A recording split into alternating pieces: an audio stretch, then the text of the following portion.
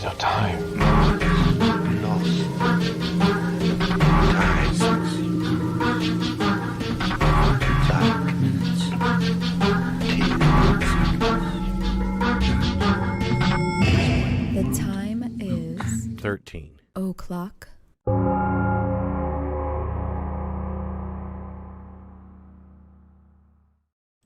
Hey everybody, We are back. it's Wednesday. It's gonna be a good show tonight. Yeah, it's a paranormal extravaganza, show. motherfucker. Everybody loves it when we do the paranormal because I'm probably gonna do some crazy shit. You might make some shit move around in the background. Well, I might make shit fall, or you never can tell. That would be cool. I might put wigs on. There's no telling him. We'll see. Don't tease us like We'll that. see Tom. how much the alcohol affects me. I'm drinking vodka tonight. You're drinking my what? You don't have any tequila? We don't have tequila. Oh, why Focusing on vodka. Oh, you told me that you had booze Yeah. ready for tonight, and you didn't. Well, we get got no it. booze for tonight. But it's gonna be vodka. Oh, okay. Yeah, I mean, Drink all my vodka. the price of tequila's going way up, way up. I can only buy it. I can really only afford to buy good shit if I go to Sam's. Yeah. And it's so I quite- guess you it's kinda got far. Yeah, I Yeah. mean, you got to wait to do a whole Sam's. You gotta run do a before whole you Sam's that. run. That's 'Cause why I bought. kinda- I bought 2 of them fifths fucking last time. And you drank them all already? Drank them both. Well, that Like was not 2 all, months. not all at once. Not at once. That was 2 months ago. That was a couple months ago. That's a couple months ago. We're not that drunk. I'm gonna go ahead and plug Sam's fucking tequila. Sam's Silver Tequila comes in a nice big fancy fucking decanter and everything, just like it's. And I can't tell. And it's only $20 for a fucking fifth, and I can't tell it apart from Milagro Silver. It's good, real good. Drink that shit all day. Yeah. Yeah. That's all I'm gonna say about it. Is it? Yeah, that's all I'm talking about. You were trying to get Okay. me to say some more about it. Okay. No, I Shit was just good, man. thought you probably would. That same bottle, if that was coming from Milagro, would probably be twice that, close to 40. A lot of what you pay for is now, well, up to a point, but after a certain point, like a lot of what you pay for is branding, Yeah. like and nice packaging and stuff like that. was Not wa- that there's anything wrong with that. I'm just saying that. I was watching a show the other night. They were talking about wine. Okay. Used to be, back in the 1800s and even 1900s, most wine was shit. It tasted terrible. Only real expensive wine tasted good because they knew how to, get the right breeds of fucking grapes and the process that they used in the factory.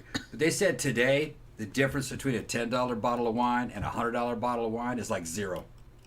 That's what I was gonna say. Yeah. You can get a really legit Yeah. bottle of wine for between $10 and $20. No Yeah. shame in that at all. Yep. Like a lot of them are just really good, and I can't tell the difference. Not that I've ever drunk any super expensive wine. They said that if you took that $10 bottle of wine and jumped into damn TARDIS, or fucking and went back to fucking Doctor Who's TARDIS and went back to the 1800s and gave that to those people, they'd fucking love it. They'd think that was a super, super fine wine. They'd think you came from heaven. Yeah, and you got that shit out of a damn cardboard box out of damn fucking Walmart. It's like the box. And they'd be like, oh, this is the best shit ever, because that's kind of what they were shooting for. Well, see, what a Yeah. time to be alive. It just It's like, had to be, yeah. as shitty as stuff is, sometimes it's like it's easy to lose sight of What the deal was. how much things have progressed. Yeah. Like if you went back in time, like everything Yeah. sucked back then. Yeah, even a poor person here in the United States lives better than a fucking medieval king. Or even a Roman. Lives better than a Roman emperor. I'm not saying it's a party to be poor, because it's not. Right, it's I'm not. just saying, because it's all relative. It's Yeah. relative to like the A culture Roman at large. emperor did not have fucking access to air conditioning. They didn't have access to fucking a telephone in your pocket that could access the world's information over the internet. They didn't have that. Fucking, there's a lot of shit that you take for granted, like food that is safe to eat, food that isn't rotten. And That is a relatively recent innovation. Yeah. Most people ate rotten Startlingly recent. food. Yeah. It'd come out of the can and it'd be rotten and they'd still eat it. Just read Concrete Jungle. Whatever, talk close about enough. that shit. Yeah. So there's a lot of stuff that we take for granted today, and people crying No, about it's just called The Jungle, like Sinclair the Lewis jungle. wrote. That's right. Yeah. We People read that in school. People crying about poverty today. They have no idea what the fuck they're talking about. Well, like I said, it's not fun, like, to be poor, like, relative to Relative to other people. and relative Right. to other people. Right. It's like, and nobody's having a party, like I said, sleeping on a mattress in a fucking alley. That's no Right. fun for anybody. Right. But I'm just saying that. A lot of times that's a life choice, though. I don't know about that. Oh, no. Well, not if you're mentally ill. That's not a Well, you life don't choice. understand the bomb culture. Go down there and go deal with them bums. You give them a house, they'll just walk out of it. Oh, no, fuck this. They'll, you know what I mean? They'll shit it up, and then they'll say, fuck it. And then they'll go live out on the street, sleep. They'll move to a place where the climate's good. It's like a lifestyle. You know, they're mentally fucked up, too. Well, yeah. But, no, there are some people that are homeless. You give them a house, and they can prosper. But most of those guys aren't like that. Well, and the thing about it, too, is that if you're poor for a really long time, you really don't have the resources to kind of, like, get your shit together. You've never really had anything like that.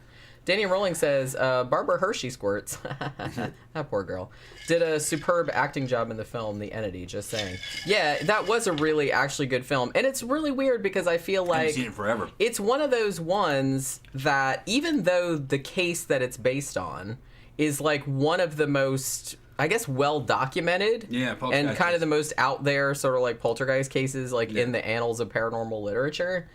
And even though the film is really good, I mean, it's obviously exaggerated some, especially toward the end. But I kind of feel like it's one that sort of like is not real. It's not like as well known as Enfield or some of the other cases, weirdly, even though crazier shit happened. Yeah, this was America's kind of version of Enfield. It's about like on that, about on par with that, kind of.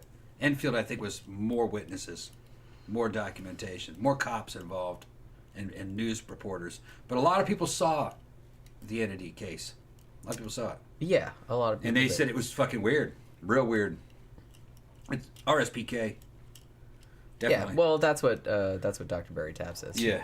And honestly, if we do the story, I don't know if he's going to do it, but I was watching another video, like another girl's video about the Entity case earlier, and Dr. Barry Taff himself had commented on the video. Yeah, what so maybe he's like watched. I don't know. I just saw that he like commented on it because I didn't have time to like read all of it.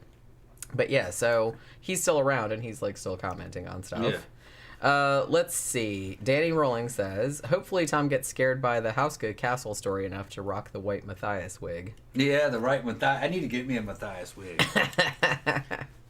Fourth Row Down says, do they still crush the grapes with their feet? I don't want foot wine. Probably not. I doubt it. No. I think they probably do that like for tourists. Like, oh, it's a lark. Let's go like crush, and then they throw that shit out. Like, we don't want your dirty ass feet in there. No, the wine making process is now fucking like exact science. They can take a shitty fucking grape and make fantastic wine out of it because they know what chemically is happening in there to get the flavors that they want and science. And bitches. They science the fuck out of it. And another thing is that today you have access to breeds of grapes that didn't exist 100 years ago. Grapes that are much better at yielding wine. But now I don't even think it mattered. You could probably make a great wine that... Or at least a decent one. Yeah, or a decent wine that you would think was grapes. And it's probably not grapes at all. It might be pear. Or, made out of fucking plums. You probably wouldn't... You don't really have to use grapes. No, I've had other kinds of wine that were made of other things, like other than grapes in there, and it's perfectly cromulent. But they know how to flavor anything to taste like anything without even using. You don't even really need artificial flavors. There's just the chemical processes that you can do to make molecules fucking generate the taste you want. I mean, they got that shit down to a science, literally. You can make anything taste like anything. Yeah, all life is chemistry. Yeah, it's just chemistry. Gramther says, oh yeah, and I meant to mention this, a gator ate a dude in Largo, Florida yesterday. Yeah, I saw that on the news. I didn't read the whole story, but yeah. Yeah, they do that. Every now and then. It's rare for them to eat a whole dude. Usually they'll eat a kid or a pet. There was one I saw, somebody sent me a link to it. It came off of somebody's Instagram or something. I don't know if it's still there. They're speaking Spanish, taking pictures with their phone over the bridge, and there's a damn alligator with a fucking woman in a drowned woman in its mouth. He's just sitting up. She's in her dress. She's a middle-aged woman, and the gator's just got her in his mouth, and he's just resting at the surface, like, oh man, here's my snack. Yeah, I can't wait till this rots up. Yeah, when this rots, I'm gonna eat it. I know it's terrible, but that's all the gator's thinking. Yeah, and he's like basking in the sun. It's gonna be yummy. And the people are like, commenting in Spanish, like, oh my god, look at that, oh my god, that's fucking horrifying. Yeah, oh my god, look at that. And it's horrifying. Gator's just chilling, and that might be Don't here. care, I do what I want. That might be here. That's probably just down south around Miami. Yeah, it might be South Florida. Yeah, South Florida. I mean, it looked like Florida, and the Spanish made me think Florida probably. It probably was. I mean, it was a big gator, at least 10 feet, Probably 12 foot. It's a fucking monster. Remember that video that went viral of that big fucking giant one walking across the golf course in Florida? Yeah. Somewhere holy fuck, that like shit a damn dinosaur. Well, it was so big at first that everyone thought it was fake, but then they found some other videos of it, like that other people had taken, like from different angles. No, it was real. It was fucking enormous. And they can walk upright with their bellies off of the ground, fucking suspended over it, just walking like a champ. Even the tail not really hitting the ground. Tail will be above the ground, just maybe the tip will hit every now and then. They can just walk like a damn dinosaur. They evolved to a certain point, and they're just like, this is good enough. This is good. We're staying here. Yeah. But, you always kind of see them up around the bank. They're dragging their belly, but they don't walk like that when they're going from one pond to the next. They'll stand up. Tall. Back of that thing was that high off the ground. Yeah. Going by. They can walk like that. Yeah. They can run, too. Yeah. Fast. They can outrun a human for a short distance. For short distance. You're literally the dinosaur. It's dinosaur. Danny Rowling then says, the Doris Bither case is kind of similar to the Jackie Hernandez San Pedro haunting case, in my opinion. Yeah, and for a long time, I got those two confused. I read about both of them. Now, I do want to do a show about the San Pedro haunting, because I don't think we have. I wrote about it in my book, but I don't think we've done a show on it yet. Like I said, we did do a show, kind of, about the entity, but it was like our first episode ever, like back in summer of 2016, and I don't even remember what we said on there, because we also talked about The Shining, so I'm sure we only talked about it for like maybe half an hour, so I don't know how much of the shit we covered.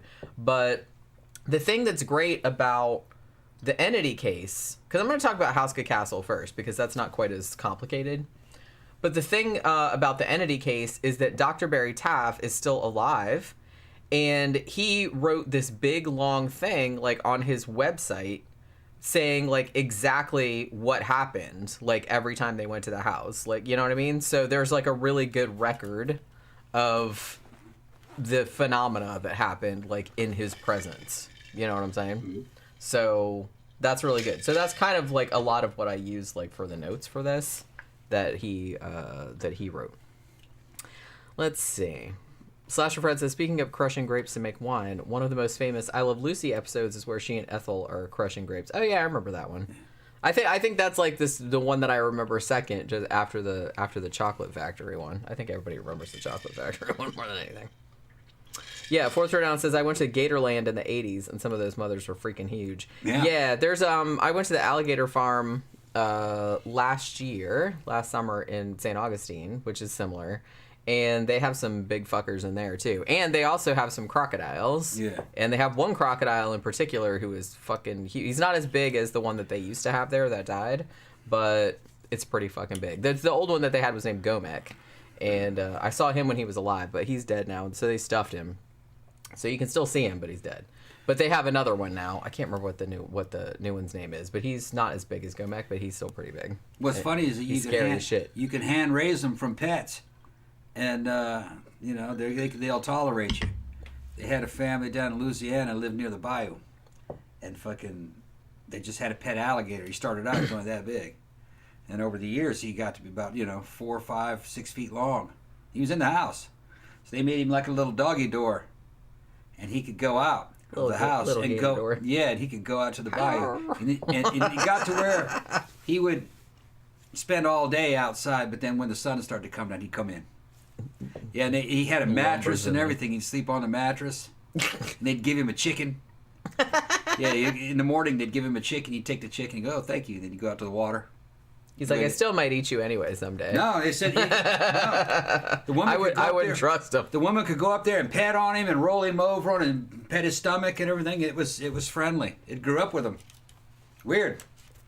You would think that a reptile wouldn't do that, but no, it got big. All animals like to be fed and have belly rubs and mattresses. Yeah, I think that thing was about 8 feet long at the time that they were doing the show. And that was back in the 80s. That's crazy. Yeah. And I'm pretty sure they can smell kind of strong. It's good when he gets out of here. He's smelling strong. Yeah, that's what he comes in and stinks up the place. He stinks. He was smelling strong, so it's good when he gets out of here. Bigger you got, the more you kind of stink. But they liked him. It was their pet. He was a nice dude. Yeah. And he knew they had a whole routine.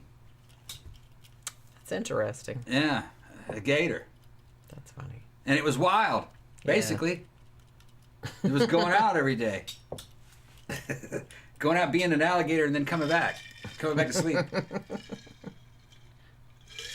Graham Hammer said, how many viewers were present for show number 1? I'm not sure because we didn't live stream then. Yeah. It was just recorded. So I don't even remember. I should go back and look like how many views that first episode has. Probably not that many, I don't think. The first stream we did, man, we had a bunch of views and we made like $300 on the very first stream. Yeah, I think I think the first time we live streamed was our 200th episode. Yeah. So we're at episode 302 now. So yeah, that first stream I think we made about 300.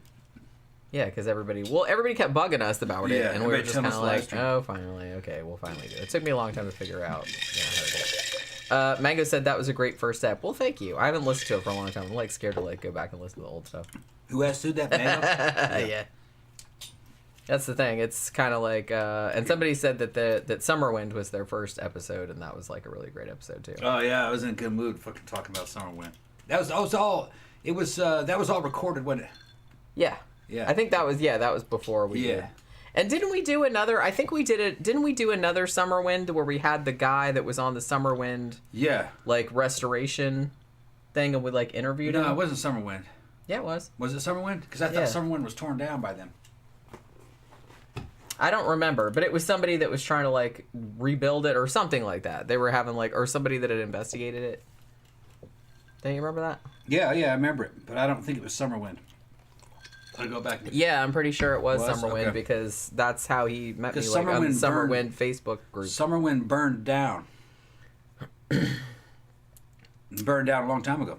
Yeah, I know that. That. But so maybe they were going to build another one on top of it? That's kind of, that's what I was saying. Okay. Tammy says, I've been here since Jack the Ripper. The one that was that the one that we talked about? Because we did a show about Jack the Ripper, I think, but then we did a show like a long time ago that was about 2 poisoners who also happened to be Jack the Ripper suspects. Yeah. So, because I think Tammy's been here a long time. So I can't remember, but I don't remember when the Jack the Ripper episode was. It wasn't that long ago, I feel like. Okay, so what's the first case we're going to talk about? We're going to talk about Houska Castle. Houska Castle. Now, Never heard of it. Yeah, and I hadn't either until like several people recommended it to me, and then like when I went searching, I was like, oh my god, there's like shit all over the place about this, and a bunch of the paranormal shows like have been there and stuff. It's in the Czech Republic. Now, I will say that I was watching one channel earlier. It's called Geographics. It's the same guy, I think his name's Simon Whistler, and he also does one called Biographics, which I really like. And he did a show about Houska Castle, and he happens to live in the Czech Republic. He doesn't speak Czech, but he knows people that do. So he's like, the thing about the Houska Castle case is that a lot of the sources that people are repeating from are in English, and the Czech ones kind of, you can do more of like a deep dive on the actual history of the place and shit like that if you can speak Czech or know somebody that does. So he actually kind of like went more into where the stories might have come from and stuff like that. Because I feel like once it kind of got popular as like a creepy paranormal place, then everybody kept like repeating the English language stories instead of going back to like the original sources, you know what I'm saying? Mm-hmm. But I don't know if that's true or not. I'm just saying that's like what he said. So, but most of the stuff I saw like just repeated kind of the same stories over and over again. But that's all right. Tammy says, I remember seeing Shauna and thinking she was so cool with her demon baby. Yeah, that's right. That might have been the 100th episode. Was that the 100th episode? I think it was, yeah. Mm-hmm. Let's see. So, do you want to start talking about it? So, you've never heard about this case at all? Never heard of it. You might find it interesting. It's like, it's a haunting, demonic kind of thing. Okay. You know, which probably you should kind of like. I can't believe we're starting into the actual topic this early. Yeah, well, we should. We got 2 of them. Yeah. So, this one, well, the reason that I picked 2 is one, because the Patreon poll was a tie. And since they were both paranormal, I was like, what the fuck. We got 2 of them, and I know that entity is a big subject. Yeah, well, and Houska Castle is not all that complicated. Yeah, okay. It's, like, fairly short. Right. So we don't have to go, like, super into that, because, like, I know that you want to go into the entity thing, because there's, like, a lot of poltergeist thing. Danny Rowling says, Nazis did some occult practices at that castle, and some Nazi corpses were buried there as well, I think. Yeah, I had heard that as well. Nazis absolutely did occupy it during World War II. I would be skeptical, though. Well, they were actually there. They have records of stuff. But I don't know if they were doing occult stuff there, but they were there. We did a whole show on that, and I've been reading books about that angle for a long time, and there isn't as much to that stuff as you would think. There's some esoteric backgrounds. There was German mysticism involved in Germany long before. I don't want the algorithms to get us, so I just called him Mustache Man and the Men of the Bent Cross. I'm gonna call them that. There's they borrowed a lot from German esotericism, and that we have Masonic lodges. The Germans kind of had that too, and they used those motifs and what you'd call New Agey shit was real big in Europe, especially in Germany during the early 1900s, and so was science fiction. And Mustache Man and the Men of the Bent Cross, and also the communists and everything, were heavily influenced by science fiction. H.G. Wells, anything that came out of the Fabian socialist type people from England, they were big into that. It was a futurism, science fiction, also esoteric shit, and talking about the past and your ancestors and where you came from. There's really nothing all that special about that party, other than the shit that they did. Other than that, it was mostly fashion. That's mostly what you're seeing. That it looked a certain way, and it looked a certain way on purpose. It was to make you think it was bigger and more powerful than it really was. But as far as the paranormal stuff, no, they didn't take it seriously. Well, like I said, they understood the power of branding. Yeah, it was branding, and those uniforms were a creation of Hugo Boss, and he was a fucking very good designer, and they knew about branding and theatrics and how to and another thing is that black uniform that the SS used and everything was a fucking Boston Police Department uniform, just black instead of blue, and Hugo Boss recut it. That's what it is. It was just high fashion, futuristic shit that looks real German, and then people could pick it up and just run with it with their imaginations. They weren't really about anything. They didn't even really have any rules. But I got into that. Go back and look at that other. You can go back and look at that other episode. What did I call it? Nazis and the Occult. Yeah. Yeah. Yeah, that's an old one, too. It's an old episode. I think that was even before we had a video component.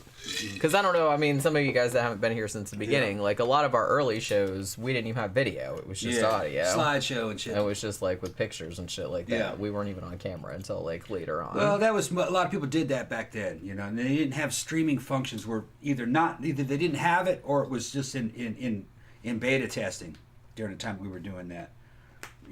The idea of super chatting and all that was fucking... That didn't start until after we had already started the show. Yeah, we didn't get into that. Yeah, and we had other shows before this that only lasted a couple of weeks or a couple of months because we didn't know what the marketing strategy should be. When people first started to become YouTubers, there were forms of YouTube material that appeared and were fucking hot for only about 2 or 3 months. Then they disappeared. You couldn't make money with that anymore. Long gone. Most of those old videos pulled down by YouTube. Some of y'all probably don't even remember it. Remember some of the weird, the way the algorithms were, it had to be less than 5 minutes. If it was less than 5 minutes, and it used to be almost kind of like TikTok. It was for a long time, if you couldn't make videos more than 10 minutes. I remember that. That wasn't that long ago. Right. And the material that sold and made money back then was very different than what makes money today. Yeah. And remember? It was like TikTok. Yeah. Type shit. And, And I mean, the thing about it is that's why I was always that's why I don't really worry about, I know that some people that have channels, they really worry about, oh, this video got this many views and this one didn't get that many, so I'm going to do more of this type of content or blah, blah, blah. I kind of keep track of that a little bit, but not really, because I'm just kind of more interested in more long term. What would I watch if it was me? What kind of shit do I like? What do I want to talk about? Shit like that. So I don't really worry too much about it. And I told you even from the beginning when we started the show, because sometimes you'd be like, oh, we should do, stuff about this, or we should do like current events or something like that. I said, I really don't want to do that because that material isn't evergreen. I said I wanted to do something that was more like you could find the video like 6 years from now and it would still mostly be relevant. You know what I mean? That's one strategy. That is one strategy. But current event stuff also gets big traffic because you have... I know it does, but one, I don't really want to do it, and two, like after that current event is passed and nobody cares anymore, no one's going to watch it. Yeah. You know what I mean? That's the downside. Yeah.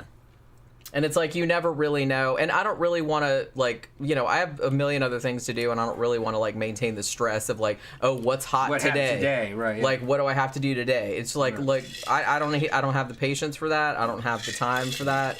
It's just not. I would rather just do like cool shit that I like talking about, and that, like I said, you can watch it years from now, and it's still relevant information mostly. He says we're blurry. We're blurry? We're not. I don't look blurry. That's you, man. That's your shit. Maybe you are stoned and you just don't know it. Maybe somebody slipped you some pot brownies. Without you knowing. DJ says, I'm only late because I had to stop for ice cream. I got Bananas Foster. Ew. Yeah, that's right. Fourth Drawer Down remembers it. He goes, yeah, I remember the days if I put 1,000 mementos in a gallon of Coke and this happened. I remember that. Remember? There was shit on YouTube that's all long gone that was... Yeah, it was like... It was fun. Challenge type stuff. Yeah, it was fun, but all that shit's gone now. Like, look, I just ate a big fucking tablespoon of cinnamon. Yeah. Watch what happens. I'm like, no thanks. It's really not that interesting. That shit made a lot of money, though, in its day. Oh, I know, but I'm just saying, well, they didn't make any money from me because I don't give a shit about that kind of stuff. The strategy was to make 10 cents or $1 off of a small fraction of a million kids under the age of 15 who paid for it with their mom's credit card. That type of deal. Yeah.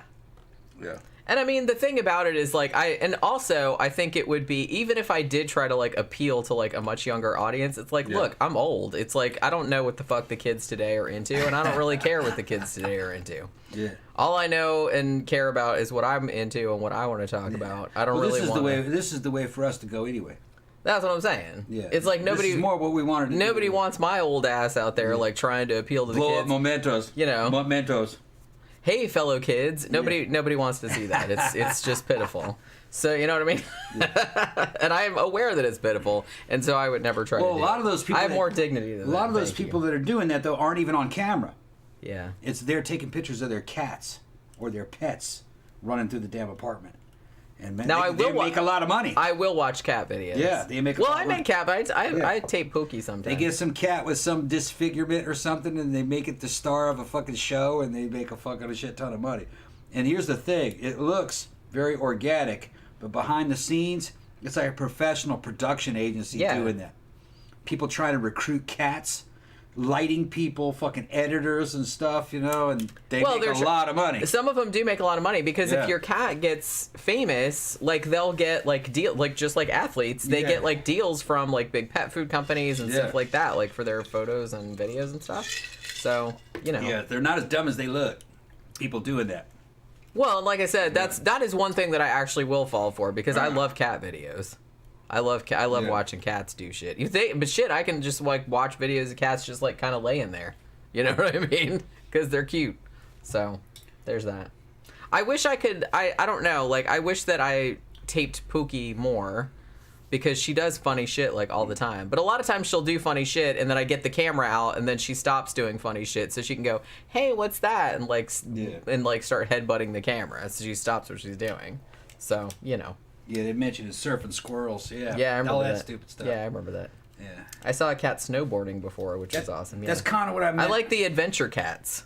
Have you seen that lately? The people that take their cats like hiking and put them in little harnesses. They ride on the back of motorcycles and shit like that. Some cats are real into that. Take them to the beach and they swim around. Yeah, that's kind of what I meant about like it was like cats. Stuff you might see off of TikTok. Yeah, that's the way YouTube used to be.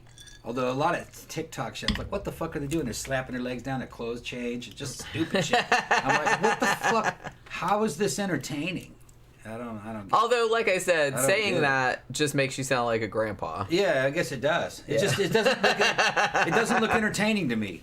You know? Well, it's entertaining to somebody, obviously, or nobody would do it, or nobody would watch it. It's like a bunch of nothing. I mean, I'm not entertained by it, but I'm not the demographic. Although I would say I wouldn't have been entertained by it even if I was that age. So. I think so, yeah. So I don't even know if it's anything to do with age. I don't think so. I don't think it has anything to do with age. Because, shit, when I was... It might just have to be the If I was type of 15, person. I would have been laughing at that at 15. It's like, what the fuck is this? Like, you guys are fucking suck. I put my Venom album on, be cranking up Venom. You guys fucking suck. Yeah. I'm so edgy. Yeah, I'm talking about edgelord. I'm putting on Slayer. Yeah. That's it. Thank you, Aaron. Sorry I'm late. Here is some money. Thank you, Aaron. That's okay. You don't have to we haven't even hardly got into the topic. Yeah, we're trying to get a topic. I get sidetracked. Well, that's why the show is like 5 hours long sometimes. Okay. Let's get to the castle. Let's go to the castle. Okay, we're going to the castle. We're going to the castle. We're going to the Czech Republic. Yeah, I'm gonna make another drink here in a bit. Okay. So, all right.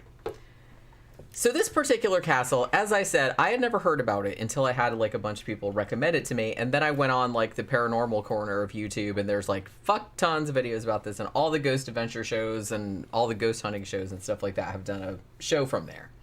So this is about an hour north of Prague, this castle, and it's up on top of this hilltop, like kind of out in the middle of nowhere. Like it's sort of isolated. It's just kind of woods and shit like that around there.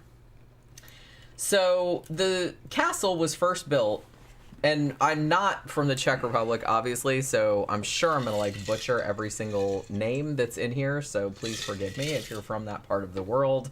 I'm trying my best. So this was actually built or commissioned. He didn't get out there and build it, obviously, because he's king. King Ottokar the Second of Bohemia. Yeah. So he had this castle built sometime between 1253 and 1278. So, 13th century. It was a very Gothic structure, standard at the time. Now, oddly, the original construction, it didn't have... There's a lot of weird shit about this castle, okay? It didn't have any stairs going from the courtyard to the upper floors. One of the weirdest things was how castles have defenses, like defensive walls and shit like that? It had those, but the defenses were facing inward toward the courtyard rather than outward. So it's more like a prison. Yeah. Okay. Yeah, and that's what people said at the time. It's like, it's almost as if they're trying to keep something in rather than keep something out. Yeah. So the castle doesn't have any fortifications. It doesn't have a water source. Like, there's no water source nearby. A couple sources said it didn't have a kitchen. And for several years after its construction, had either few or no occupants. Like, nobody lived in it. I also saw some sources that said that most of the windows are fake. That they're just like these glass panes, but then they have like walls behind them. Okay. So you can't, like, they're not real windows. Yeah. It's a prison. Gotta be. Well, we'll get into it. We haven't even started. Don't try to guess. He always tries to guess before like he knows any information. Yeah. I don't know why. He does that in movies too. Like, we're watching a movie. It's 10 minutes in, and he's always kind of like, "Hey, this person's the murderer. How much you want to bet?" And I'm just like, "Dude, just watch the movie. Just watch the movie." I don't know. And sometimes it's a movie I've seen, and I'm like, I don't want to spoil it, but that's not what happens. But yeah. So the location of the castle is also pretty weird. So it's in this kind of remote area, just surrounded by forest and mountains and swamps. There's like nothing really around there. It doesn't have any particular strategic value from a defensive standpoint. Not really near any old trading routes, even back when it was built, which, again, kind of odd. So a lot of people are kind of wondering why the fuck was this built way the fuck out here and built all weird like that. So the folklore, the stories say that what it actually was that the true purpose of this castle was there was this big, story goes, there was this big fissure in the limestone. The locals believed that this big crack in the rock was a gateway to hell. And the stories say even back then, that it's like shit, like spirits and demons and shit used to fly out of it and kill people and like drag them back into the hole. So the story started going that this castle was built over it, like to contain them, like, and keep the demons from coming out of the crack in the earth. Okay? Damn, coming out of the crack of the earth. The ass crack of the earth. Fucking flies at the crack.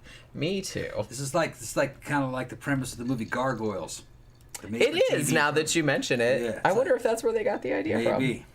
Although I kind of feel like Houska Castle, I don't think it was widely known, the story about it, until the 90s, like the late 90s. I feel like that was kind of when it first, and then obviously like when the internet, when all the paranormal stuff started happening. But I feel like, so I don't know if, unless somebody like spoke Czech back then and knew some shit about like the legends or whatnot, I don't know if anybody like when they made Gargoyles would have known about that. You know what I'm saying? I don't know. It was a made-for-TV movie. You guys haven't seen it. It's back in the 70s. That's the truth. We reviewed it, didn't we? Yeah. Yeah, I'm pretty sure we did. I think it's free on Tubi as well. So it looks like maybe like a well-meaning king decides, oh man, this is the crack out of the earth where the fucking demons come out of. I'm going to have to build a fucking castle here to guard this shit, to protect the earth. He's doing some fucking... spackle that shit. Spackle it over. That's right, yeah. Why don't you just spackle it over? Bury it. You don't got to build a whole castle over. Right. I mean, that seems like overkill. Yeah. Should have had Jenny with you. Should have had Jenny with you. You need to come up with that. Instead of building a castle, just pour some concrete in there. Instead of building a castle, take those bricks and just stuff that crack up. Yeah. Problem solved. Yeah. See, even Tom wouldn't have thought of that. That's why I'm the brains of the operation. That's right. Yeah, nobody said. Like I said, that seems like a lot. We'll build a whole castle over it. Well, how long does that fucking take? Yeah. Build a flat slab over that bitch. Well, see, but that's the thing. They did that too. But the weird thing, okay. Oh, they did that too? Well, yeah. Build a flat slab over the crack? Like I said, this is how the story goes. This is how the story goes. The castle is there. I'm not saying that like it's made up, but yeah. So apparently, that's why the castle was initially built, at least according to local folklore, because it's trying to cover up this pit from which the demons emerged. Now, again, story goes that the chapel of the castle, which was actually built a little bit later, I think, because at first, I think the king first built it as like an administrative, which is hilarious to me, which is just kind of like, well, I have this other castle or this other thing over here, but we don't have room for all of our paperwork, so let's build another castle like over there to like put all that shit in. So I don't think it was made for anybody to live in necessarily. I think they just had like a couple people like watching it. This is where the guards live. Yeah, so yeah, like, shit like that. But eventually, like, enough people lived in it that they needed to build a chapel, because, of course, you need a chapel. So when they built the chapel, they, at least according to the story, built it right over the bottomless pit, because they thought, you know, the religion will, like, keep it all down in there. Yeah, you know what I mean? Jesus. Seal in the evil. Like, it's like fucking demonic Tupperware. That's what it is?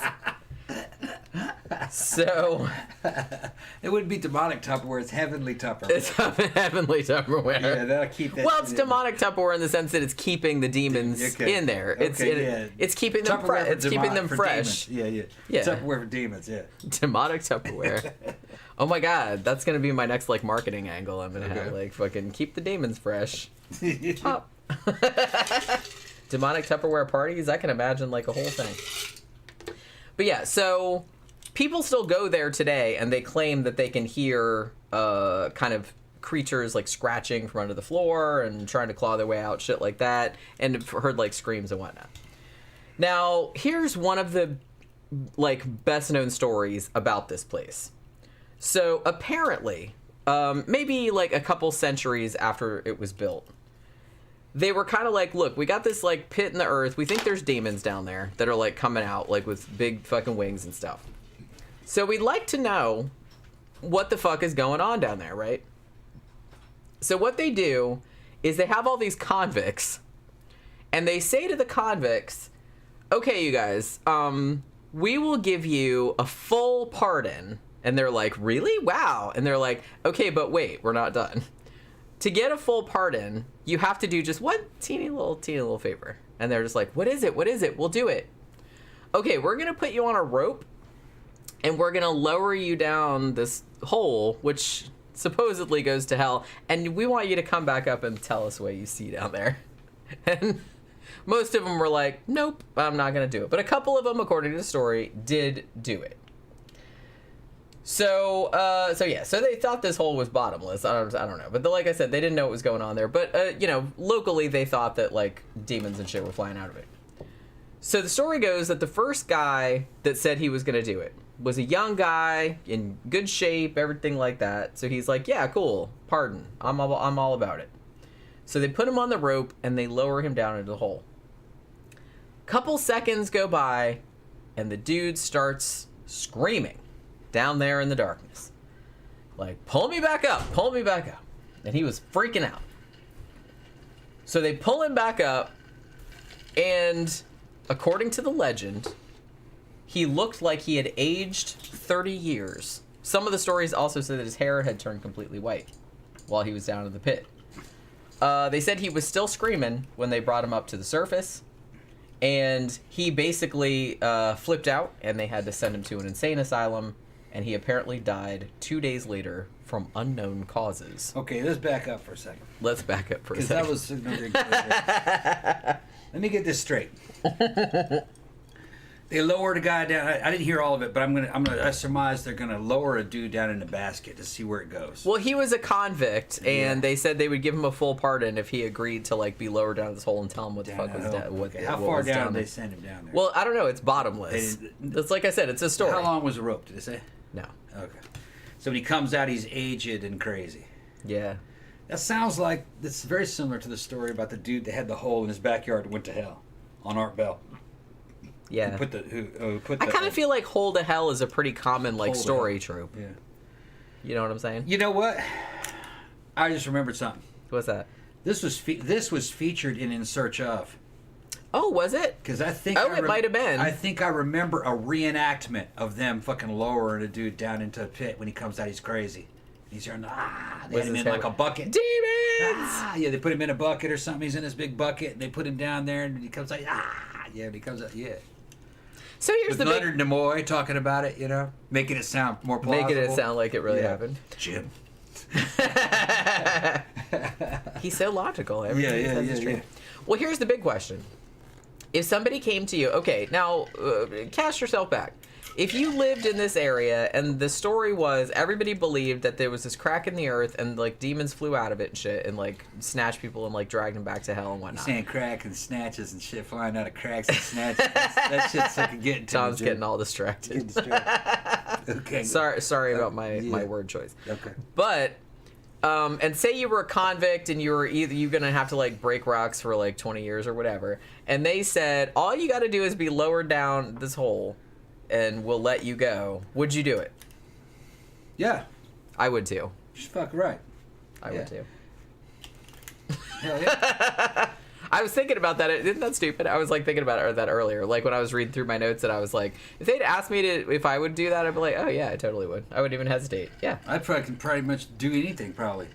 Like, don't break it as long as the rope doesn't break and you don't drop me down there and I break my back or some shit like that. There was a certain this whole going to prison thing. You know what I mean? I can understand that. I guess that's better than like being beheaded or just hanged for minor offenses and stuff, kind of like Europe used to do. But there ought to be like, I kind of liked other shit like trial by combat, trial by ordeal. That's another thing that's pretty cool too. All right, like let's say you're guilty, okay, and they're gonna fucking give you 20 years, all right, but they give you an option. You can do trial by ordeal. If you pick up this fucking 10-pound red hot fucking bar of steel and pick it up with your bare hands and run with it across the fucking floor, run with it like fucking 30 or 40 feet and put it inside the bucket, then you're innocent. I'm gonna take that fucking trial by ordeal. You know what I mean? I'd be like, they just run with shit. They did it. Cain did that shit in Kung Fu, where he picked up the red hot fucking brazier and left the fucking dragon scars in his fucking forearms and shit. Hell yeah. It's only gonna hurt for a second. That's what I'm saying. It's like I would much rather take something that was just gonna hurt for a little while, right? And then rather than something that was like 20 years long. You're right. Instead of being in prison for 20 years, oh, he was innocent. You know? Yeah. Just saying. Right. I mean, but I'm a lunatic too. You know what I mean? I'm a reasonable lunatic, though. You know, I have reasons for being, the way I am. I'm thinking. I also believe that they should bring back dueling. There is no reason why legal dueling is not constitutional.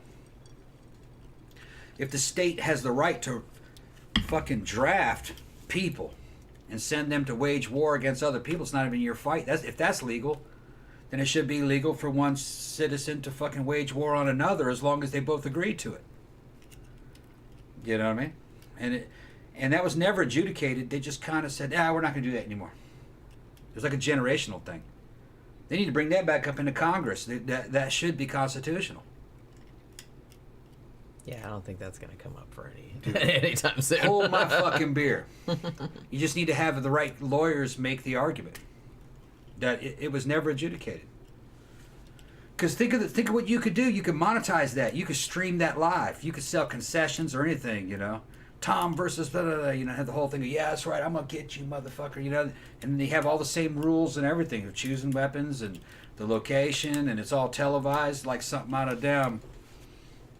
What was that fucking movie with the Nightingale? Fucking the girl with the damn Hunger Games. Like Hunger Games. Yeah. Except it's you're agreeing to it. It's private warfare. Okay, let's get back to this. Jane don't want to talk about it. Well, you've already discussed that at great length. That was on another show. On another show. Yeah. John Gore says, around 10 years ago, I tried to see The Entity at Anthology Film Archives in New York City, but each time I showed up, I got the day and screen time screwed up. I slept there twice and the same thing. It's a good movie. It is. It's decent. It's weird because, like I said, I feel like it's not as remembered as maybe some of the other ones, but it's actually it's totally worth watching. It wasn't as high budget as, say, like Poltergeist. Well, that was Spielberg. It was about like on par with like Dead Zone and Firestarter. Probably better than Firestarter. I think it was better than Firestarter. Yeah. About like Dead Zone. This was pretty good. Yeah, I remember really liking it. Now, I said, it was scary at the time. I was a kid. I mean, the end goes a little bit okay, but you know what I mean. Hollywood. And and up until that point, it was exaggerated, but pretty close to what was actually reported. But the end of it was like pretty much a complete fabrication. Yeah. So yeah. So the guy gets lowered down in the hole, and the story goes that he came up and his hair was all white and he was crazy, and then he died 2 days later, in an insane asylum. So now in 1541, this Bohemian chronicler named Václav Hajdek, I'm not sure I'm pronouncing that right, he wrote this thing called the Czech Chronicle. And he said that actually this particular area where Houska Castle was built was kind of like well known for being this sort of woo kind of place, you know what I mean? Where maybe that hole to hell has been there a long time. I don't really know. But he said there was actually a little fort there in the 9th century, and that prior to that there had been stories about this crack in the cliff that apparently like all these demons and like half-human hybrid type creatures would crawl out of and like eat the livestock and shit like that. Now, as I mentioned earlier about stuffing the thing full of concrete or whatever, apparently back then they did try to like put rocks in there at first, but like the rocks would just get like sucked in. So I don't know like why if you just tried to fill it, then that didn't work. But then if you built a castle over it, that was like Hold different. on one second. What? Pat Hetfield, I think, identified what it was I remembered. It wasn't an In Search Of. He said it was an old Rod Sterling pilot. He says, I think called Encounter with the Unknown. Oh, I remember that. A story about a pit. Someone goes down there to find out what's going on, comes up and screams and runs out in the woods. That was it. I think that was from... That's right. I saw that. It was from, he said Rod Sterling said it must have been the Night Gallery, right? No, it wasn't Night Gallery. Wasn't Night Gallery? No. Okay. It's a different show. It's called Encounter with the Unknown. It's on Tubi, I think. All right. I watched it a couple years ago. Okay, yeah, I saw that, but I remembered it as possibly In Search Of. Well, the thing about it, though, I mean, we'll get into maybe why the story's familiar in a little bit. What? John Smith says he didn't think that dueling was legal. It was just something that they did. No, it was legal. At least in the United States, it was. You had to have a lawyer to do it. They showed up to it, and you fucking signed documents, and it was all legalized. It was probably like that in Europe too. Okay. So, as I said, the king apparently had this gateway to hell sealed with stone plates, like I said, and then built the chapel on top of it. At least according to the story, it had kind of like all... The chapel was dedicated to the Archangel Michael. So, there's that. Now, 1639, again, so the story goes, the castle was occupied by a Swedish fella, a mercenary named Oranto. Now, this guy was allegedly into like occult shit, like black magic and whatever. And he apparently was trying to find some kind of like immortality elixir or something, and that he was like working on that in this castle.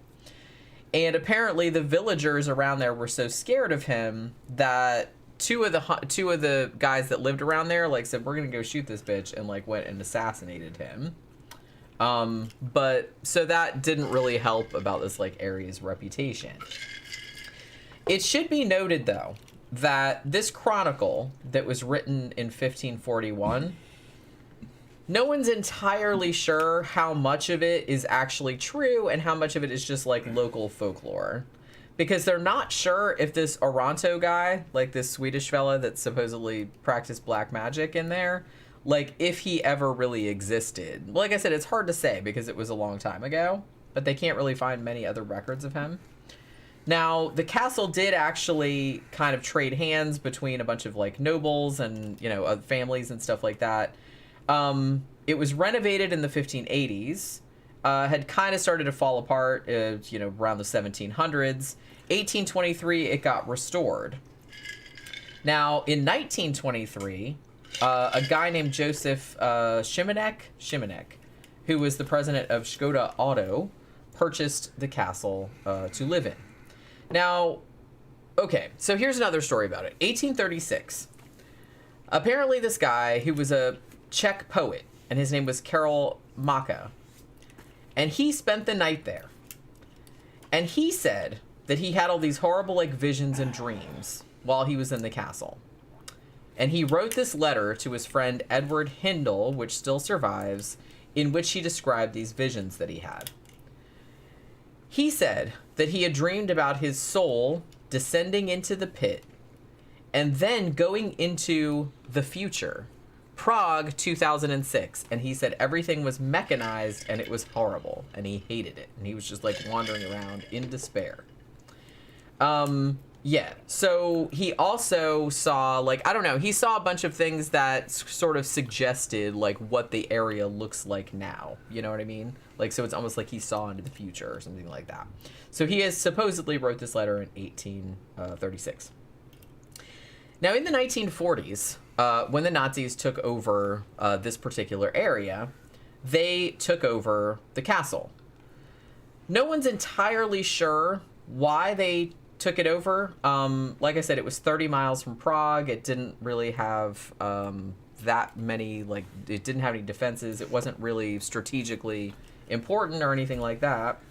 One of the leading theories was that Himmler needed it for his library, because, you know, he had, like, that library of, like, you know, Jewish mysticism and all his esoteric books and stuff like that. And they thought that he was maybe using it as a temporary library, like, to keep a lot of his stuff there. Yeah. Okay. And some people thought that, well, no, I'm just saying that some people thought, well, they know where some of the books are. Yeah.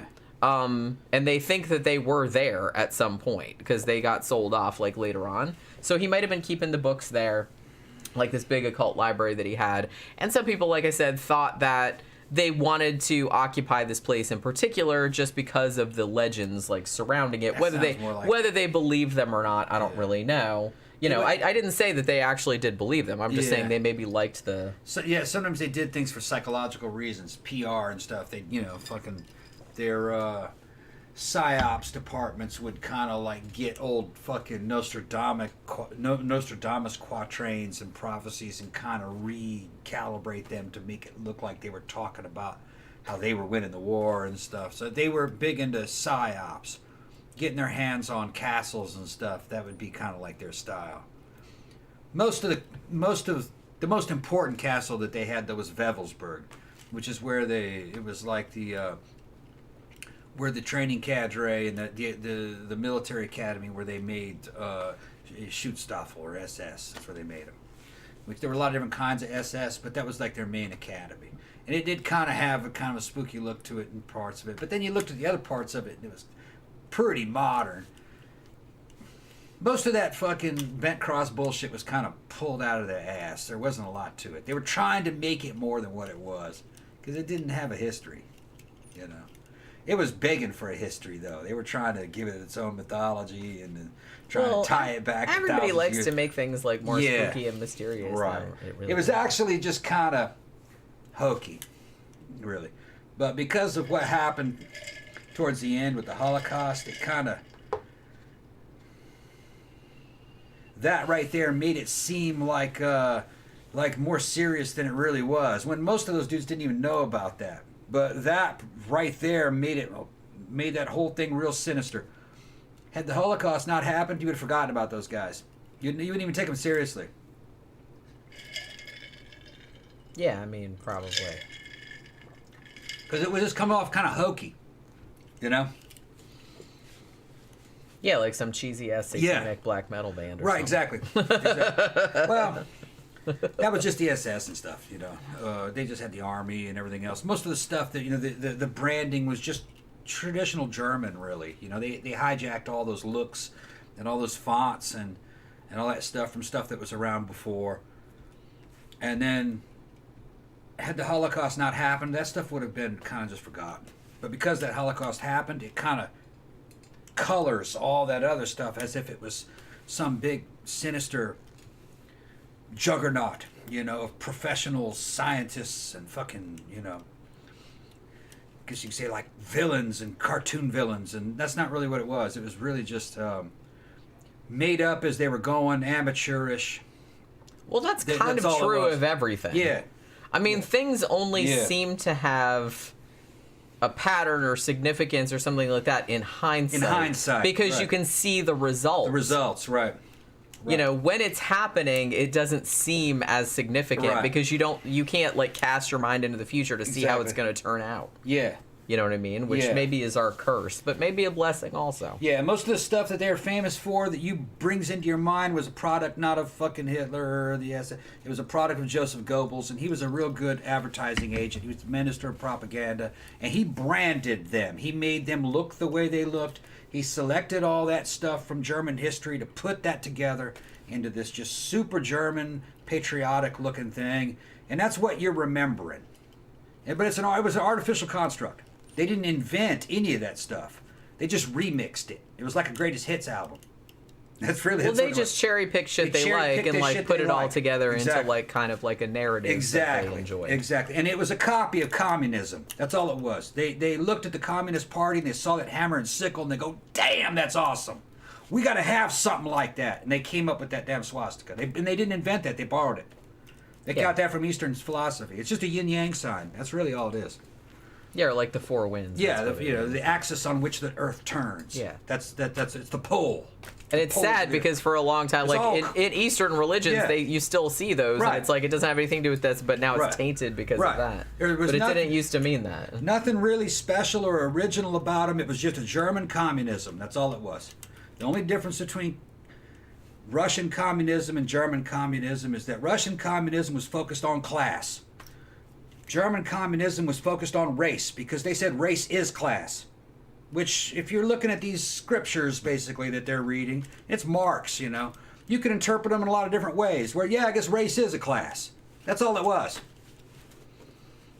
And they didn't get elected to do all that fucking Holocaust shit. That was just the end result of them collapsing and trying to take down all their enemies with them. Because they knew that their time was over. So they were going to get rid of all their political enemies. And they called them racial enemies. They were going to get rid of them all. Because they were going to die. And they did. All the dudes that actually believed in that shit went down with the ship. They're all dead. Old Mustache Man said the Germans failed. They weren't good enough for us. You know. And then you had SS units running around fucking killing German civilians that were surrendering to the Allies and stuff. Killing them as traitors. So, you know. They were a fucking extremist version of a fucking of a German communist that was big into racial identity politics. That's why these people that talk all this shit in this country is dangerous, because that leads down a very dangerous path. Don't define people by race. People are individuals. They're not races. They're just not. If you start looking at it that way, then everything looks like a race war. And that's what happened to the damn Germans. They interpreted everything as some form of a race war or an attack against them and their race and other races attacking them and trying to replace them and this and that. Don't look at life through the lens of race, or you're going to miss out on a lot of good people. Well, I don't think anybody here needs to hear that. That's just my advice. There's a lot of people that Stardog78 said, "Did you two ever cover the Coral Castle?" We haven't. Yes. We didn't do a whole show about it, but I think we did talk about it on one show, because I remember bringing it up, but I don't think we did a whole show about it. Maybe I should look back and see, because I do remember. You know what? I think maybe we talked about it. Remember, like, sometimes when we used to do, like, little news things, like, at the beginning? Like, I might have talked about it, like, briefly at the beginning of, like, another episode. But I'd have to look back and see. But, yeah, I did want to, because we'd just seen an In Search Of about it. You know what I mean? John Gora says, "I love the old pulpy men's adventure magazines from the 50s and 60s with the mid-century Germans doing weird stuff with hot babes, torture, baboons, robots, voodoo, etc. Yeah. Those are great, aren't they?" Yeah. I mean, yeah, they had some crazy shit going on. Where was I? Okay, so we don't know. I mean, I'm sure the Nazis wanted this place, one, because it was there and it was in territory that they'd occupied. And it was a castle. Two, it was a castle that had some kind of, like, creepy occult shit about it, like legends about it going back hundreds of years. They probably thought that was neat. Like I said, they do know pretty much, with some certainty that Himmler kept a lot of his occult library there. They do know that, but whether they actually did experiments there, like, trying to crack into the old hell or whatever, I don't know if that's true or not, but that's kind of like the stories. But there's also kind of the thing where they think that it might have been one of the outposts that they use, like the SS had the breeding farms, like where the pure women were going there to, like, having the babies. Yeah. Well, they were, like, having the babies for the fatherland. Yeah. So, I mean, that's not crazy either, because they did have other buildings where they had that, and it was, like, remote. So they're like, yeah, maybe. They're not entirely sure, though. Let me mention something before we get off the subject of the fucking Bent Cross and Himmler and shit. That's another figure that has fucking kind of, in hindsight, become something that he's not. If you understand the high command of the damn Germans, they were like the Mean Girls Club. All they did was fuck with each other and just fucking bag on each other, and most of it had to do with what your military history was like in World War I. That was the pecking order among the generals. At the bottom, was Himmler. Himmler was like he was a chicken farmer. He was kind of a fucking scrawny motherfucker, and he was considered to just be like a nerd, a super, super nerd.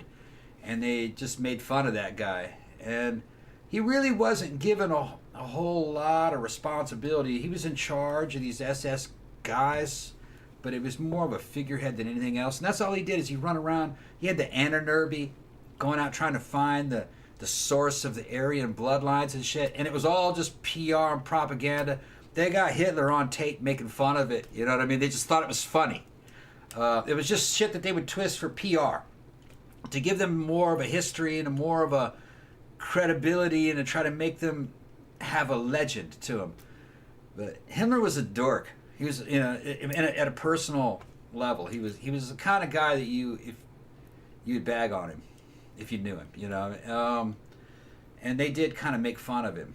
The senior generals and the senior party officials just thought he was a joke. But that's just everything has to do with your point of view, Amongst his peer group, he was the dork.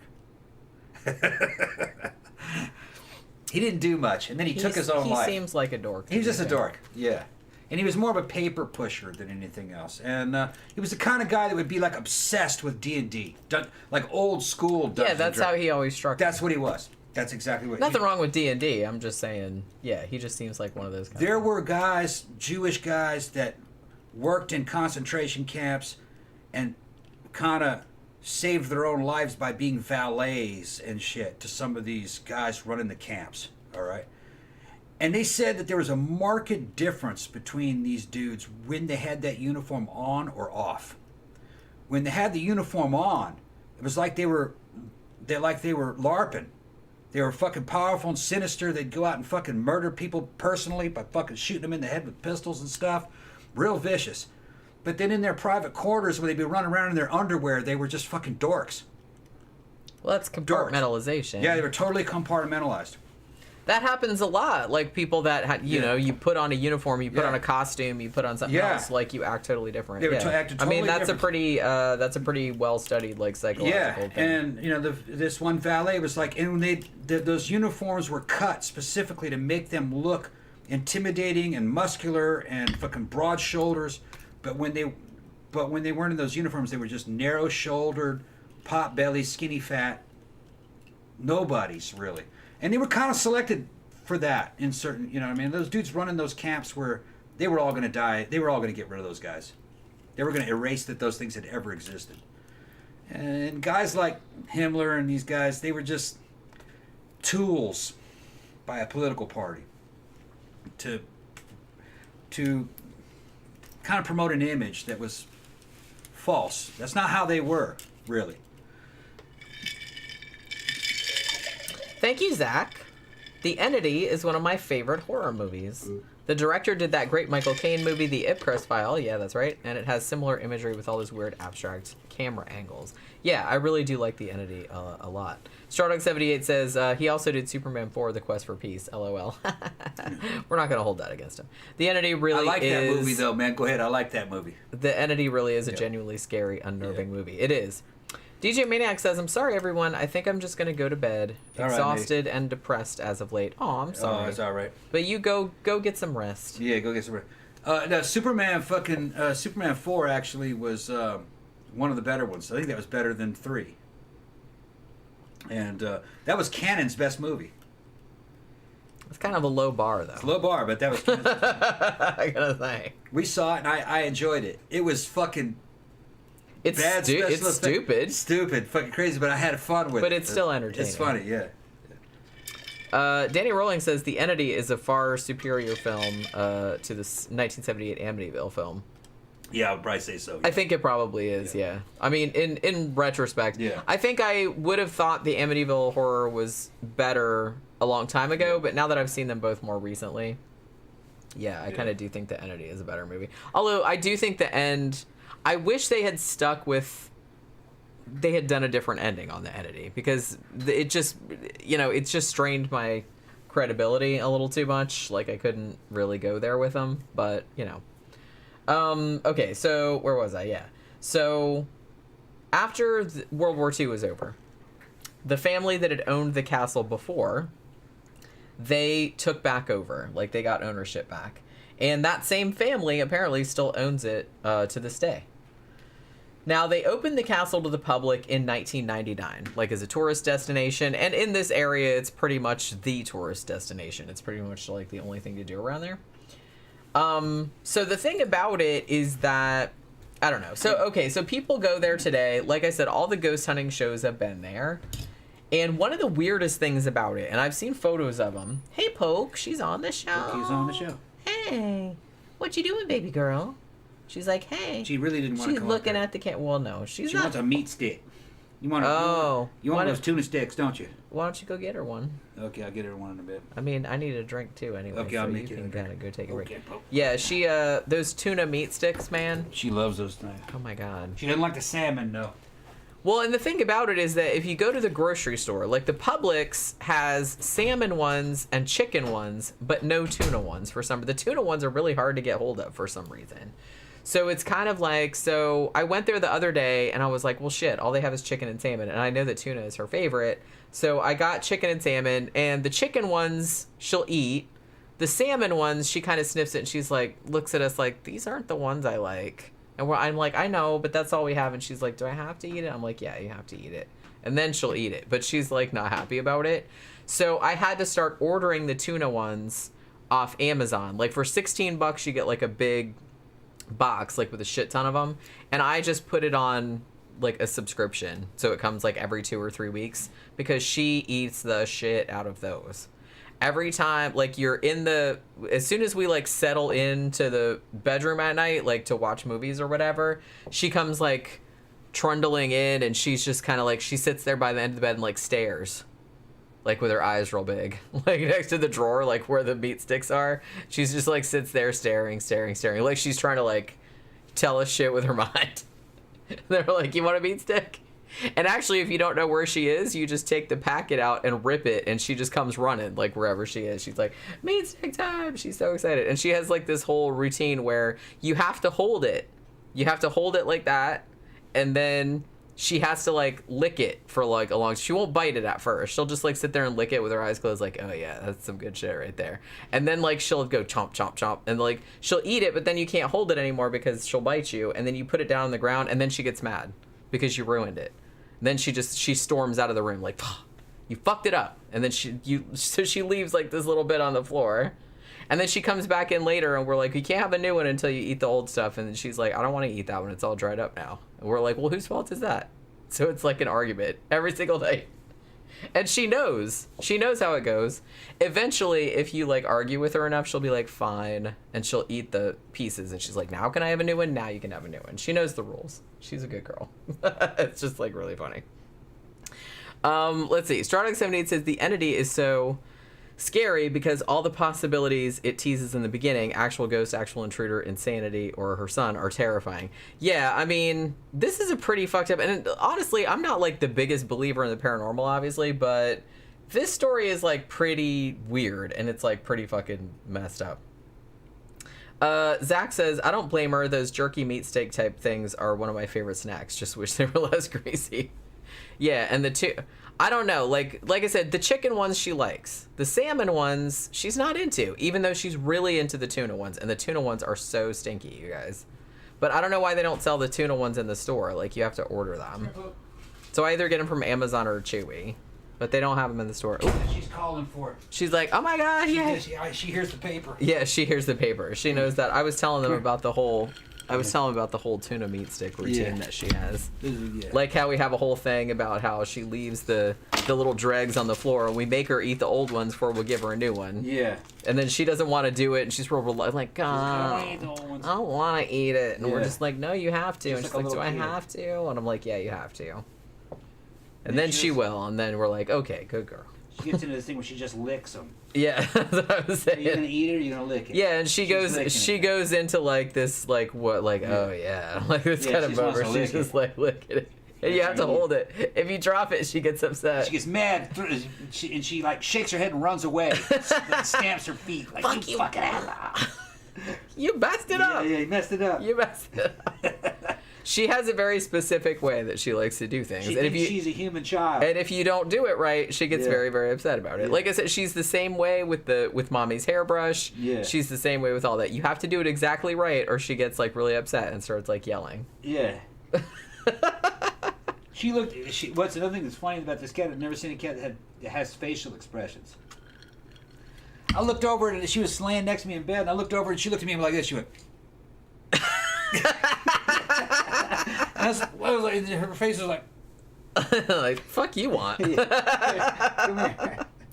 Why do you have facial expressions? She does have, like... You're a kitty cat. You don't have facial expressions. She does, though. Yeah. You can totally tell. You can tell when she's mad. You can tell when... She's like... She makes, like, mad faces like a human. She, like, her little eyes go like that. Like a person's eyebrows would. Like, she's like... Like if she's mad. Mad faces and what the fuck you looking at faces. Yeah, so she's like, she looked at me like she went, what the fuck? Right. Okay, we gotta get back on the show. All right, so yeah.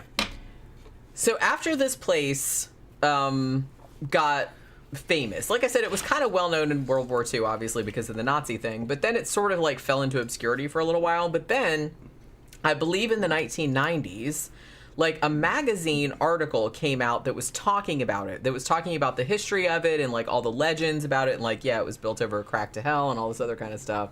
And that article was picked up. I don't know if the article itself was translated into English or if somebody that spoke Czech and could also speak English, like, sort of popularized the story. And from then it was like off to the races. Like all of the paranormal channels picked it up and it became like really, really popular. So like I said, all the ghost hunting shows went there and everything. So I feel like it wasn't really until the late 90s when the story kind of like became really like widespread. So a lot of people go there now. Like they do actually get a lot of tourists and stuff. So in the chapel, though, there's pictures of it. And these paintings that are in there are pretty weird. They're not like so weird that you're like, what the fuck alien race invented this? But they're weird in the sense that it's not normally the kind of paintings you would see necessarily on chapel walls from this time period. They're a little bit pagan, but I mean that's not necessarily weird because I do kind of feel like some Christian stuff in the Middle Ages still had like a pagan-y flavor to them. But there are some weird images on. They're very, very violent and like really bloody. Like there's like bears tearing people apart and shit like that. There's that. One of the paintings on the wall has this kind of creature which has, it's kind of like a centaur. But the top half is a woman, and then the bottom half is a horse, like a centaur. But it's a female centaur. It's a female centaur, yeah.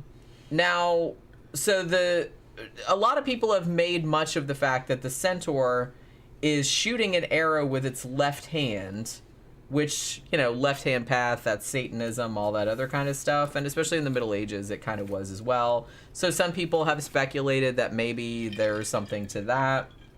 And those paintings are authentic. They are from the Middle Ages. They're not like later extrapolations because, like I said, the place was kind of like redone in the 1800s. But, you know. Now, so people that go there nowadays, many people have reported screams coming from beneath the floor, scratching noises. I think that's probably the most common thing. Sounds like something's trying to, like, you know, scratch through the floor. A lot of people report that.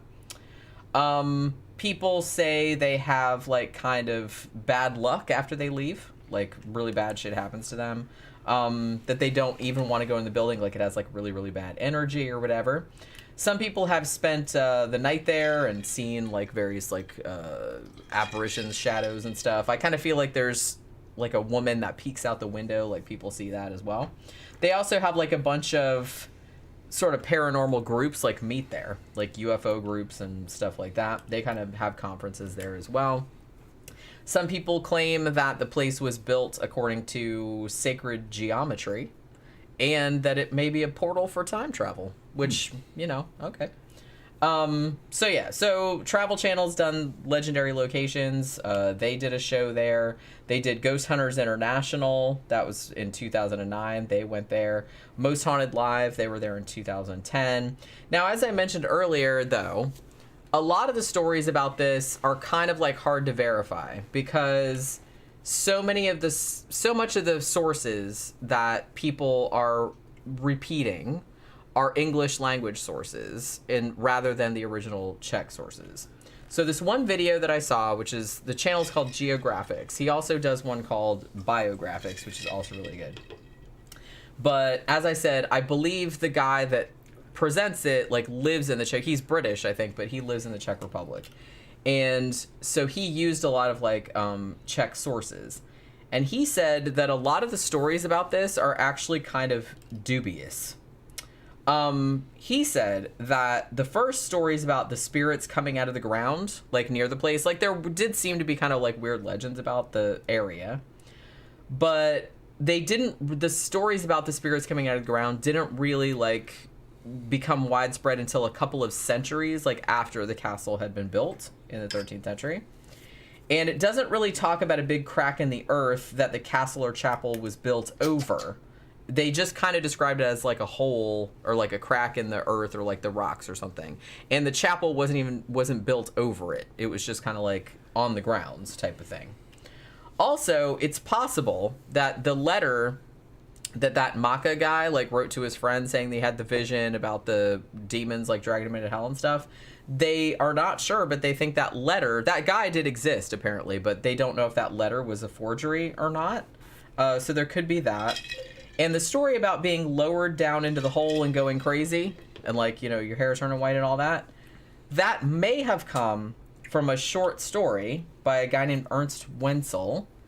And the story was published in 1870. Now, it wasn't like about that castle, I don't think, but there was an aspect of that story where somebody, like a convict or something, got lowered down into a hole, and then like he came back up and he was all crazy and shit like that.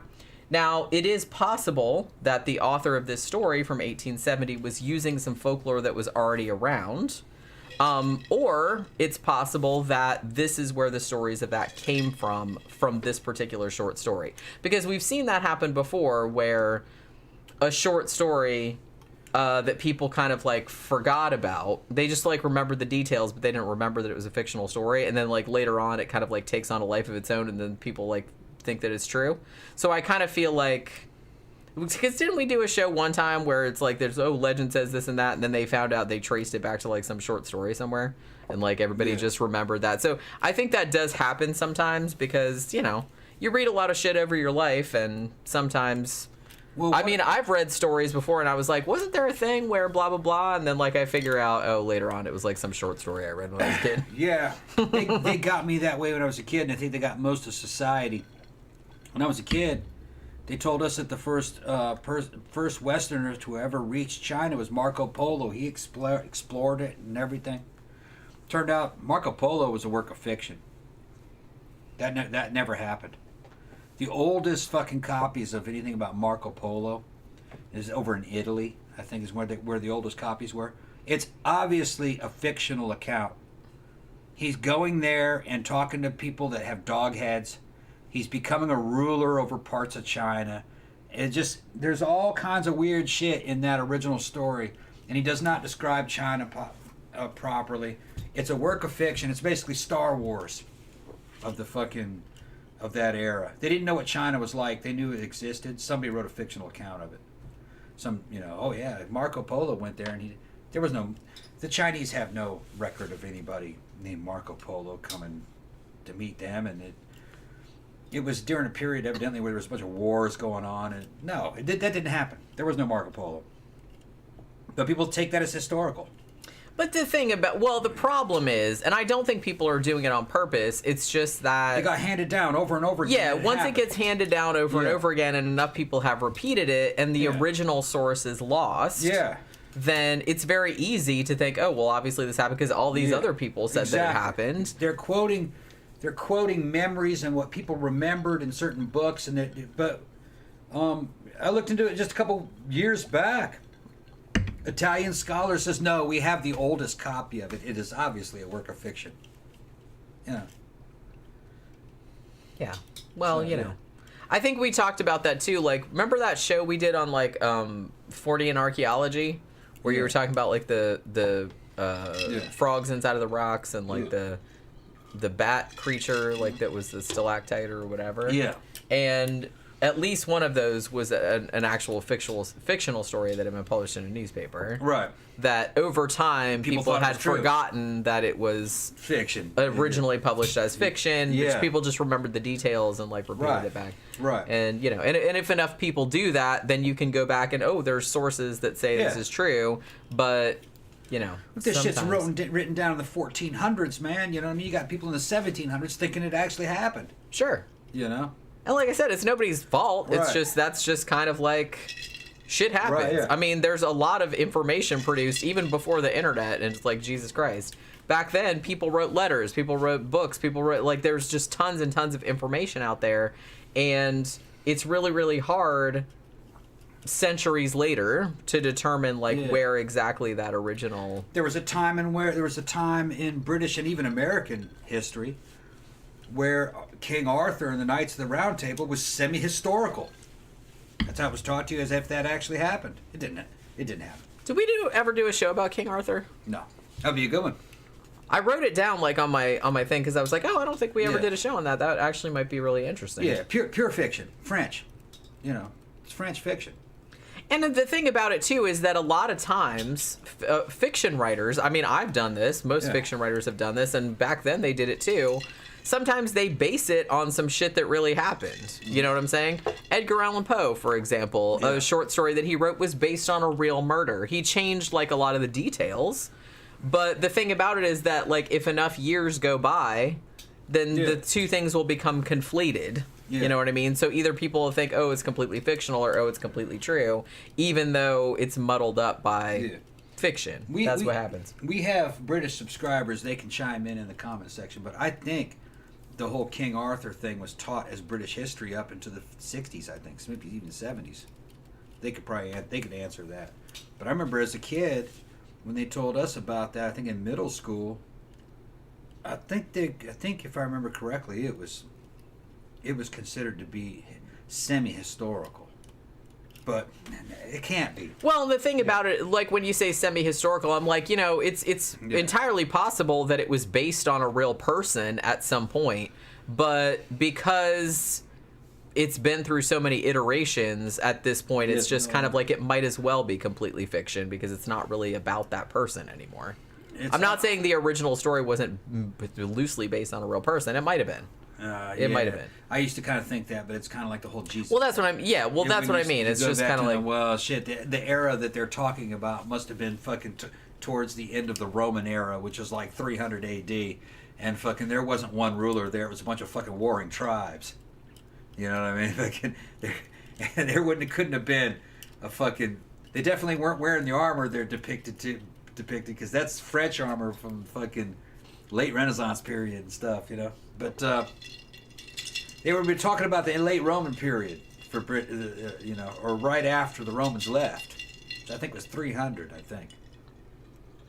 Stardog 78 said, speaking of duels, have you all seen Ridley Scott's The Last Duel? Using a judiciary duel to settle a rape accusation. You know what? It's like we saw the trailers for that and it looked really good, but then like we never got around to seeing it. Which one was that?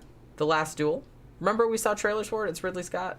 It's recent. It was only like a year or two ago. Is that the one with Adam Driver? Oh, was Adam Driver in it? Yeah, he might have been. Oh, no. The guy who played...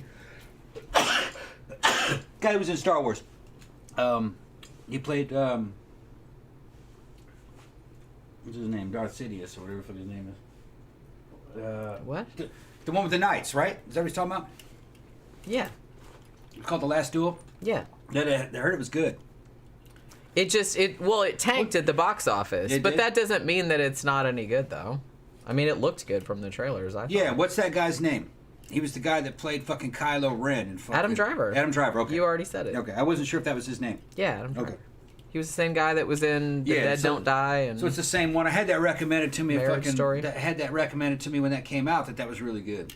It looked good from the trailers, and we were going to go see it, but then it seemed like it was only playing for a week or two because nobody went to see it, and then like it vanished. Movies were fucking dead. So I mean, you know, everybody's saying go see fucking the new Top Gun. Everybody fucking loves it. They say it's badass, real entertaining. Real jets flying and stuff. We have to go see that fucking sometime this week. Yeah, I want to see that. I want to see the new A24 movie too. All right. Bleardo Dude says the Gospel of Mark is a parable mistaken as history, and the other Gospels are a doctrinal war. Yeah, pretty much. There's nothing in the New Testament or Old Testament that's historical.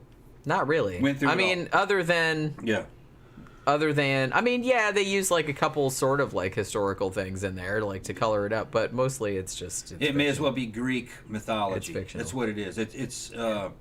It's Canaanite mythology and Hebrew mythology, which was the same thing in the Old Testament, and then kind of a Greco-Roman Judeo mythology in the New Testament. There's nothing historical there, including the crucifixion. The dates are wrong.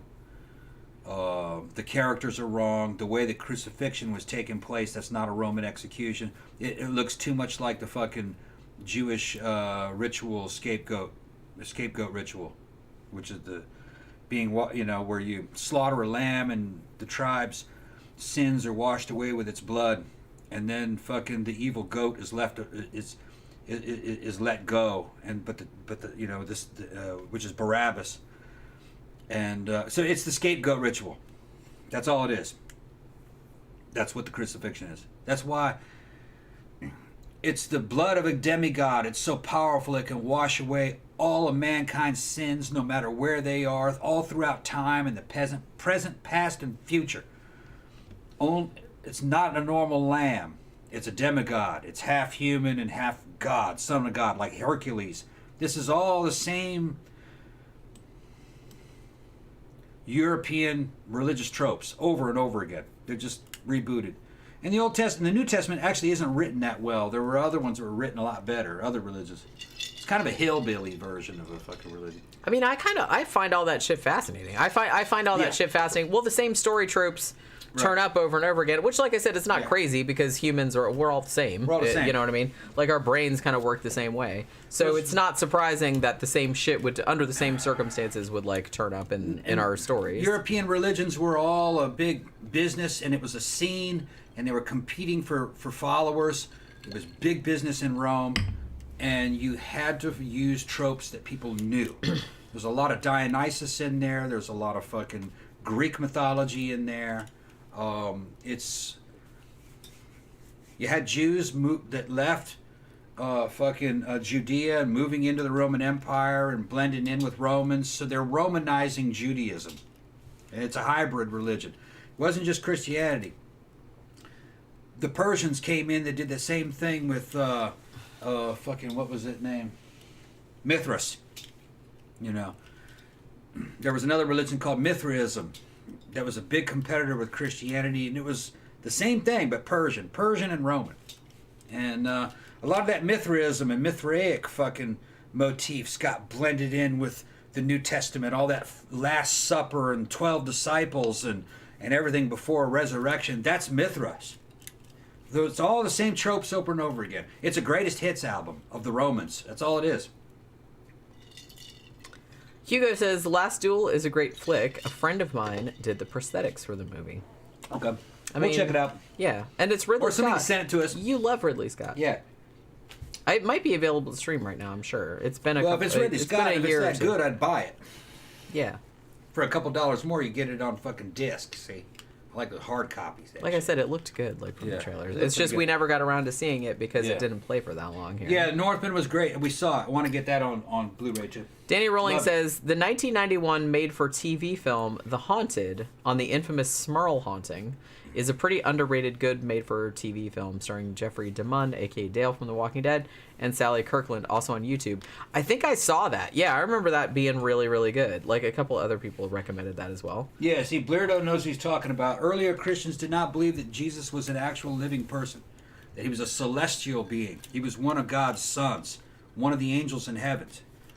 And if you appealed to him, he could get you around God's judgments just through grace. Yeah, there's a lot of stuff that they're playing games.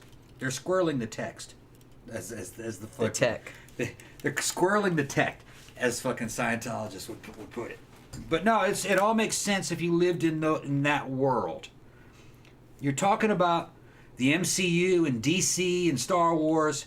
These are mythic tales of a culture, and they're fanboying the fuck out of it. All right, it's not religion, stuffy religion as you know it.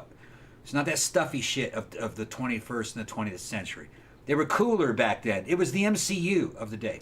Well, it's the same shit that goes on nowadays. It's just that nowadays are people a little more sophisticated and they like know that that's not. And back then they might have not known that it wasn't real. I knew they knew it. I think that was just like stories. Yeah, I think they knew it was stories. I mean, there's stories that convey, a moral or a lesson or something like that. That's all. And temples, going to a temple back then was like going to a club.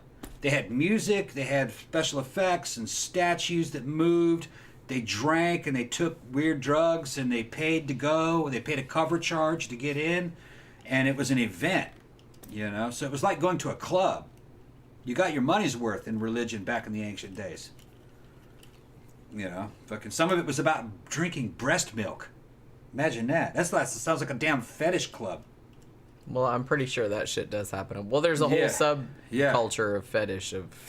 They were into the boobology. Boobology, boobism, and they're drinking all into milk. Like spraying the breast milk. Spraying the milk, like yeah. So it was. That's a whole religion subgenre. could be whatever you were in the mood for. Well, it's not like they had anything better to do back then, really. I mean, that was kind of like their main entertainment. They didn't have TV or nothing. Right. So. And it was, by today's standards and modern standards, I would call it badass nightclubs, is what they were. They were nightclubs. But it might be happening during the day. But they were definitely taking drugs. Some of them, they were having sex. There was temple prostitution going on, dancing, stage shows, narratives being told, and stories being told. Well, yeah, it was a competition. You had to have the best shit. Right. So everybody would come to your shit. Right. And they're going to sell you salvation through it. So it had to be good back then.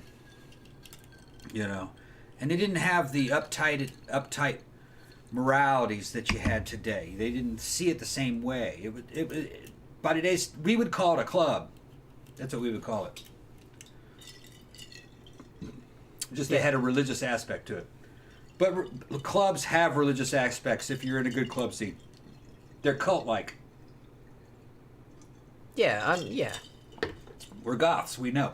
I mean, it's a little different nowadays because there's a lot more like entertainment options. But yeah, I mean, the thing about any subculture that's based largely around nightclubs, and I'm talking particularly about the goth scene, like the the gay scene, stuff like that, which is kind of built around. I mean, a lot of it, that's kind of like your place. That's the place where you go. It's like you meet other people that have the same interests as you, and it's just kind of like. It's like it's almost like a refuge from the regular world too. Yeah, and goth people are bringing their kids to it. Yeah, like fucking Jen, who's a friend of ours, whose wife, the DJ, brought her daughter, and it's so fucking funny because we had her over at the house last time we saw her. She's a little kid. She's 12. She was 12. She's 18 now, and she looks like a 25-year-old woman. Yeah, we just saw her.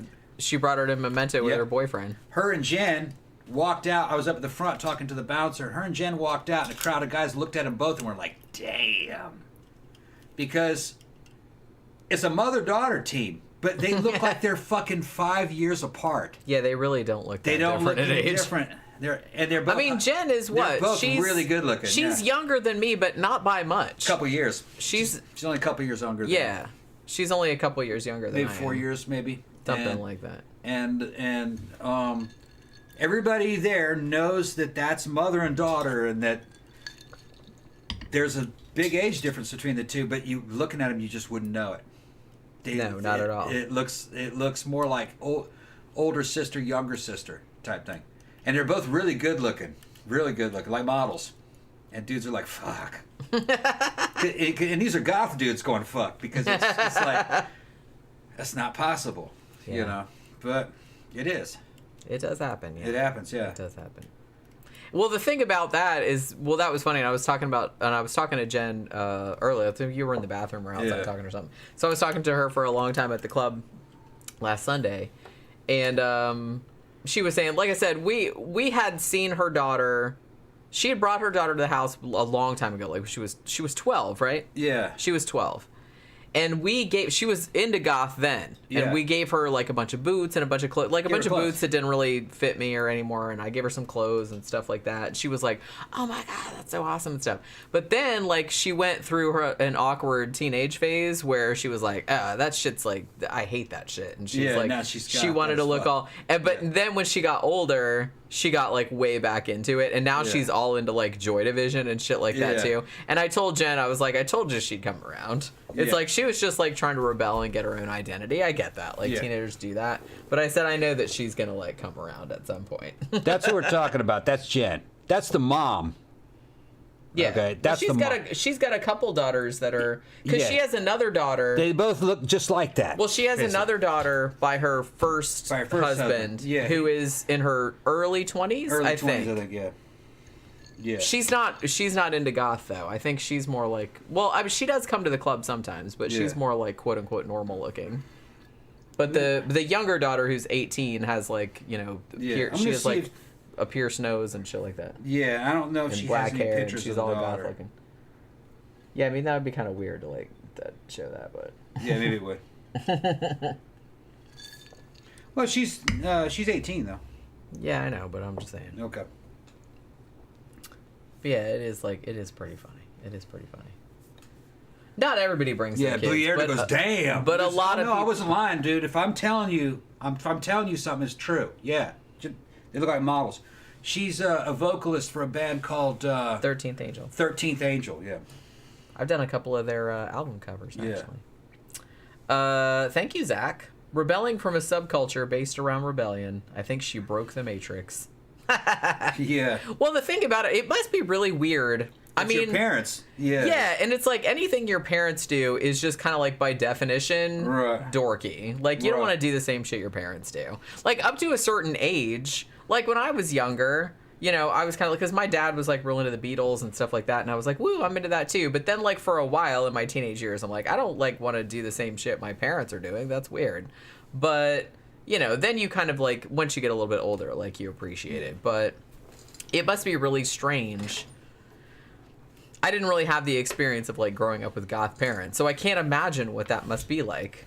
But it happens. I mean, it happens a lot. Like I said, a lot of people that we know that are our age have kids that are grown. And that come to the club. And come to the club and have grown up with that their whole entire lives. So I can see how she kind of like rebelled against it. Like she probably thought it was super cool. Like at first she's like, oh, like my parents like wear all these like fucking weird ass clothes and like listen to this weird ass music and go to nightclubs all the time, and she probably thought it was like super cool. Well, her dad's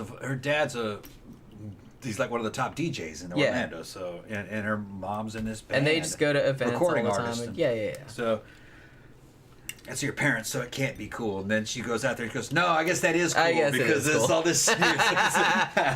Yeah, for a few years in there, she was just kind of like, I'm going to go listen to hip hop and I'm going to do this, that, and the other thing.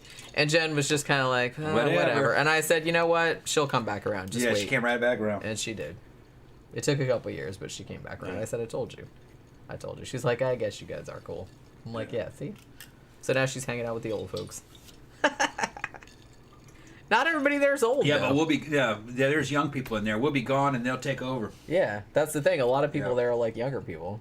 So. Make another drink here. John Gora says we're variations of our parents. Kind of. Yeah. Although. I think. I mean, it depends on who your parents are. The weird thing about it is that I have some similarities with my parents, but a lot of my personality, a lot of my interests and stuff like that, I'm not entirely sure where that came from. Because my parents aren't really into like that kind of shit. You know what I'm saying? It's almost kind of like I came out, like my parents aren't really into like spooky shit. They're not into horror. They're not into anything like that. They're not into anything dark at all. They're not really into anything. I mean, my dad was into music, but you know, he was real into like 60s music. He liked like a lot of, you know, he liked the Beatles, he liked the Doors, and I like that too, but it just seemed like I didn't really know where like a lot of my proclivities came from. And they didn't know. They were cool about it. I'm not saying that. Like my parents are actually really cool. They had me when they were really young. They were only like 18. So they were like only out of high school.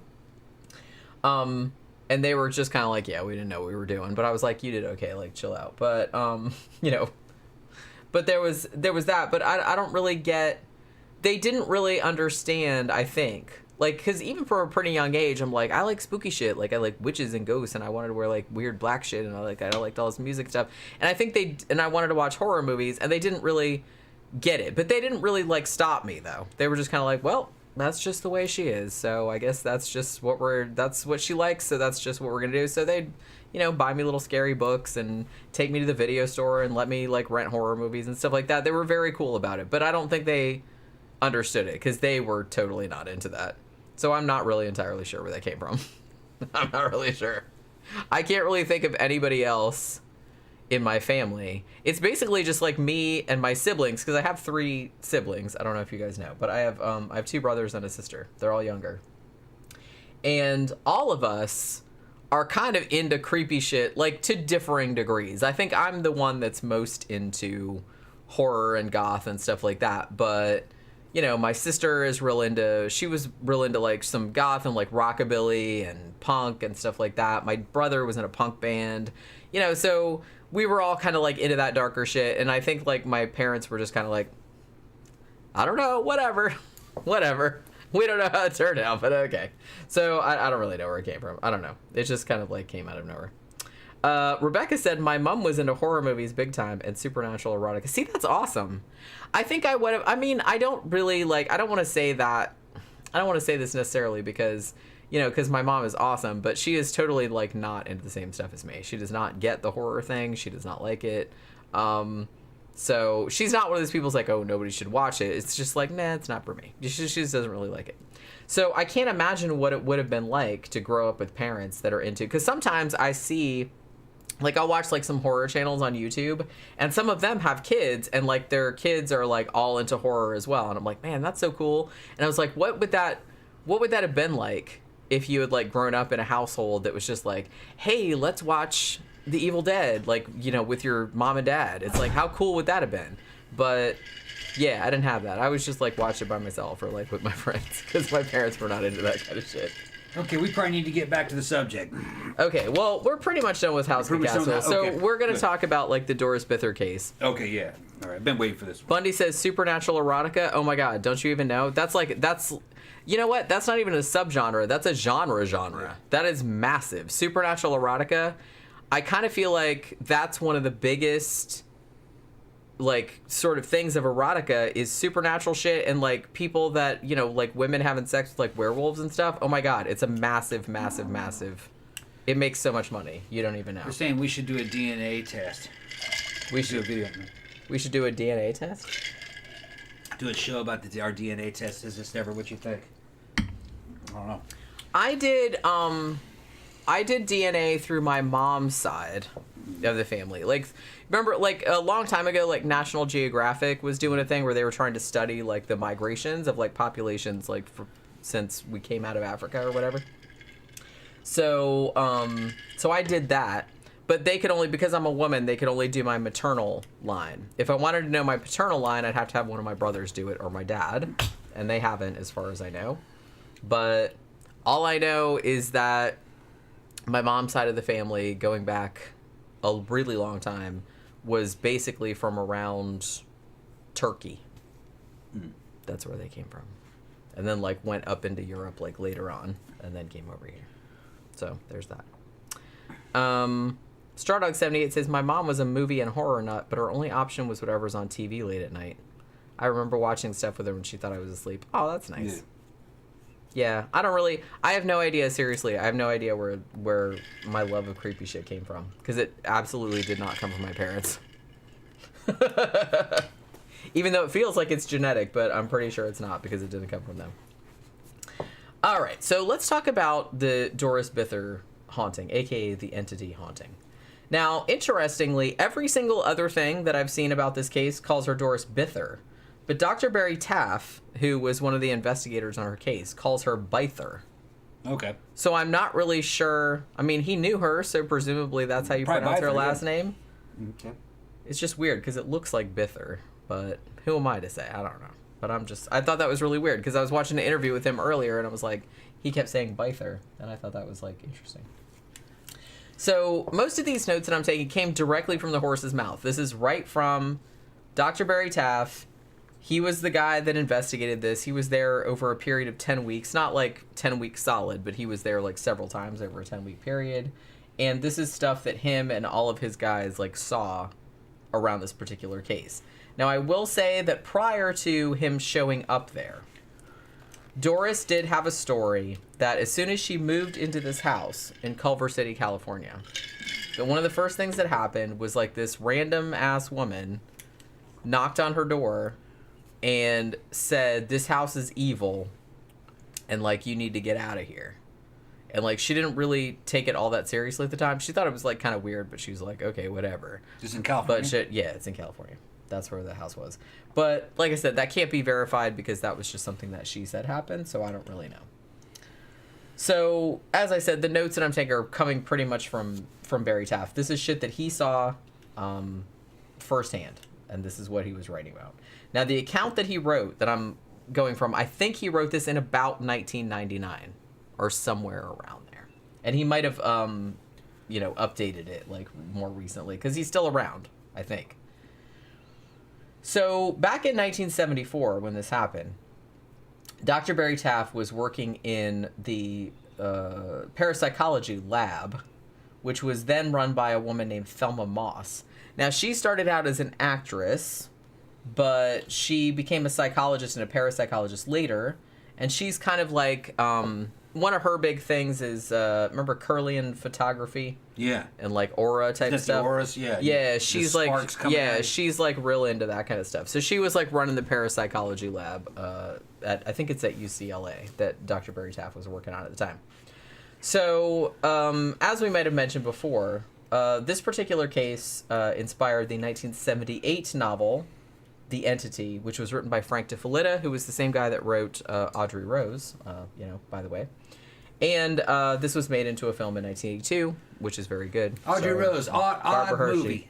movie about reincarnation. Reincarnation, yeah. It tried to be like Exorcist, but it's hard to do that with reincarnation. It's not scary. Yeah, reincarnation is generally not... Yeah. It's not an inherently scary concept. No, but if you want to see it's weird, but it's not like scary. If you want to see a weird Exorcist knockoff, see Emily Rose.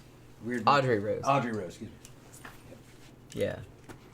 It is very weird. Anthony Hopkins is in it. Yeah. Like a very, very young Anthony Hopkins. It's a well-made movie. It's just not as scary as I mean, as long as you don't go into it like thinking that it's going to be scary. It's kind of eerie. Yeah. But it's not scary. Back in the days, it probably would have been maybe a little eerie. I remember it being like creepy when I was a kid. Yeah. Because I saw it when I was a kid. What's it called? Just Audrey Rose? That's it? Audrey Rose, yeah. Okay. Yeah. And like I said, that was based on... So Frank DeFelitta wrote that book as well as writing The Entity. That was the movie that was based on. So he wrote like a bunch of stuff like that was based on like real stories. And Frank DeFelitta, the author, was actually at some of the sessions that we're going to be talking about, like all of the stuff that happened with Doris Bither. Like he was real interested in it. And he actually got to be friends with Doris like over the course of the investigation. So that's kind of what inspired him to write the book, I guess. So this whole thing started... the investigation started August 22nd, 1974. And like I said, it happened over 10 weeks, not solid, but they went back like a whole bunch of times like over this 10-week period. It was in Culver City, California. So what ended up happening, how they ended up meeting her, meeting Doris, just like they show in the movie. Now, Dr. Barry Taff and his associate, Carrie Gaynor, were in a bookstore. And they were kind of, I guess they were like in the occult book section, and they were talking about like a case they were working on or something like that. And apparently Doris overheard them talking. And she said, he even said it was Hunter's Bookstore in Westwood Village in California. So Doris overheard him talking about like paranormal stuff. So she comes up to Carrie Gaynor and says, oh, by the way, my house is haunted. So Carrie kind of like asked her about it, and he's like, okay, well, give me like your number and I'll contact you about it and we'll like talk about it later. You know what I mean? So they did end up, because it was in the area. So Barry and Carrie, I didn't even realize until just now that their names rhymed. But Barry and Carrie decide, well, the house isn't that far away. We'll drop by and see what the fuck is going on. So they go to her house. Now, Barry said, okay, the house that she lived in, she was a single mom. She had 4 kids. And the house reportedly had been condemned by the city twice. And Barry even said in the interview, it's like, technically she really shouldn't have been living in there because it wasn't really livable. He's like, it was kind of just really not in very good condition. And it's tiny. The house is still there, I think. I remember him saying that it stank to high heaven, smelled like garbage in there. Yeah, he said it was just... filthy. He didn't say a shithole, but, you could tell that's what he was thinking. He said it was like a shithole. I've seen interviews with him. He said it just smelled like fucking rotten garbage in there. It was just terrible. Yeah. Was she a hoarder? No. Okay. I think she was just... she had 4 kids. Okay. 3 of which were boys, and 3 of which were, like, teenagers. So they were probably making a mess of things, and she probably didn't have a lot of... She had, like, she worked a lot, so I think she didn't really have time to, like, keep everything clean. And like I said, the house wasn't in real good shape. Okay. I think the house is still standing. It is very small. Yeah. Probably worth $2 million in L.A. I'd be curious. So somebody look on Zillow and see. I saw fucking like what Glenn Danzig's fucking dilapidated fucking Long Beach looking fucking 1950s fucking nothing house, and that shit sold for like $1.2 million. And I'm like, what? That dump? Fuck. Now I'm kind of curious, like how much this has, because like I said, I've seen pictures. It looks like somebody has, you know, kind of fixed it up a little bit, this house, but it's still like tiny. Yeah. And, you know, I'd be interested like how much to see how much it costs. But yeah. So they go to her house. Now, they go there, and she says, okay. So Doris at the time was about 30 years old. Like mid to late 30s, he said. She had 4 kids, as I mentioned. She had a 6-year-old daughter and 3 sons, one of whom was 10, one of whom was 13, and one of whom was 16. So they actually like talked to her, and they talked to all the sons. They said, we didn't see the daughter. We don't know where she was. Now, one of the first things that all the kids said when they interviewed them on this first visit, and like I said, this was just random. They met her at a bookstore. She said, hey, my house is haunted. And they were in the neighborhood, so they're like, fuck it. We'll just drop by and see what the hell's going on. All the kids said, yeah, there's like this apparition that they see in here. And they call it Mr. Who's It. And they said that it would appear in quote-unquote semi-solid form. They said it was over 6 feet tall. And Doris and her oldest son, who was 16, said that they'd seen 2 dark solid figures with Asian features. You know, like ghosts of Asian people. Mm-hmm. Kind of like materialize in the mom's bedroom. And they seem to be like fighting with one another. They said that this occurred several times. And in one case, Doris said that she had physically bumped into the apparition in the hallway. Oh, excuse me. Ghost. Asian ghost. Yes. Must have been Chinese in the area. I guess. I don't really know.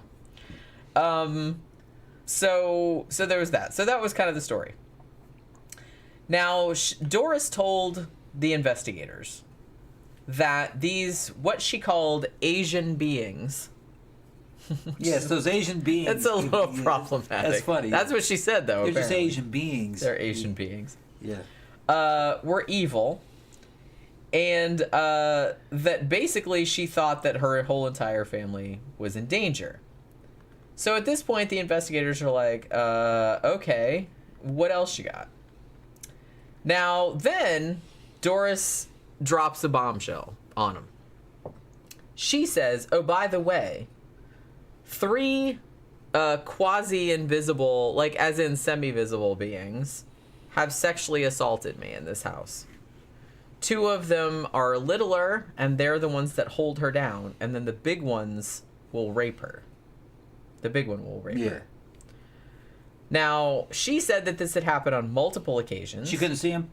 Yeah, they were kind of invisible. Like, I guess, like, she said semi-visible, so I guess she means maybe they were, like, kind of, like, shady or shadowy kind of, I guess.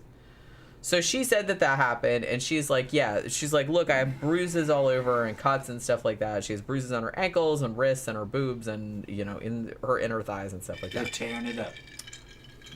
I guess. I mean, you know, if she is really being raped by a ghost, that's, like, not funny, but... Yeah.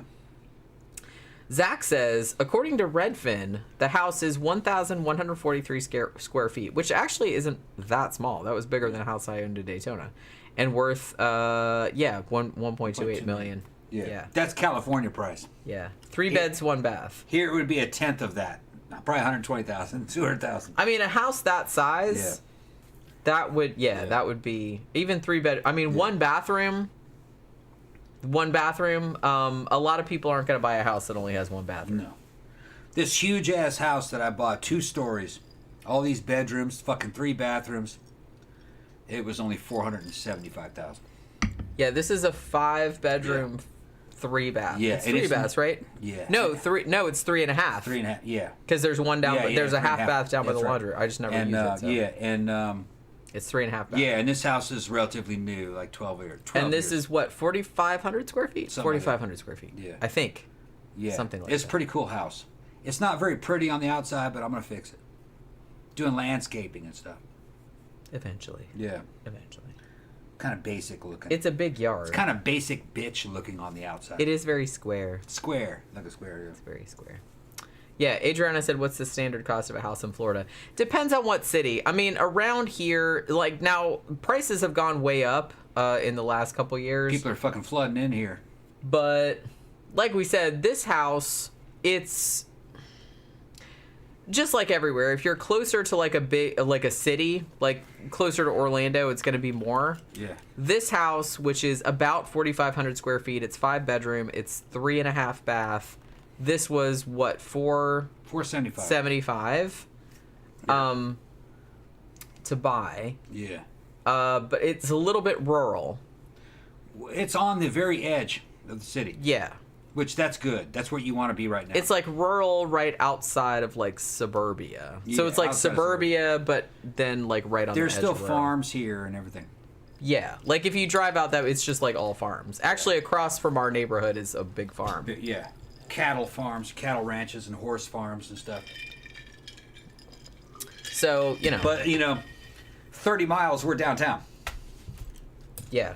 With the freeways, the way it's set up. So it's just...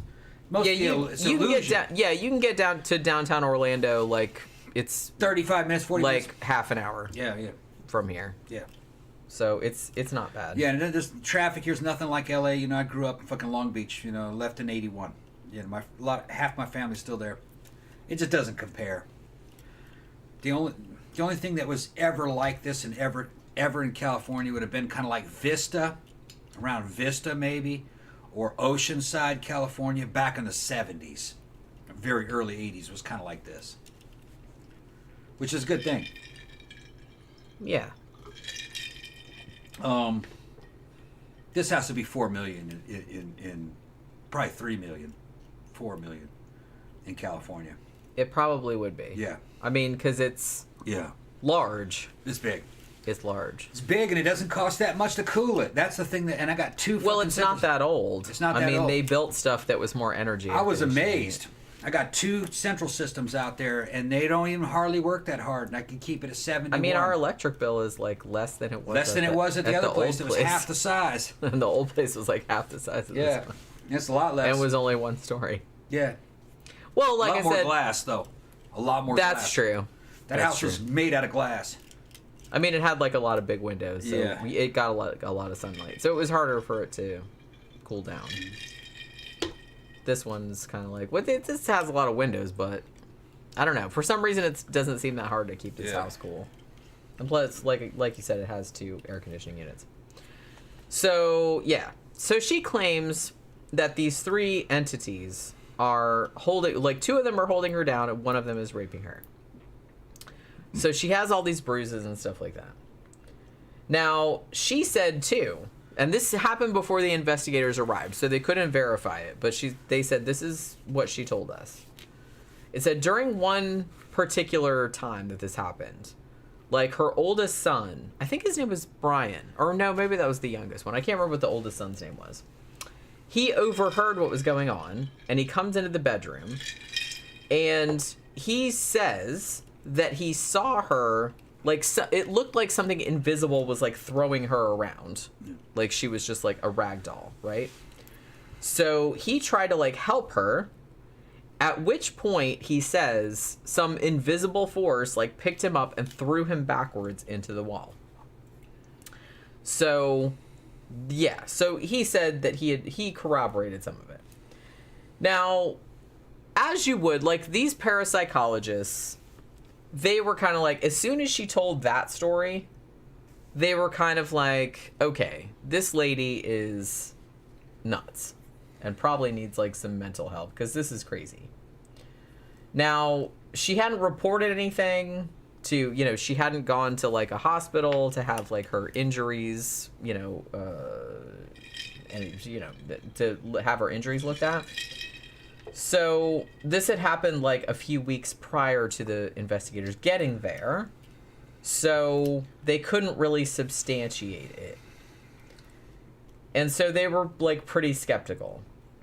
They did note, however, on this first visit, they said one thing they did notice was that the relationship between Doris and her sons was weirdly contentious.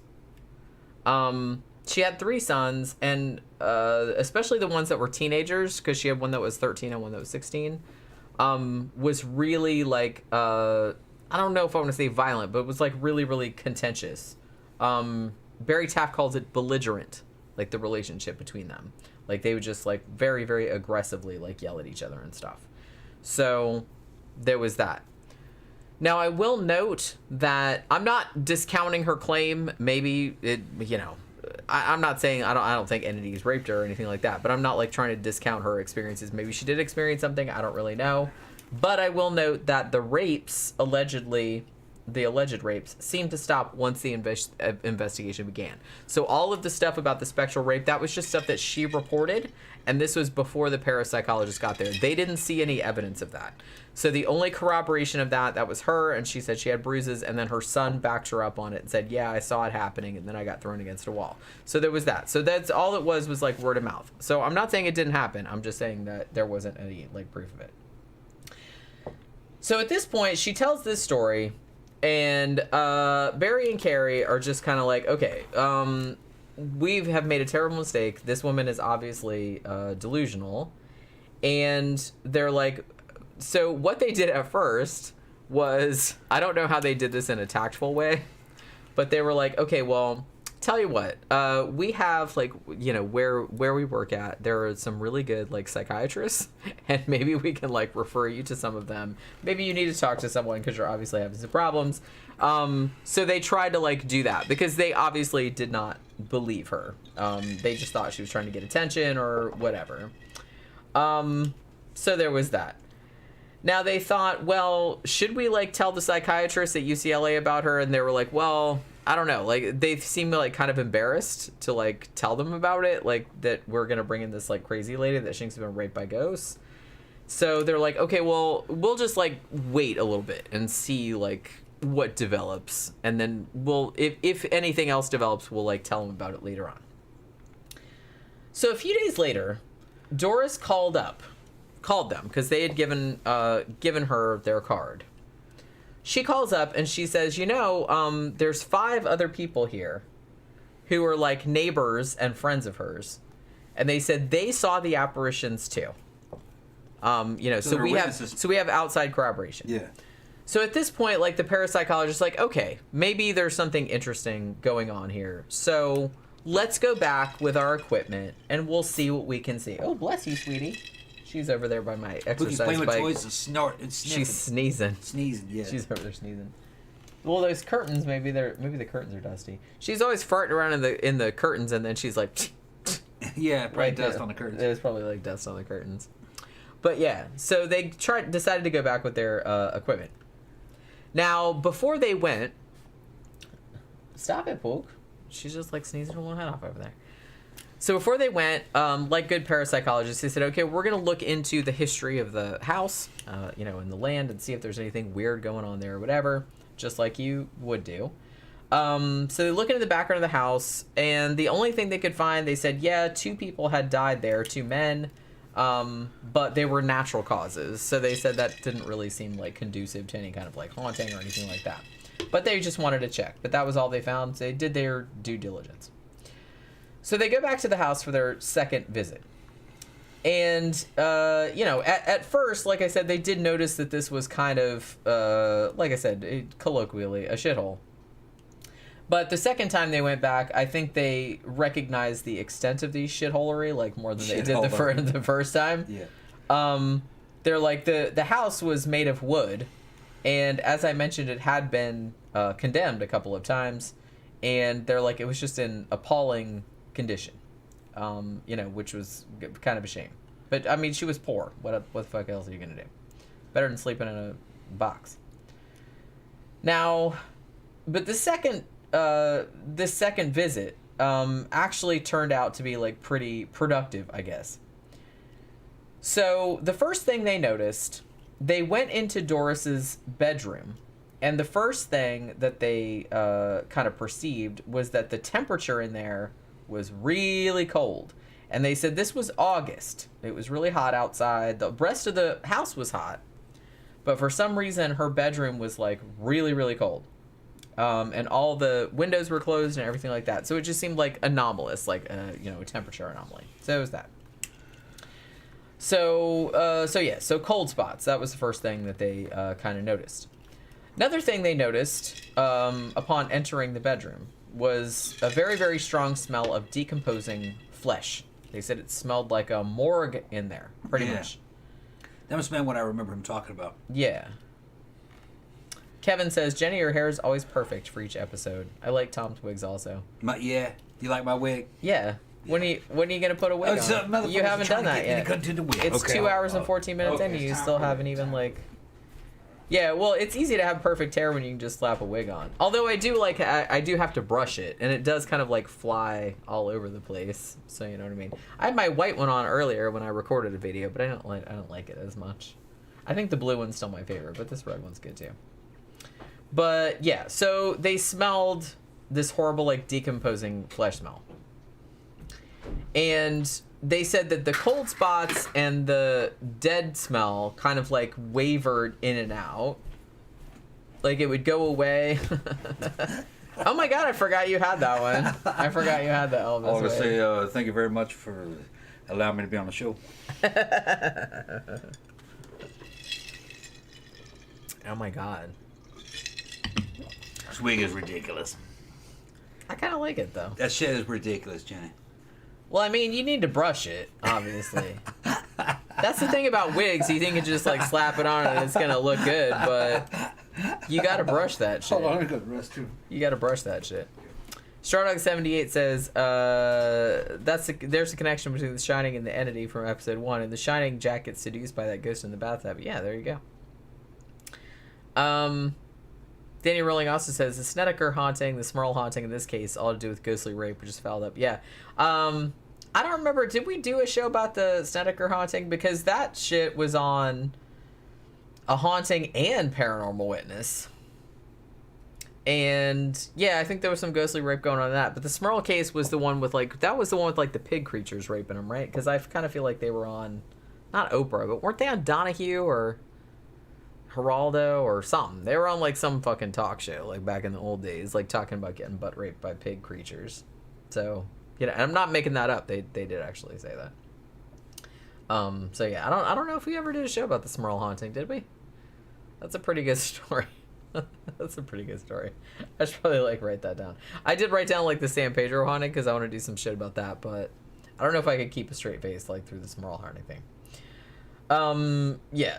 So yeah, cold spots, dead people stench. And they couldn't really find, they looked for like shit that would be causing the smell and they couldn't find anything.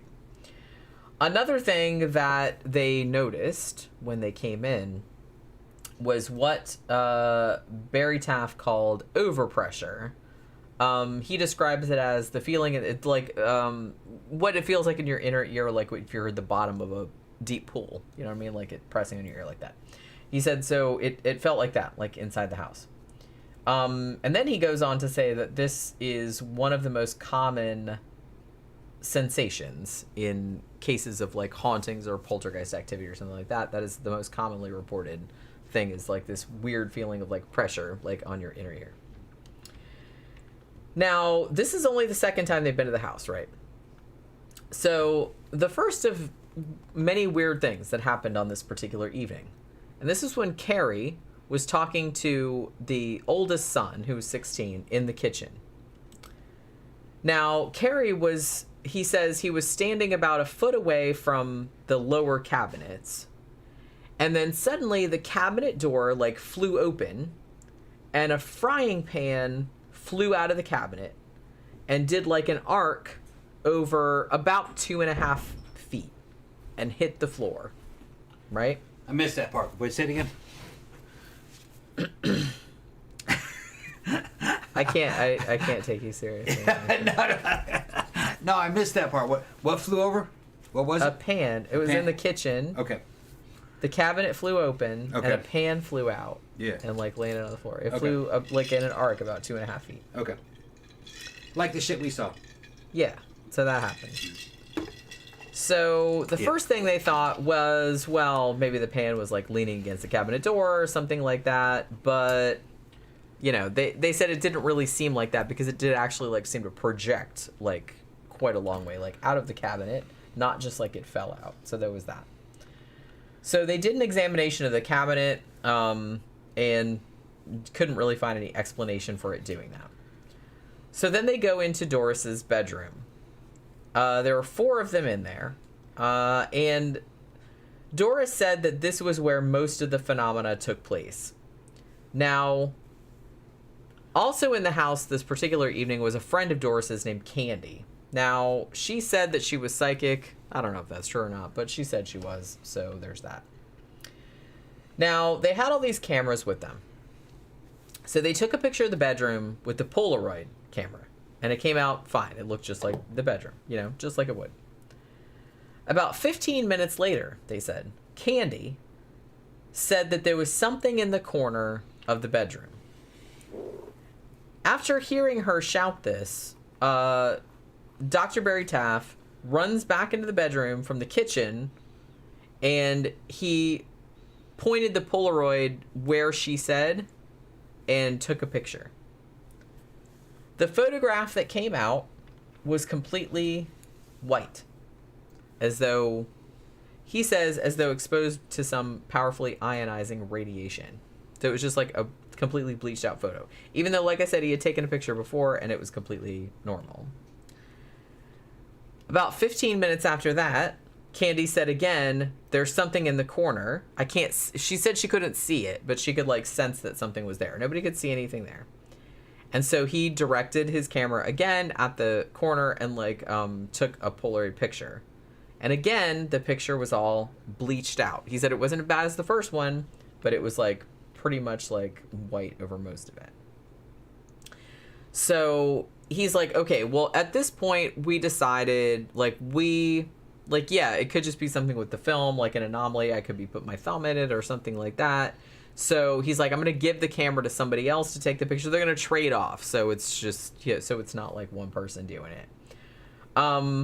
So at this point, he decides, I'm going to take another picture of like another room of the house. So he takes another picture in another room, like almost as a control photo. And this one came out completely fine. You know, no bleaching, no nothing. And then after this, Carrie took the Polaroid and took a picture in the bedroom and in another room, and both of the pictures were completely normal. Now, it should be noted that when he took these pictures, Candy had not said that there was anything. They only took a picture. The only pictures, apparently, that came out like all bleached were when Candy, who said that she was psychic, said that there was something in the room. Oh, it's over there. And then they took a picture over there, and then the picture was all whited out. When they took pictures of it, just regular, the pictures looked regular as they would. So the next picture that Barry took, he was facing the door to the bedroom. And he decided to take the picture, he said, because he felt like cold air coming into the room. And there was like a really bad smell coming in like through the bedroom door was closed, but it was like coming through. Like, so it was like cold air and like a stench like coming through the closed bedroom door. So he decided like to turn the Polaroid and like take a picture. This picture, he said, turned out like you could see about a few inches from the floor, from the door, was this little ball of light. He said it was about 12 inches in diameter. I remember the photo. And none of them saw it at the time that the picture took place, but the camera picked it up. I remember that photo. He showed. There's a lot of weird photos from this particular. I mean, that wasn't even the weirdest one. Yeah. But there's a lot of weird photos from this fucking shit because they took a fuck ton. And he was mad because he said we took photos of like a lot of shit that was happening in front of us, and a lot of them didn't come out, or didn't come out as weird, even though we were seeing shit in front of our face. But some of the pictures that did come out were like super weird. But he said he made it clear. He's like, look, I didn't see like a foot wide like ball of light when I took the picture, but it was there in the picture. You know what I'm saying? That Elvis wig didn't last long, did it? No, I'm tired of that. You're tired of that one already? Yeah. They're hot. Yeah, tell me about it. They're fucking hot, man. And he's complaining about that, and you don't even have any hair, like, underneath it. I have, like, all this thick hair, like, underneath the wig. So I have thick hair and a wig cap and the wig. Yeah. So it's like, and I wear them for a lot longer than you do. Yeah, you do. So I don't know what you're complaining about. I'm not complaining about nothing. I mean, you know, they're hot, and sometimes they give me a migraine as well. Yeah. They usually just give me a headache. But I try not to, like, if I'm just going to be on the show and I'm not going to be dancing, we're going to slip off, I don't, because there's like a clip. I don't know if you guys know if you don't wear wigs, but there's like a clip underneath there to like keep them from sliding around. And so I'll usually like leave those off if I'm not going to be dancing around, because, you know, I don't want them slipping, but because if she wears that shit to the club. Well, yeah, but I have to clip it then. But a lot of times it'll give me a headache because it's like kind of pinching your head like all night long. But what are you going to do? You know? Yeah. Got to suffer for beauty, I guess. Or, you know, whatever it is. So, okay. So, at this point, like, they're kind of, like, freaking out. They're looking at this picture going, holy shit, look at that. Fuck. And then Barry says that he looked over toward one of the bedroom's windows, and he saw a whole bunch of electric blue balls of light, like, moving around, like, rapidly. So he picks up the Polaroid and takes a picture, like, in the direction of the curtain.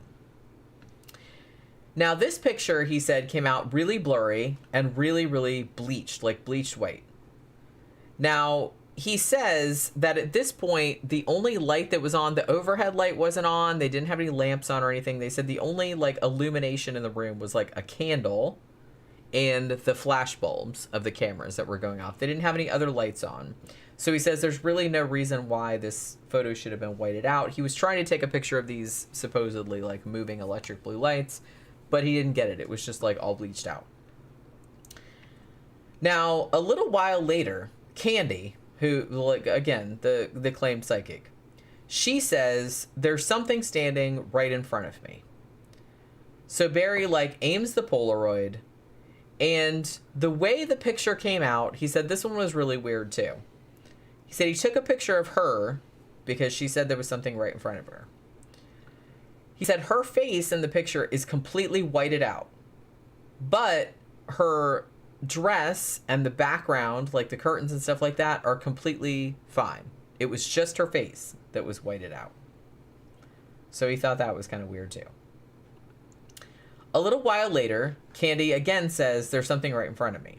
So Carrie took the picture this time, and it came out about the same as the previous one. Got the curtains in the background, got her outfit, everything like that, but her face was all wiped out, like bleached out, which they thought was very strange. And the thing about it too was that a couple minutes later, Carrie, who had not moved, took another picture with the same Polaroid, like as a control. He asked her, like, Candy, he's like, is it gone now? And she said, yeah. So he took another picture, like, without moving, and the photograph that he took after that came out completely normal. So there was that. So pretty much, like, whenever she said, hey, there's something in the room, and they took a picture, they got a weird photo, and whenever she said, oh, there's nothing in here, or nobody was thinking about it, and they took a picture, the pictures came out normal. That's what they're saying. So at this point, Carrie gives Barry the Polaroid. Now, he was going to put it on the dresser. He wanted to see how many pictures were left in the camera, he said. And while he was walking over to the dresser, like, to put it down, he was kind of looking at the camera to see, like, how many pictures were left on it. And he said that it took a picture by itself. He said, my hand was not on the button or anything like that. It just took a picture by itself and spit it out. And the picture that it spit out was just completely black, which he said was weird because you'd think it would have taken a picture of, like, you know, the floor or the wall or something like that, because it was just like normal light in the room, but it didn't. The picture was just completely black. There was nothing on it. So there was that. And that was like the end of the second night. So they left after that. Now, the third night, they came back. And this was about a week after the second night, the previous time they'd been there. Now, at this point, it was Barry and Carrie, and then this other, like, photographer who was from a camera shop in Brentwood. Now, this woman, the photographer, came into Doris's bedroom and immediately said, "The smell in here is making me sick to my stomach." She said it smelled like fucking dead people. That's what it smelled like. So this is pretty much, this third time that they came to the house is pretty much the first time that they all saw identical visual phenomena. He says, on more than 20 separate occasions, all of us present in the bedroom, including Doris and the female photographer, simultaneously observed what appeared to be small pulsing flashes of light. That's what he said. Now, the room was kind of dark. They said they just had a couple candles in there. That's about it. And to make sure that, like, the light wasn't coming from the outside, like, they didn't want it to be, like, reflections from outside, like headlights or anything, or sunlight or anything like that. So what they had done was they had taken a bunch of quilts and blankets and shit like that and, like, hung them all over the windows. They're trying to, like, black out the room as much as possible to kind of get rid of, like, outside stimuli. Now, the thing about it was that they said when we did that, then the lights inside the room, like, if anything, they looked brighter because there wasn't anything else to, like, compare them against. So they're like, at that point, we knew that it wasn't coming from outside because they were like, well, we had to, you know, you have to get rid of the possibility that it could just be, like, reflected headlights from outside. And they're like, it obviously was not that because we had all the windows and everything covered up and it was still happening and you could actually, like, see it better now that it was, like, really dark in the room. So there was that. Now, so it's all of these kind of, they've done, like, reenactments of it, and he basically described it, it's like they were just, like, these little, you know, what people say it's orbs, and a lot of times, like, you know, when people say pictures... It's not the orb that most motherfuckers are talking about. I've seen the photo. It's like a glowing ball of flame, like plasma. A lot of times when they say orbs, oh, look at that orb. It's just a piece of dust in the damn camera. It's like a bug or some dust. But when you look at the photographs that they're showing, it looks more like kind of like... yeah, this isn't like that. More kind of like a place where a laser beam is hitting. Kind of like that. And he did say that it looked like plasma. Like a plasma. That's what he said. And he said everybody saw them, and they were, like, moving around. Like, these balls of light were, like, moving around, like, inside the room. So there was that. But there was... And the thing about him, they said, is it was really hard to get them, like, on film, which I'll get into a little bit. You know, some of the photos that they took, like, they did kind of get them on film, although they don't look like balls. They look like streaks. Yeah, well, they're moving in its old camera. Yeah, I mean, well, they did have, like, high-speed cameras. They had infrared. They had all that stuff. They had, like, good shit, but they said that it was just weird that it came out like that. But they said what we were seeing was balls of light that looked like plasma, like 3D, like balls. That's what it looked like. Now, they didn't really get a lot of photos on this third visit, even though they did see a lot of light anomalies. They took a bunch of pictures. They had a Polaroid. They had a 35 millimeter with infrared film in it. But they didn't really get anything. They said they were frustrated because they were seeing all this crazy shit, but, like, when they tried to take a picture of it, it wasn't... Want some more? Yeah, but it wasn't, like, coming out. You know what I mean? And they even were, like... They tried to record it. They said what they did was they had these, like, X-ray dental tabs, and they kind of, like, put them around the rooms, or around the room, and then they had, like, a sheet of 8x10 film, which was kind of, they put it in between this, like, radiation intensifying plates, because they were trying to, like, pick up the shit, but they couldn't, like, get anything on it. So they weren't really sure what was producing these light anomalies, because a lot of times it was, like, really weird, like, what would turn up on camera and what wasn't. But they said that they were all seeing them. They said they either looked like balls of light or sometimes like triangles, but I think normally they said they just looked like big balls of light. Now, they found out the next day that the female photographer that had been there, that had complained about the smell, she said after she went home that the smell had made her so sick that she was, like, throwing up, like, all night long. So there was that. So the fourth visit that they did, this was kind of like, this was again a week later. What they wanted to do on this particular night was do like a seance, which he even says this is not like the best idea, but we just like wanted to see what would happen. So they decided to do a seance. They wanted to see if they could like talk to whatever was like doing this. So they said the people in the seance that were doing the seance, it was 8 people, and then they had like another 10 people that were like watching. So like this is not like just a 1 or 2 people. This is a bunch of people, because they had the couple parapsychologists, I think a couple of Doris's friends were there, like a couple of Doris kids were there, and then they had like a bunch of like volunteers from the parapsychology lab at UCLA. So, you know, as like word got around that all of this stuff was going on, like a lot of them wanted to come to see it. Like also they would get like, you know, photography experts, and they would get like people like that. So some of the stuff that got witnessed, it was like a lot of people. He's like, sometimes it would be like 20-25 people like in the room that were seeing all the shit at the same time. So there was that. So they're doing this seance, and like I said, there's like 18 people, you know, a couple dozen people there at the same time. Most of the spectators, he said, had cameras. They said they had infrared film, they had high speed shit, they had like strobes, they had everything. Now on this particular night, he said, they saw what looked to be like really, really intense lights. And they said they were very clearly 3-dimensional.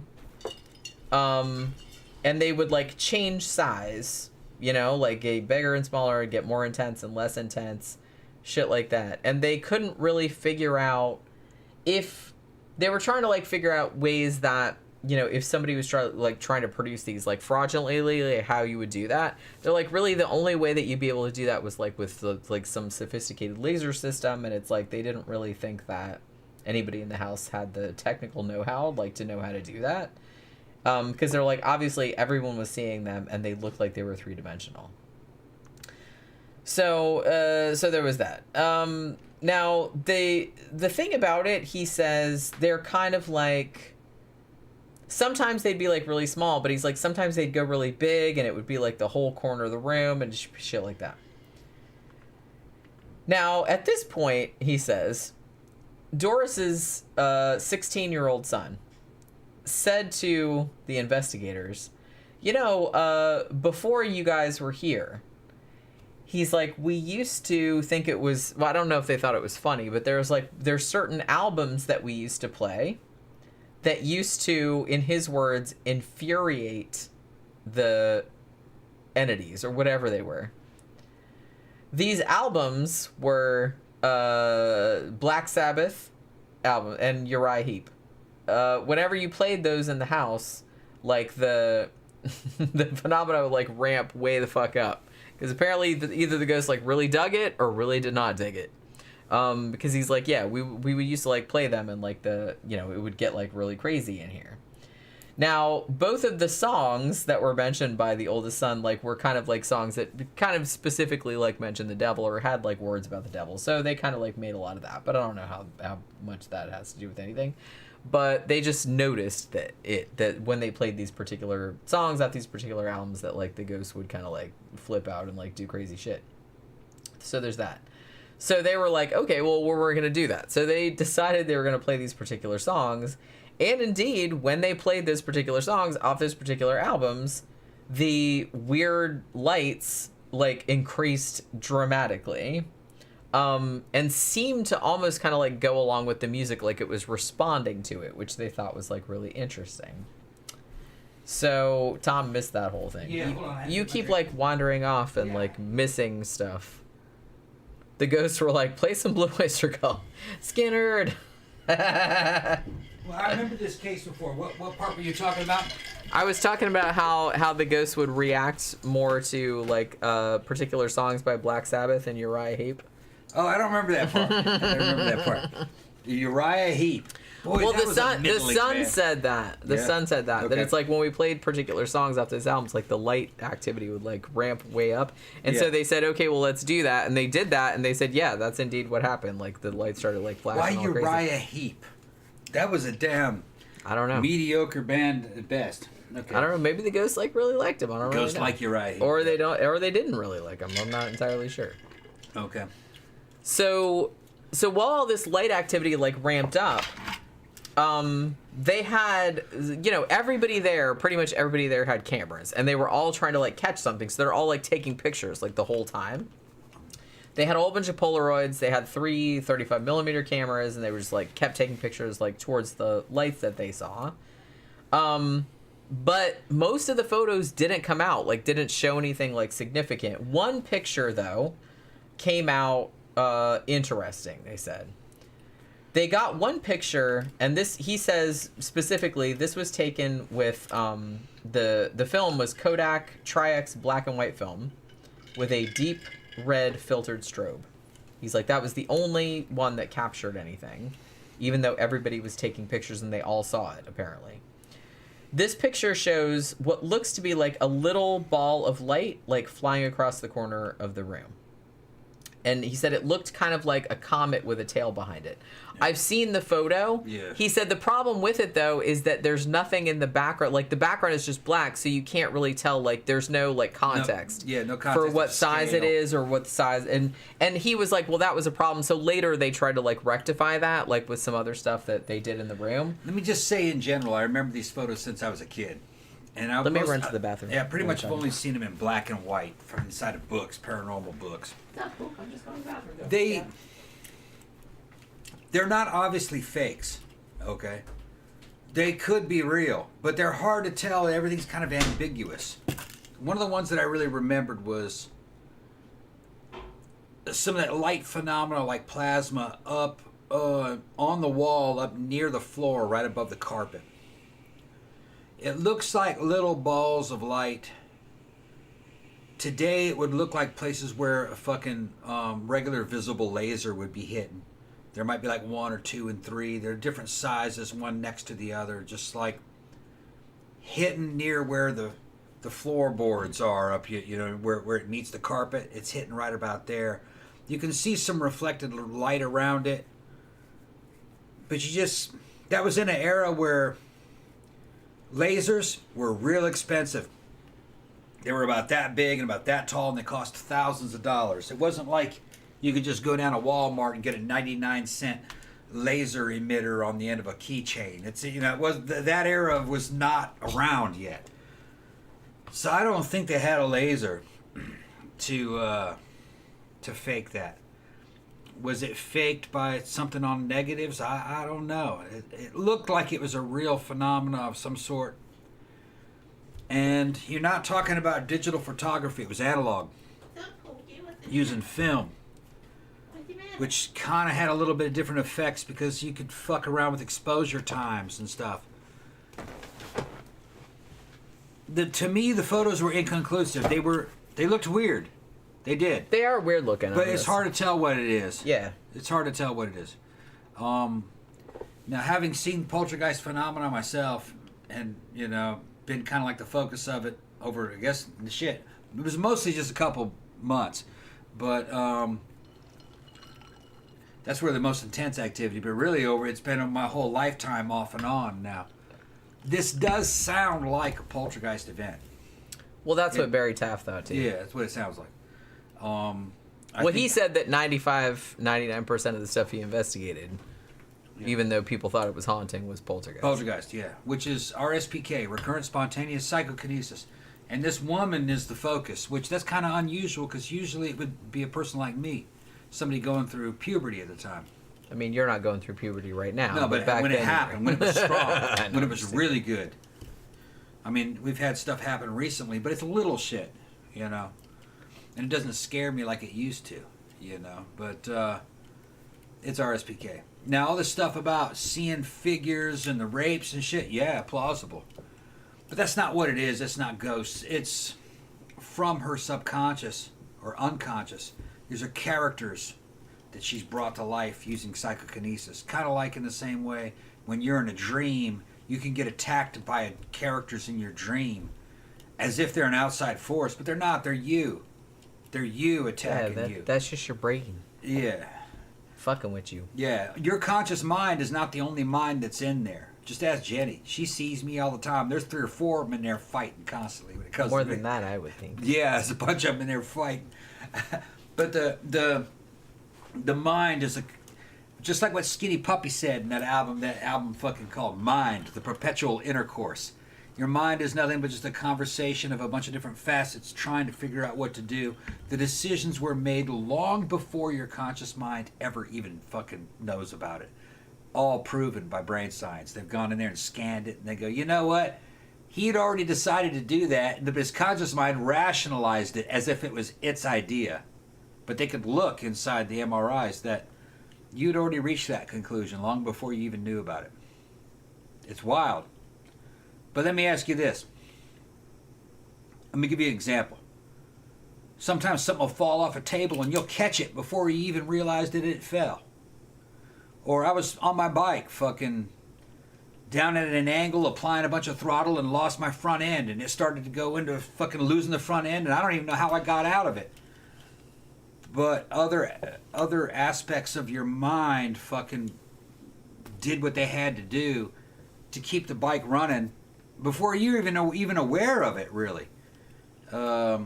Mentioned in Star Wars, the fucking Obi-Wan puts the fucking blaster shields on fucking Luke, and he's able to fucking stop the fucking bolts from the remote without even knowing. He's just allowing it to flow. Because there's certain areas in your mind that are a lot better than the conscious mind. You know, well, you have to think that, I mean, the part of your brain that is kind of like your higher self, if you want to say, like your frontal lobe and all that, because that's a later addition. Yeah. A lot of the shit that's like your reptilian brain, if you want to call it that, is much older. And better at a lot of things. I mean, depending on what it is, but sometimes it can be better at those type of things. At physicality, it's a lot better. And sensing, well, that's why they always kind of tell you, like, look, if you feel really, really strong, like really bad about that, like, you shouldn't follow your gut on everything, because that would be dumb. But in some, like, situations, if you feel like you're walking down the street and you feel like suddenly there's somebody back there and you feel like you're in danger from that person, you probably are. Then probably you should listen to that. Probably you should listen to that, because that's, you know. Jenny says, don't always listen to your gut. I would say listen to your gut about 95% of the time. The other more primitive areas of your brain are much older, and they have been through millions of years of evolution. They're a lot older than the frontal lobes when it comes to reason and consciousness. All right, they are a lot more tested. They're more tested, and they've been more reinforced in the gene pool. Shit like reasoning it out and this and that, that's only for certain tasks when it's safe. Well, like I said, it depends on what it is. Depends on the situation. But the default setting is follow your gut. Follow your gut. Sometimes you can detect treachery and deception. Yeah, I mean, if something feels bad to you, I mean, you should probably listen to that. You should probably listen to that. Don't be all this, oh, well, you know, I feel bad about this, but I'm just, no, this is just my prejudices against this and that. No, listen to your fucking gut. Because every one of them girls that got into a damn fucking car with a serial killer because she was selling booty, she probably had a bad feeling about the dude. But she's like, well... and the thing about it, and this is shitty too, and I was going to bring this up, is that culturally... women in particular are kind of like socialized to not listen to their feelings, because you kind of get that, oh, you're just being silly, or you're just overthinking it, or blah blah blah. And it's so you're also kind of like socialized to be like people pleasers, like don't be rude, don't go that way, don't don't cause conflict, or don't like upset anybody or something like that. So a lot of people, like a lot of women particularly, don't want to, like, even if somebody is creeping them out big time, they don't want to seem mean, or they don't want to seem like, they just don't want to like be rude to that person, even if that person is creeping them out. And a lot of times that will get you in trouble. Very much so. A lot of times that will get in trouble. Yeah. Listen to your instincts. I mean, if somebody is creeping you out, there's probably a reason. Of course there's a reason. There's because probably that a person reason. is putting out all kinds of fucking body language and unconscious signals that your unconscious mind is picking it up from the animal kingdom and giving you certain feelings about it. This dude is sketchy, okay? And he is sketchy. That's why you feel that way. Just run away. just get you. It doesn't matter. It doesn't matter if it's rude. It doesn't matter if it's embarrassing. Just get the fuck out of there. You might get murdered. You might not, but it's like, why do you want to stick around to find out? You don't know that dude. Anytime I'm fucking in my routine and some dude's coming up and giving me something that's kind of out of the ordinary, and I'm going like, well, you know what? What this person is asking for, this really isn't in my favor.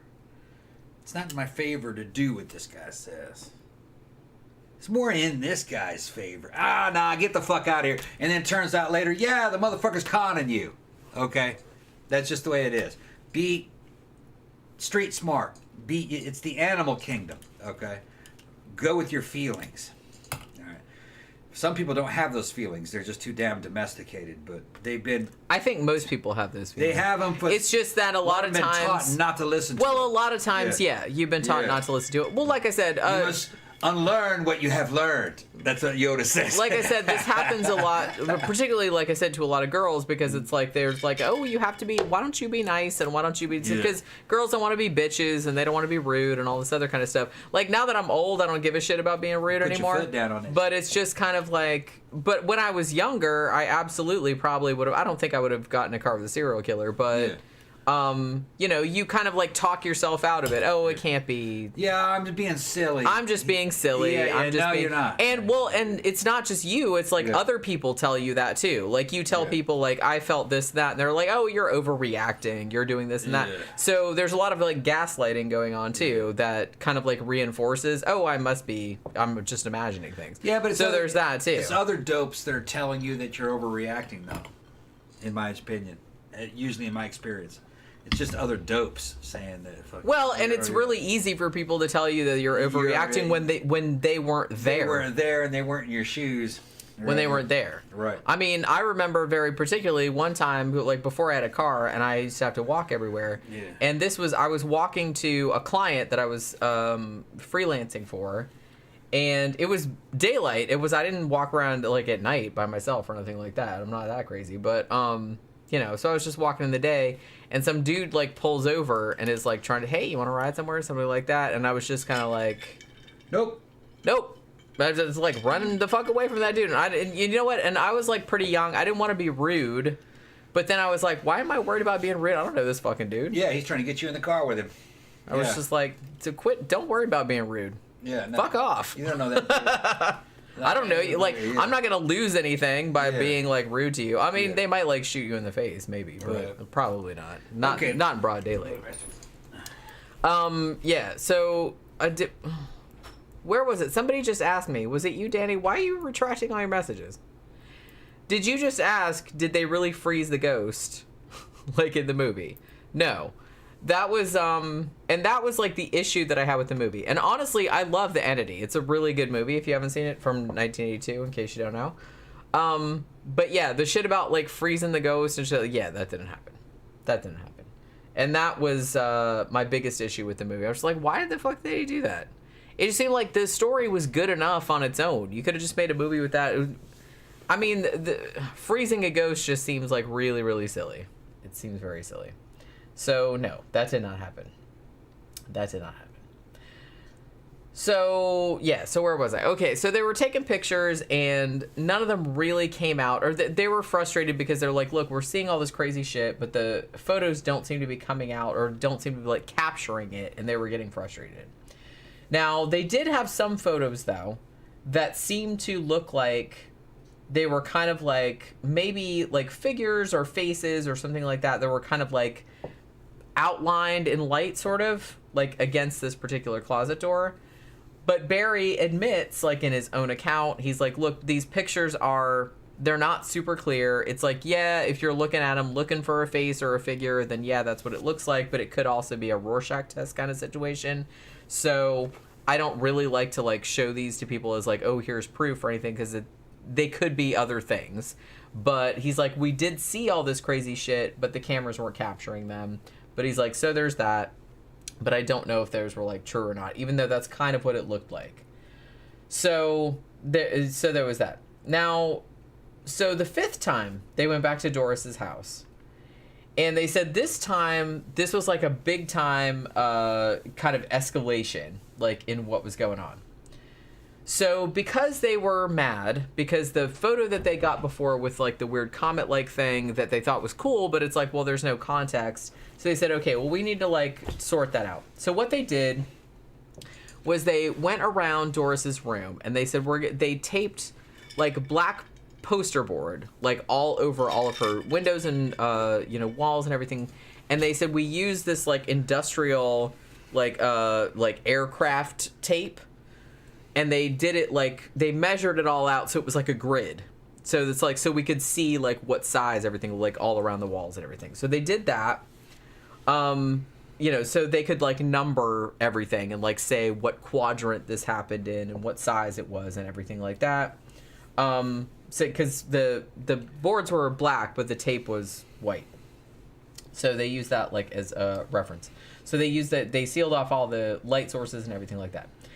Now, they said at this point, the fifth visit, there were more than 30 people in the house observing all of this stuff. Some of them volunteers, there were photographers, all kind of different people were in there.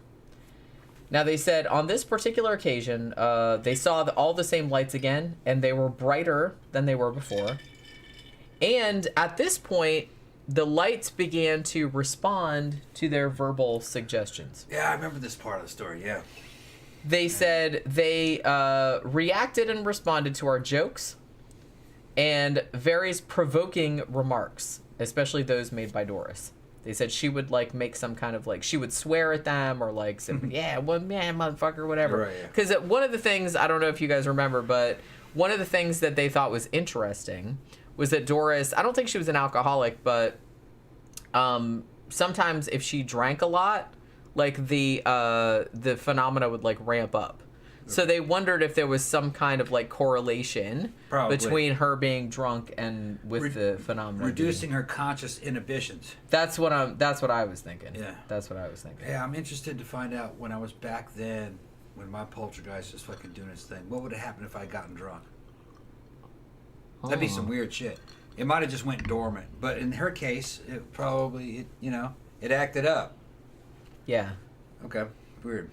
Yeah, and they said I got a weird theory, people. I think whatever you see during poltergeist activity, that's actually an exotic form of physics that could be used in space travel.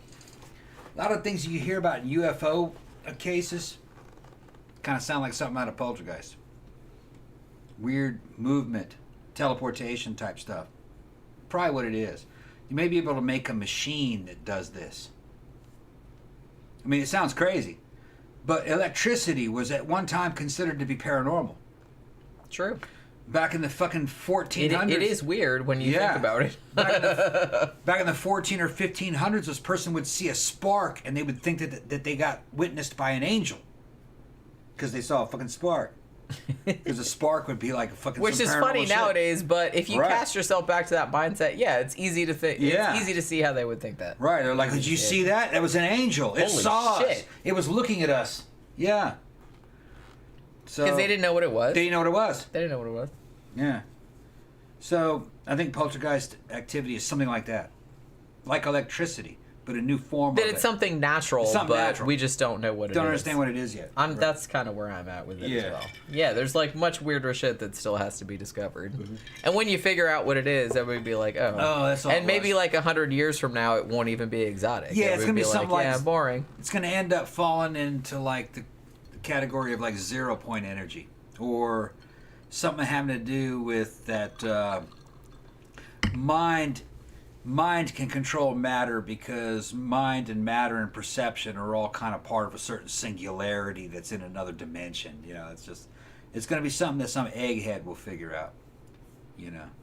Like, oh yeah, that's all it is. Don't shit on the egghead. I'm not talking bad about the egghead. Man, they figure everything out. Yeah. They're the reason that you have a comfortable life nowadays. Yeah, of course. Don't shit on smart people. I'm not talking about it. Some egghead will figure it out. They go, oh, that's all it is. If you look at something sideways like that, it does this. Reality is how you look at it. It's going to be something like a Schrodinger's cat type situation, It's going to be quantum physics, 0 point energy type deal, and that reality isn't as real as you think it is, and that if you change the perspective on the fucking object, the aspect of the object changes. It's going to be something like that. Bearded Dude says, who are you going to call? Frigidaire. Danny Rolling says, oh my god, I love this idea. Some blue frozen ghost pops would have been good marketing idea to promote the film. Just saying. Yeah. because he was asking earlier if they'd actually frozen the ghost like in the movie. No. That was really stupid. That's the fictional part of the damn movie. That was really stupid. I really wish they hadn't gone in that direction. Yeah. What happened to the glasses? I don't know. Must have left them in the restaurant. I mean, Dr. Barry Taff was like pretty pissed off about that too. He's like, look, the real story was cool enough. I don't know why you guys had to like go there with that, because like that didn't even happen, but whatever. Yeah. And that was like, it seemed like up till then it was scarier because it was like believable still. But when you went in that direction, I was just kind of like, come on now. You're freezing the ghost. Frozen ghosts. Come on now. That's ridiculous. Ridiculous. But, you know, what are you going to do?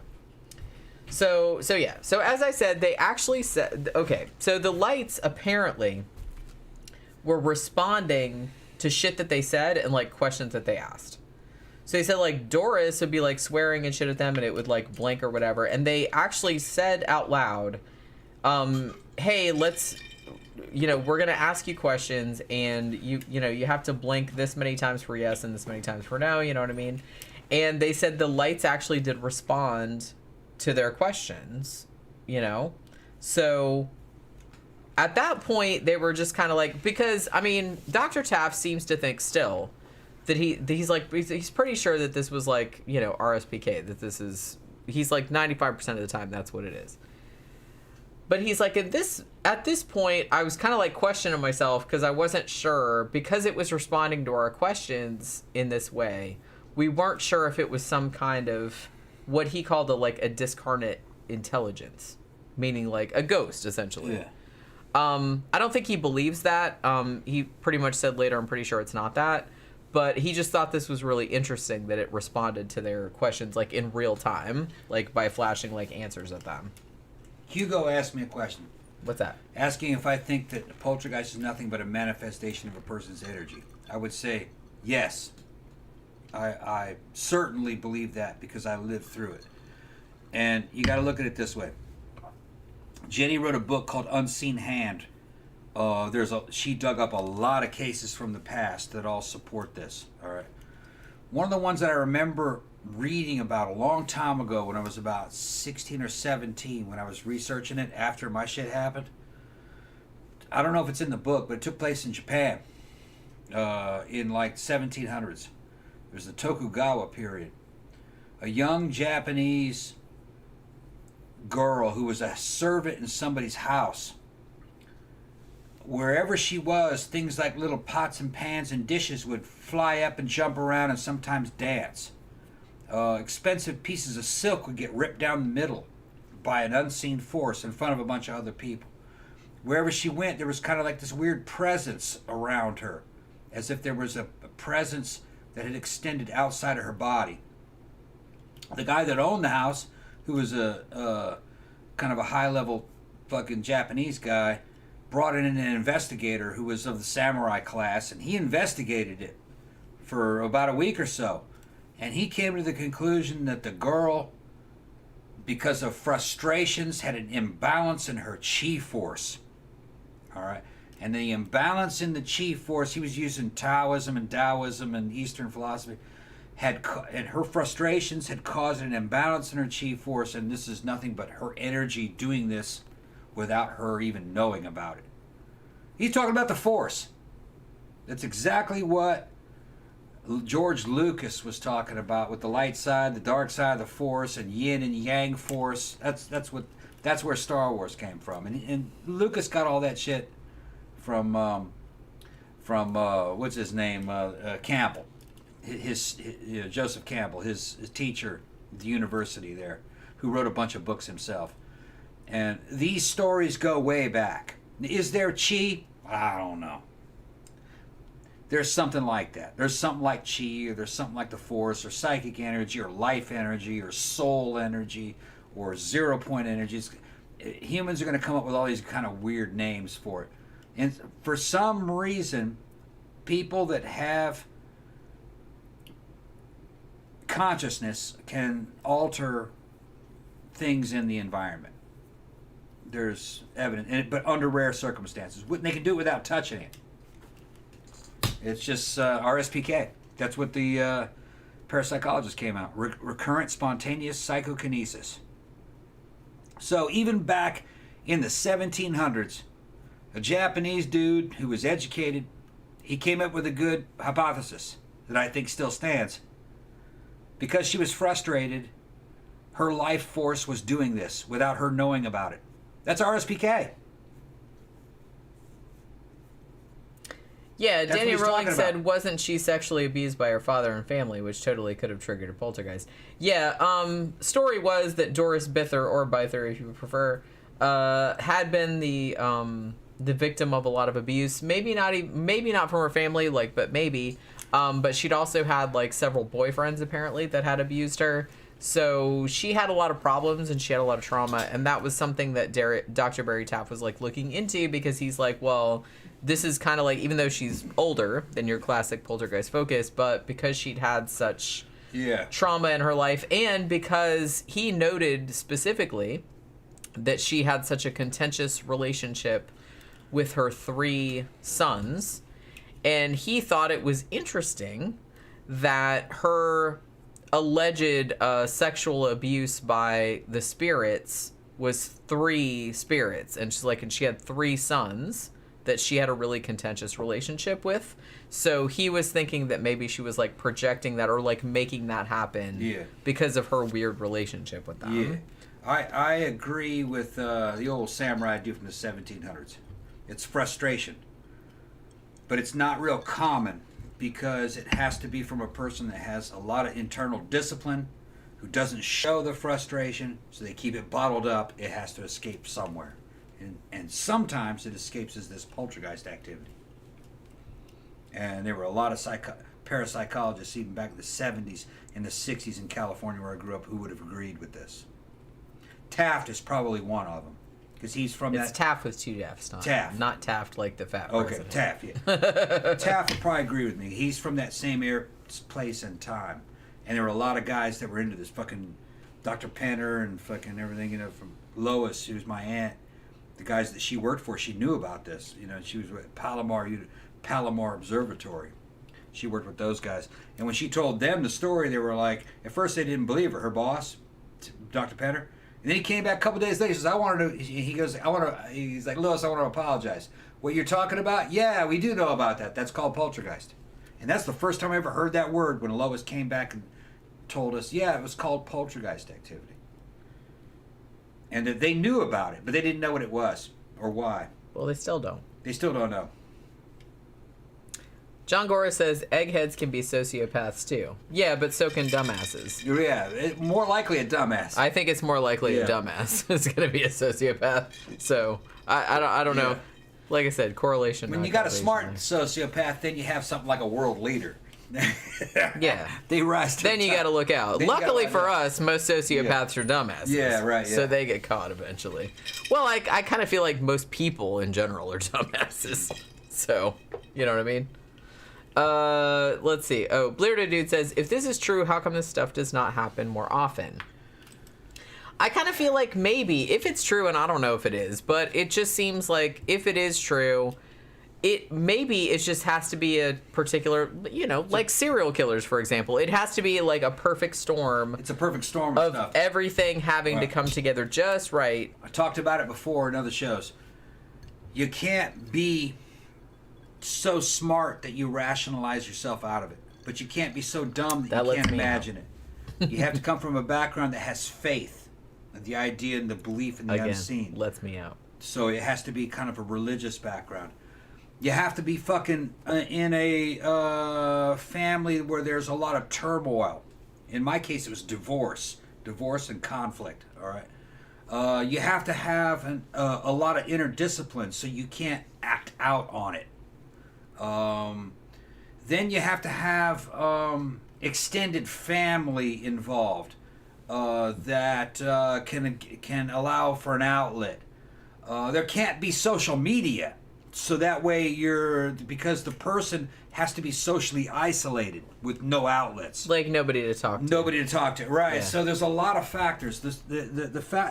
Social media has probably prevented a lot of it. Well, The we idea talked of about... connectivity. I mean, we've talked about social media preventing stuff like the classic serial killer kind of cases before, Right. and I think this is maybe the same situation. I'm not equating like people that experience poltergeist activity with serial killers, but I'm just saying, just in the sense of like rarity and in the sense of it being having to be like a particular confluence of factors that doesn't happen as much anymore. It's frustration and inhibition. You have to have that, or it won't work. Now, there's another way you can do it, based in my experience. Transcendental meditation. You go down the other path of trying to induce an out-of-body experience through astral projection. Okay? Because when I astrally projected, and I only did it once, poltergeist activity fucking broke out around the room during the time where I exteriorized. And that was weird, because my roommate fucking pulled me back in by fucking shaking me and bringing me back in. And then later on, I had a near-death experience in a motorcycle accident. It was only like a week later. All right. So there was a link there, because I tried to astrally project or to exteriorize, because I don't like the word fucking astral projection. That's some new age bullshit. I tried to exteriorize, where to move my consciousness, my point of view outside of my own physical body. And every time trying to do it negates it. You have to allow it. And it's a total surrender. It's like, it kind of feels like voluntary death, to allow yourself to die by natural processes is what it feels like. And you can't have any fear, you just got to go into it. And I've never really been able to do it again. Every time I've done it before, right around a time where it feels like I'm coming out, I'll lose consciousness and I don't remember what happened, like fall asleep. Feels like your head's shaking back and forth, and all of a sudden you're looking down on yourself. And then you're out. That's what it felt like. First time I did it. It's weird. John Gora says David Lynch is a big transcendental meditation guy. Yeah. Yeah, that seems like he's real into now, that kind of shit. He's real into like the I'm going to be subconscious. honest. You take some psychotropic drugs, LSD maybe, or DMT, and then you do transcendental meditation, there's a good chance where you might be able to exteriorize. Might be easier. But well, it's getting rid of some of the roadblocks, I think, is what is, I mean, the value of that. Yeah. Now, a fucking very light dose of morphine might do it. Because that would also alleviate fear. That might do it. And there are other people that have said that it's worked. But, you know, it's on you. But, I mean, if this is something that people can do, whether you're just perceiving it, like whether it's some weird anomaly of your brain that you're just perceiving it, or whether it's actually happening, obviously most people are going to be, like, afraid to do that, because it's like... You're dying. Yeah, that's fucked up. And, like, it's very natural to be, like, afraid of dying. Yeah. So getting rid of that fear, that might predicate... you know, I got to take some drugs to like alleviate the fear, so I can and then it will happen. Yeah, and then that's my theory. I've never tried it. I mean, that seems pretty reasonable to me. Yeah, I think maybe a little dose of morphine gets you fucking high. You know what I mean? And then you go into transcendental meditation where you don't care if you live or die. That would probably help. And then once you're out, you're not constrained by the fucking normal biology. So, because you.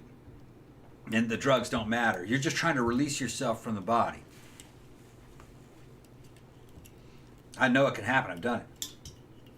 But it was spontaneous.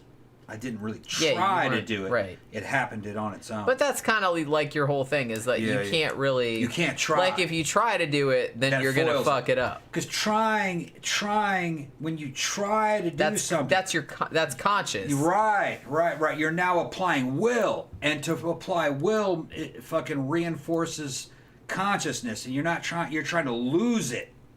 You're trying to go to sleep without losing consciousness, basically. And to release yourself from your body. And effort can get in the way of that. You have to release. A good example I say is a motherfucker, you're sitting there trying to fucking take a piss and a motherfucker's looking at you. It's hard to take a piss when somebody's looking at you. Well, you're trying to die, but you are looking at yourself. So you're stopping it from happening. You have to fucking just release. and die. You won't, but you have to have the fucking faith that you won't physically die, that your body will remain alive. I mean, it's not being harmed. You have an autonomic nervous system. It'll continue to breathe. Your heart will continue to beat. There's no damage. Let it out, you know? But it's easier said than done. Yeah. It's only happened once with me. Well, twice. The second time was a motorcycle accident. And that was a near death. That was NDE. Yeah, that was not OBE. That's very different. Because you were in a coma. I was in a coma, right. But I left before the accident ever happened. I saw myself on the bike going. I never Before even the saw, wreck. Before the wreck. I never even saw the wreck. I was already in heaven. Then the bike and the body continued on to go into the intersection and get hit by the car. Get hit by the car. Yeah, I wasn't even there. I was going on talking to ancestors and talking to fucking spiritual friends and. They're like, come up here for a second. Some bad shit's about to happen. Yeah, you come up here. Well, no, they were going like, oh, I remember you, and oh yeah, I loved you too, and all this kind of shit, you know. And I got these Lord of the Rings bitches talking to me and shit. And then Lord of the Rings bitches. Yeah, well, one of them looked like elves and shit. Yeah, little elves and stuff talking to me. Oh, I know, and they're all different sizes, and the big ones watching me, and I don't know if it's a super ego or a god or whatever. It didn't even matter. Everybody was familiar. And then they go, guess what? You got to go back. It's not your time. I was like, no. But it's so awesome up here with you guys. I'm not staying there. the And they're elves. like, no, you got to do this and that. And they're showing me things. And I'm going, oh, yeah. Like, you still got all this shit. Yeah, I go, yeah, I forgot about that. I forgot. That's Okay, I gotta go back. And then I woke up and it was like about a week later. I got so much shit. I forgot about that. Right. Because it's like a movie I already agreed to watch. It's kind of like me waking up at 5 a.m. going, oh shit, I got so much shit I gotta do still. Yeah, right, yeah. Every day. Yeah. And what was funny is that it's not serious. Yeah. It's not serious. None of it is serious. You agreed to all this. You're like, oh yeah, I forgot. Yeah. Yeah, that's right. Yeah, I don't remember doing that. And you know, and I'm not some new age airy fairy motherfucker. You know, you guys can just look at me and see, I'm a fucking soldier and shit. I'm telling you, that's the way it really is. It was you go back to the pleroma. That's what the Greeks called it. The place where all the gods come from. It was a cosmic singularity. All this fucking singing and shit. It was fucking, what? I mean, I'm good with that, or I'm good with just not knowing anything. Both of those things are fine, so it's well, fine. I was under the impression that if you enter the pleroma, which is like the damn cosmic singularity, you vanish in the cosmos, the sea of soul. That's cool. In other words, it's in Star Wars. In Star Wars terminology, is that you become one with the Force. You lose your individuality, but you love that. You're just going back to where you came from. You can't get all wrapped up inside the individuality. Well, like I said, I mean, that sounds cool. Yeah. And like just falling asleep and not being aware of anything ever. Just like being dead, that's cool too, because you wouldn't know any different. Right. So either way, that's fine. Yeah. That's fine. Because I don't believe in hell or none of that kind of crap. There were hellish regions, I saw them, but they were kind of voluntary. You go in there because that's what you wanted to do. You know what I'm talking about? Yeah. I saw they were like low energy regions in another dimension. They are kind of hellish, but they're as hellish as you want them to be. But when you get sick of that, you'll just come out of it. Yeah, so it's no not reason to worry. It's not something you're forced into. Right. It's like watching the movie.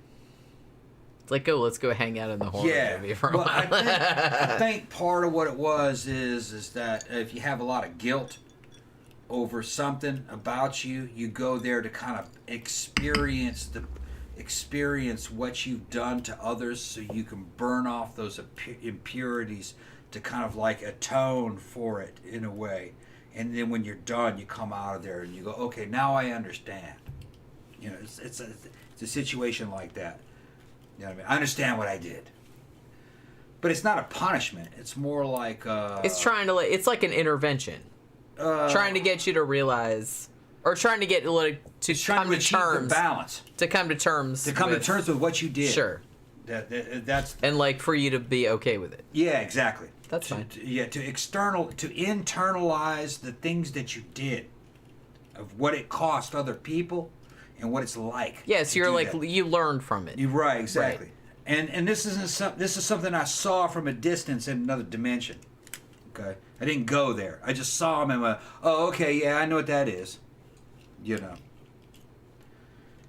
But maybe that's the way people imagine in a near-death experience. I don't think so. I think that's what it was. But like I said, because it seemed like super. That sounds cool. It seemed like super reality to me. It seemed like more real than real.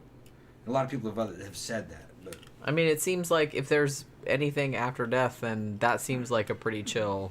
Yeah. After. Yeah. No, it wasn't. It wasn't real. Fucking strict. You know what I'm talking about? It made total sense. It's like, oh yeah, yeah, yeah. And then you're seeing things that are like super beings, you know what I mean, who are godlike super beings going, how you been? How's it? Oh yeah, I see you too. Okay, look, you knew them already. It's not like you're meeting them for the first time. Kind of like your counselor. You know what I mean? Yeah. All of them. And demons type things were more kind of just like insectoid figments of fucking your imagination. They're very simple type. I go to the restroom. Hold on. Danny Rolling says, "What's Friday's movie review going to be, Jenny?" Oh, yeah. We did. It's a movie from 1976 called Jack the Ripper. Jess Franco directed it. Klaus Kinski is in it. It has absolutely nothing to do with Jack the Ripper, other than it being like a serial killer that kills prostitutes in what is ostensibly late 19th century London, but is actually modern day Zurich. But okay. Yeah, neither one of us loved it, gonna say. But yeah, you'll see. That was the movie that we did. That was the one that won. I had been wanting to do a Jess Franco movie for a while, and I just picked this one because I was like, ooh, Klaus Kinski is in it, and it was free on Tubi, and I just came across it randomly.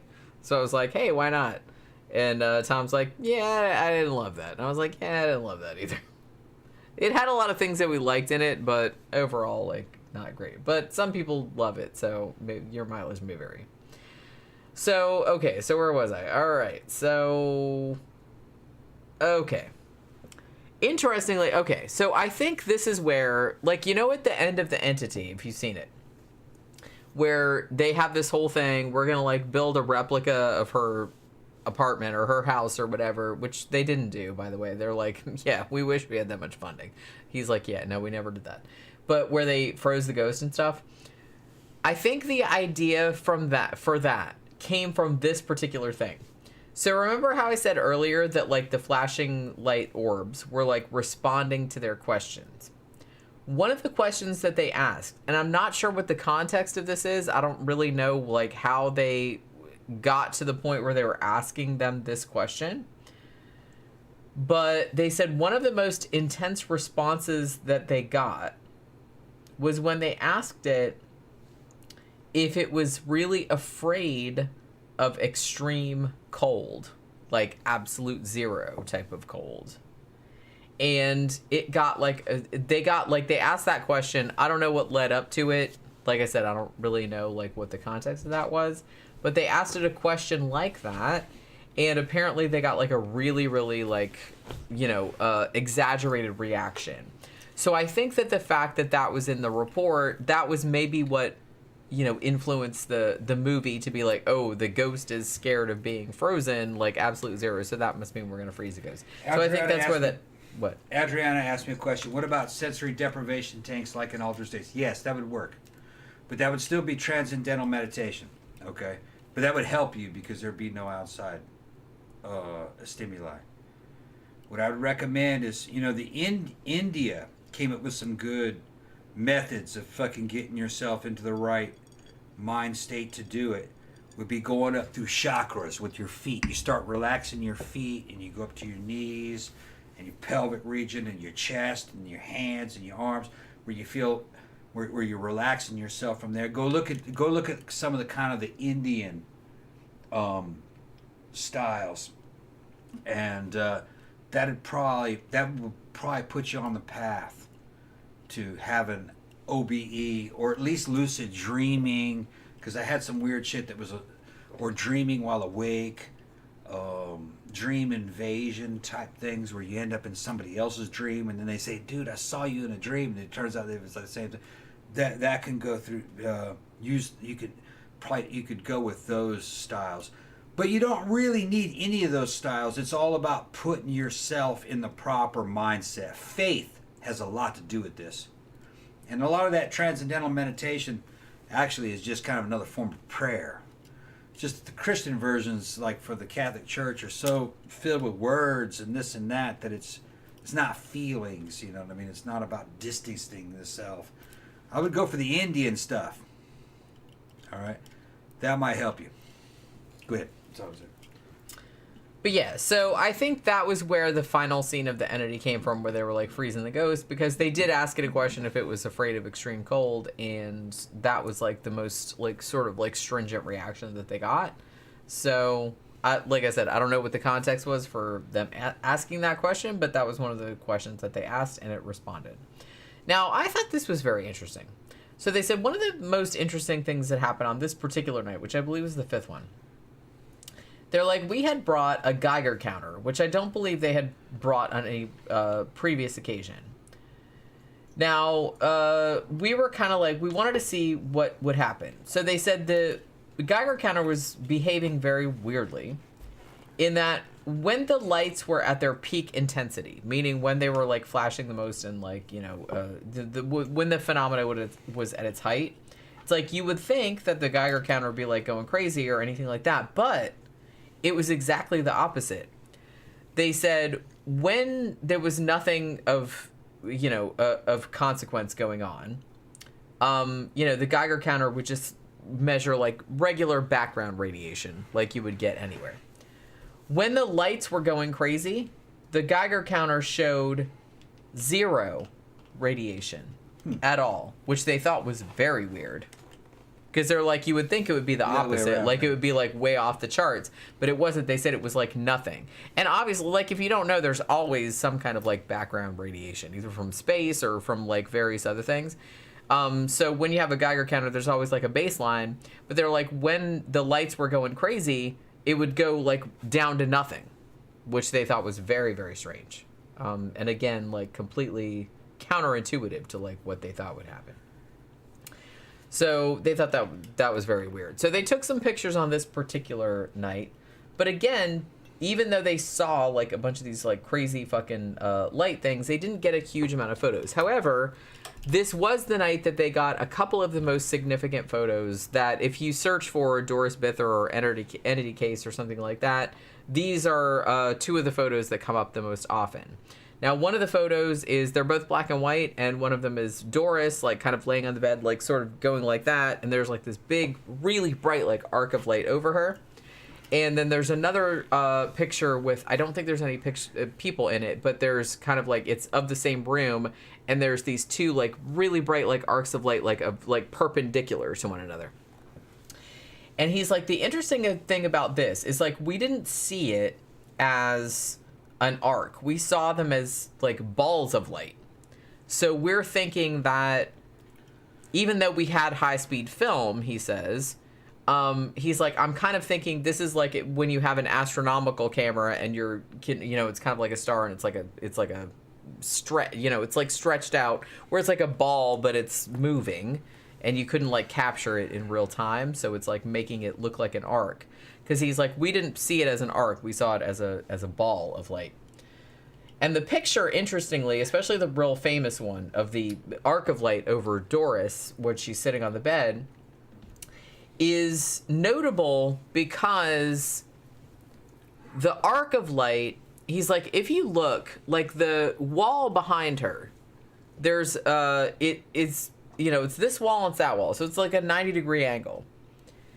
He's like, had the light been projected from another source, the light obviously would have bent with the angle of the wall, as light does. This light does not do that.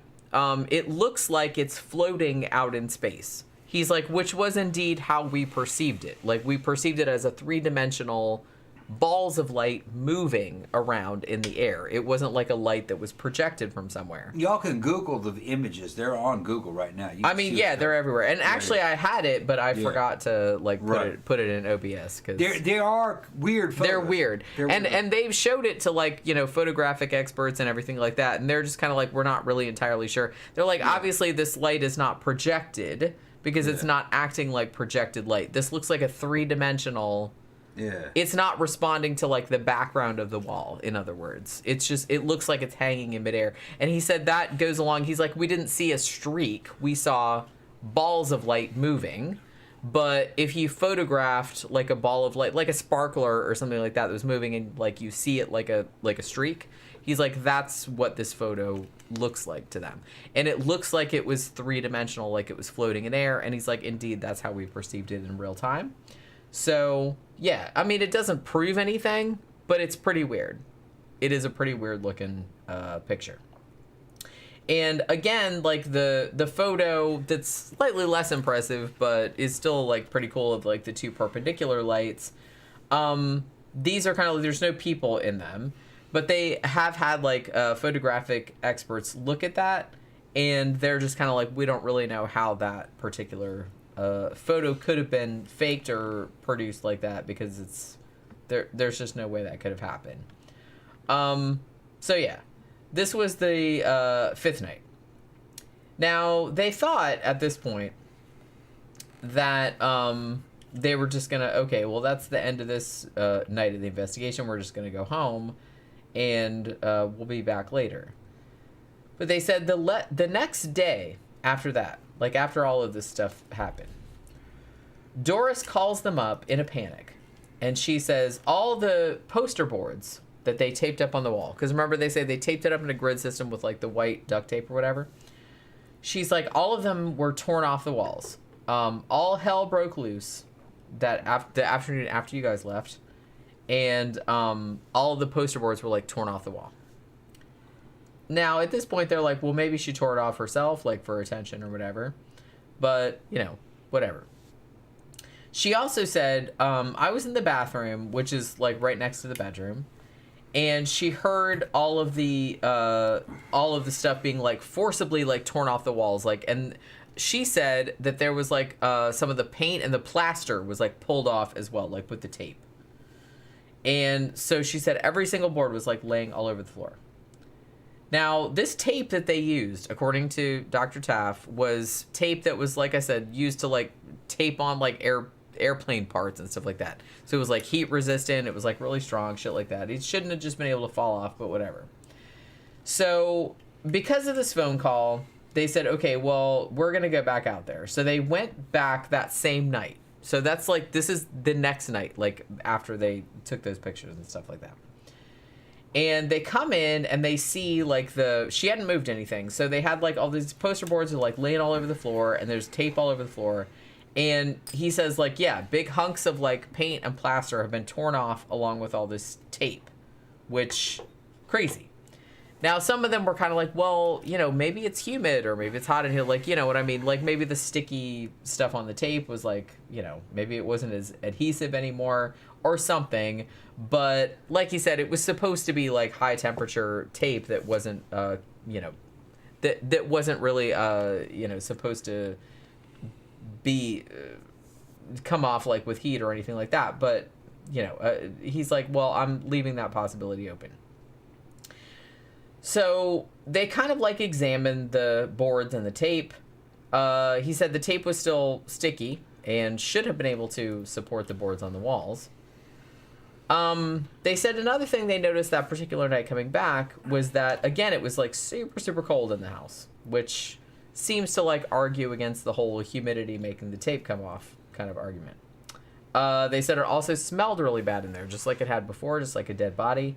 And it was like worse than before. And Doris also said, yeah, a bunch of crazy shit's been happening on, like similar to what had been going on before. So they stayed there for a few hours and then left like at a little after midnight. Now, the 6th time that they came back to the house, this was 5 days after that. And they said this was pretty much very similar to the 5th time they had been at the house. They said they saw like the lights kind of like taking shape, forming partially. They said, and a lot of them saw this, and they've done like recreations of it. You know how they said they'd seen balls of light, right? Well, they said on this particular night, they're like, it didn't come out of the fog, but it was like formed out of these balls of light. They said we all saw what was very clearly the top half of a person. I remember this. Like an apparition. Yeah. They said you could very clearly see the head and the shoulders and the chest. He's like, you couldn't see anything under that, but it was just, he's like, you could see all the muscles in the arms, you could see like the facial features, you could see all of that kind of stuff. He's like, it wasn't, he's like, I know like sometimes they have it like coming out of the fog or coming out of the light. He's like, it wasn't like that. He's like, it was almost like built out of the light. Yeah. Like it was this lime green. He always said like the lights were like this lime green color. That's what color they were. So it was a lime green humanoid figure made like out of half fucking of it. Plasma. That's what he's talking about. Yeah. Part of it. And yeah, a couple And probably times he just said the it looked like highlights. plasma. It looked Yeah. like plasma. I know what he's talking about. Yeah. It's kind of like the clear kind of fucking plasma I saw in the Pure Poltergeist fucking experience of mine. Remember the clear ball? That's what he's talking Yeah. about. You look at it, you're not quite sure it's there. You look up in the side of your eyes, you can kind of say, no, that is there. It's probably what he's talking about. It's kind of like the stuff that you see when you rub your eyes, the weird color. I think that's what he's talking about. Maybe. I mean, Yeah. it does seem like a lot of the people there, he said there were like 20 people there and they all saw Yeah, it. I saw it. Well, he said, and I'm just going by what he said in his interview, because I saw an interview with him earlier today. And he said, when we all saw that, he's like, after that happened, I made everybody in the room, like, write down what they had seen. So we could, like, corroborate. Like, did we all see the same thing? Now, probably most likely what he's talking about, for the listener, these are manifestations of that woman's subconscious. In other That's words, what he thought, too. Yeah, so he thought, okay, yeah, I believe he's right. What we're talking about is kind of like a character in one of her dreams, but she's so fucking psychic and so keyed up with this fucking weird frustration that she's made this thing kind of real. So real people can see it. And it's moving objects. Yeah.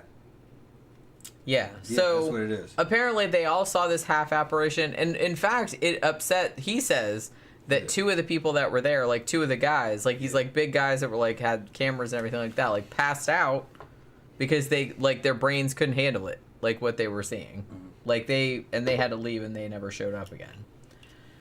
So they said this particular night, after seeing that like half apparition, that the lights were so intense, he said they were basically like illuminating the whole room because, as I mentioned earlier, they didn't have the overhead lights on or nothing like that.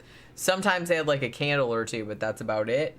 But they usually kept the lights real low because they wanted to be able to see the light anomalies like more clearly. He's like, the shit was so bright that you could like very clearly see everyone's faces. You could see everything in there because the lights were so bright. So they were kind of like, they started like trying to take pictures of it. And he says, it's like, we had a couple cameras and we set them at 5-minute time exposures. So that means they were, the shutter was open for like a really long time. So they're trying to get like these whole like bursts of light activity. Now, they didn't really they also had I think they had a couple of video cameras. I don't know if it was this time, but like a little bit later on. But they were kind of like, these cameras were just kept like taking pictures the whole time. But the weird thing about it, again, was that even though everybody in the room was allegedly seeing all of this crazy light activity, he says all of the negatives that night that they took came out what he calls, quote unquote, perfectly clear, as if no light whatsoever was present to expose the film. So the negative, like, yeah, it would be clear because, like, when you expose it, it would be black. So he's like, even though that shouldn't have happened because there was a lot of light in the room, so if you took a picture, it should have taken a picture of the light, but he's like, it didn't. All the negatives came out completely clear, so the photos would have been completely black. Like, there was absolutely no light. He's like, even though everybody saw light in the room, so much so that we could clearly see everyone's faces. So he thought that was very, very weird. So he's like, well, what kind of light is this? Because it's obviously illuminating things, but it's not turning up on film. So he thought that was very weird. Like I said, this could all be bullshit. I don't really know. But this is what he was saying. So he speculated maybe this is long-wave ultraviolet radiation. Just above visible light. That's what he says. Maybe that this was the light generated by the phenomenon. You know. It could be bullshit, but Taff's been around for a long time. He has. And he's been centered around this case and this case only. I mean, he's been on a bunch of other cases. Yeah, but he mostly talks about this one. Mm-hmm. It's not the kind of situation where you have, like, with the Warrens, where every fucking Tuesday they got a new possession case. Well, in every case that's, like, high up in the media, they're just kind of like, oh, hey, do you need our assistance? It's demons, by the way. So I would say Taff's more credible than them. Yeah. What he's seeing is different than what I saw, but I saw some wild shit, too. Me and my family. Not quite this way. Ours wasn't that visual. More about objects moving. But for me, this is plausible. We saw stuff also. It's just that ours wasn't as well, quite as you visual. saw something that was more like, it wasn't light. It was more like a weird fog. Yeah, fog. A weird fucking fog type thing that you couldn't quite focus on. Or the feeling of being watched up in corners of fucking up towards the ceilings, and you look and there's some kind of weird, kind of clear distortion, kind of like the only thing I kind of like the fucking thing from Predator 1, you know what I mean? You have the fucking weird clear distortion like that, but not as distinct, and you weren't quite convinced that you were actually seeing it. You're like, is that really there, or is that my imagination? But everybody's going, yeah, is that there, or is that our imagination? You know, it's just, you know, it was something. So it was like, you called it a blue haze. That's what you called it. Well, the blue haze, yeah, but the blue haze and the things that would, the round clear balls were different. It was two different effects. I call it a round clear ball, but you weren't really sure that it was there. You just felt that it was watching you. And everybody else was like, is that there? They're like, yeah, I think that is there. It looks like there's something there. When you looked right at it, you didn't see anything, but out of the corner of your eye, you could kind of see like a little round clear ball up near the ceiling in the corners, just like and then in the same place, me and Red would be like, well, it's not there now. Like, oh yeah, it's gone. You know what I mean? It's like it was only there temporarily. So y'all were like seeing the same thing. Yeah, we're like seeing y'all knew that there was something. I don't want to say seeing it. It was like we were detecting it. Yeah. Couldn't see anything. Out of the corner of your eye, you could kind of detect that there was a disturbance there, and like it was watching you. When you looked right at it, there was nothing there. If you looked off to the side, it felt like there was a little bit of a fucking distortion there. But there's just no way to describe it. You had to be there. You know, a lot of it was feeling. So when it came to like optical effects, the blue haze and that weird clear thing, I'm gonna plug the book. Babbitt Mountain Poltergeist. You guys can buy it. I'll tell the whole story there. Jenny fucking does a good job of telling it. Most of it's there. Some of the stuff we couldn't mention exactly where it was, but on the show I'll tell you where it is. And we included some stuff from Wesley that was Wesley's idea of fucking what it was, but I'm not sure how accurate it was. Well, I just went by the like letter. What he said, right? He knew something was up, but he quite couldn't. But Lois and Red were like, "Oh yeah, that shit was fucking bizarre." It was like it was unreal, man. It was just another form of fucking reality, some kind of weird poltergeist activity to fucking distorting reality. It's weird. Objects being thrown, objects being teleported, lights moving. Or you see the switches moving on lights flashing off and on, rocking chairs being rocked, fucking shit was stacking towels everywhere and fucking wrapping them around the back of fucking door handles and weird.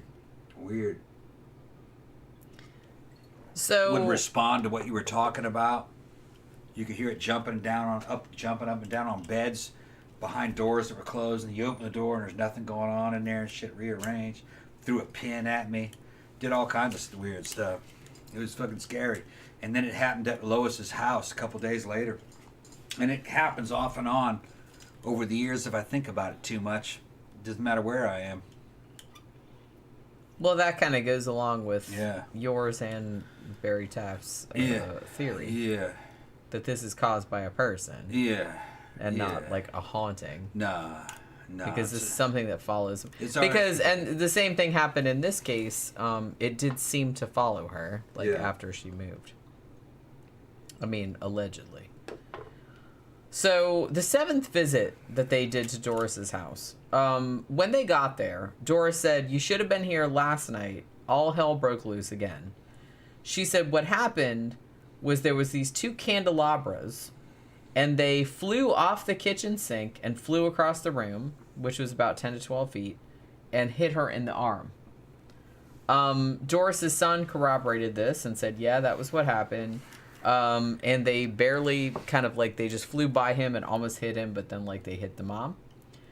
And they also said that the same day there was this big wooden board which had been nailed to the wall under one of the bedroom windows, tore off and went about 15 feet across the room, almost missing the son's head. It just kind of flew by his head. So Barry Taff didn't see any of this, but he was just, they said it happened the night before. So Barry says they saw the bruise on Doris's forearm, which she said came from the candelabras. So again, they went into the bedroom and said that all of the poster board that they had taped up, they had re-taped up, after they had been torn off once again. So again, a bunch of paint and plaster had come off. Now they're well, obviously, Doris could have done this, but it seems strange that she would They said, well, one, she was a really small woman. It's it would seem to take a lot of force to pull all the plaster off the wall. So it's they're not discounting the possibility that she did it, but they're just saying, they're leaving shit open. You know what I'm saying? Now, on this particular evening, the 7th, they brought, I don't want to say with their boss, but the head of the parapsychology department, who was Dr. Thelma Moss at UCLA. And she came along with them this night. And almost as if it was, whatever the force was, knew that there was someone in higher authority there, it didn't do as much that night. I will note too that Frank DeFelitta, the guy that wrote the book, was there also, as well as a bunch of other people. But the fact that she was there, Dr. Thelma Moss, because she had been asking about it and she wanted to come along to the investigation, and they were telling her all this crazy shit that had happened, and so they were kind of hoping that all of this stuff would happen while she was there, but it didn't. So it's really kind of interesting. A couple minor things happened, but nothing approximating what they had seen before. So they did actually tape up all the poster boards again, and they did another seance. They said we saw a couple little kind of bullshit little lights here and there, but it wasn't anything like what they had seen before. They tried to do some more photographs. Nothing came out. Nothing came out on film. And they played the Black Sabbath records and shit like that because they thought, and then it didn't really do anything because they were trying to hype it up because the boss was there. So it's starting and she wanted to see it. She wanted to see it. So they didn't really see any of the stuff that had gone on before. So, you know what I mean. Starting to peter out. Now, one thing that did happen, though, at one point, Carrie Gaynor says, why don't you show us, what a big man you are or whatever. Why don't you tear these poster boards off again, while we're here? Now, apparently, 5 seconds after he asked that, the poster boards over Doris's head did, pull off the wall and, hit her. So shit did happen. It just wasn't as crazy as, what had happened before. So yeah, he said it looked like an invisible hand was pulling the duct tape off, and then the boards were coming off, and it was just poster board. It wasn't wood or anything, but they were kind of pulling off and flying across the room, and they did kind of hit her. So she saw something like a hand, an invisible hand. I mean, they didn't say but they just said it looked like something was pulling it. Okay. You know, it just looked like something was pulling the tape off. Okay. You know what I mean? Yeah, I've never seen that. Okay. Mm. So in my case, nothing ever moved if you were looking directly at it. It's always something out of the corner of your eye. I mean, I don't know if they were looking direct. Yeah. I mean, I would think that they probably Right. were, because he asked it, "Hey, tear these boards off the walls," because the entity apparently had torn the boards off the walls twice before, Yeah. although they hadn't seen it firsthand. But this time, so they asked it. They're like, "Oh, well, if you're so big, why don't you do it like while we're looking at you?" Jenny's seen my poltergeist, and fucking the other Jen, the hottie with the fucking black hair that I showed you guys earlier, her and her husband were sitting right on the couch when... Yeah, my they shit were did. here, like when the... Yeah, it wasn't this house, it was the other house. When that fucking damn remote flew off the fucking Yeah. table and landed on the ground. Boom. And then I stood up. I was like, what the fuck was that? And I looked down, there was some fucking coins at my feet. A stack of them. That was some weird shit. Stack of coins. How'd them fucking coins get there? They were from my fucking bedside. Yeah, That was some weird shit. it was. Yeah. But Yeah. one thing that he did note about this particular visit, he's like, well, unlike most of our previous visits, Doris was a lot less emotionally volatile. It's like she was a lot more chilled out. She wasn't drunk. Like I said, generally the drunker she got, like the crazier the phenomena would get. Yeah. But because she was like pretty chill and like pretty sober this time around, they are thinking that maybe that's why it wasn't as crazy. They're like, we don't know if that's why, but he's like, I'm just speculating that maybe that's why it wasn't like as crazy enough. So he was kind of like bummed out because like, even though a couple like minor things did happen, he was kind of hoping that like more shit would happen because, you know, like I said, the fucking head of the parapsychology department was there.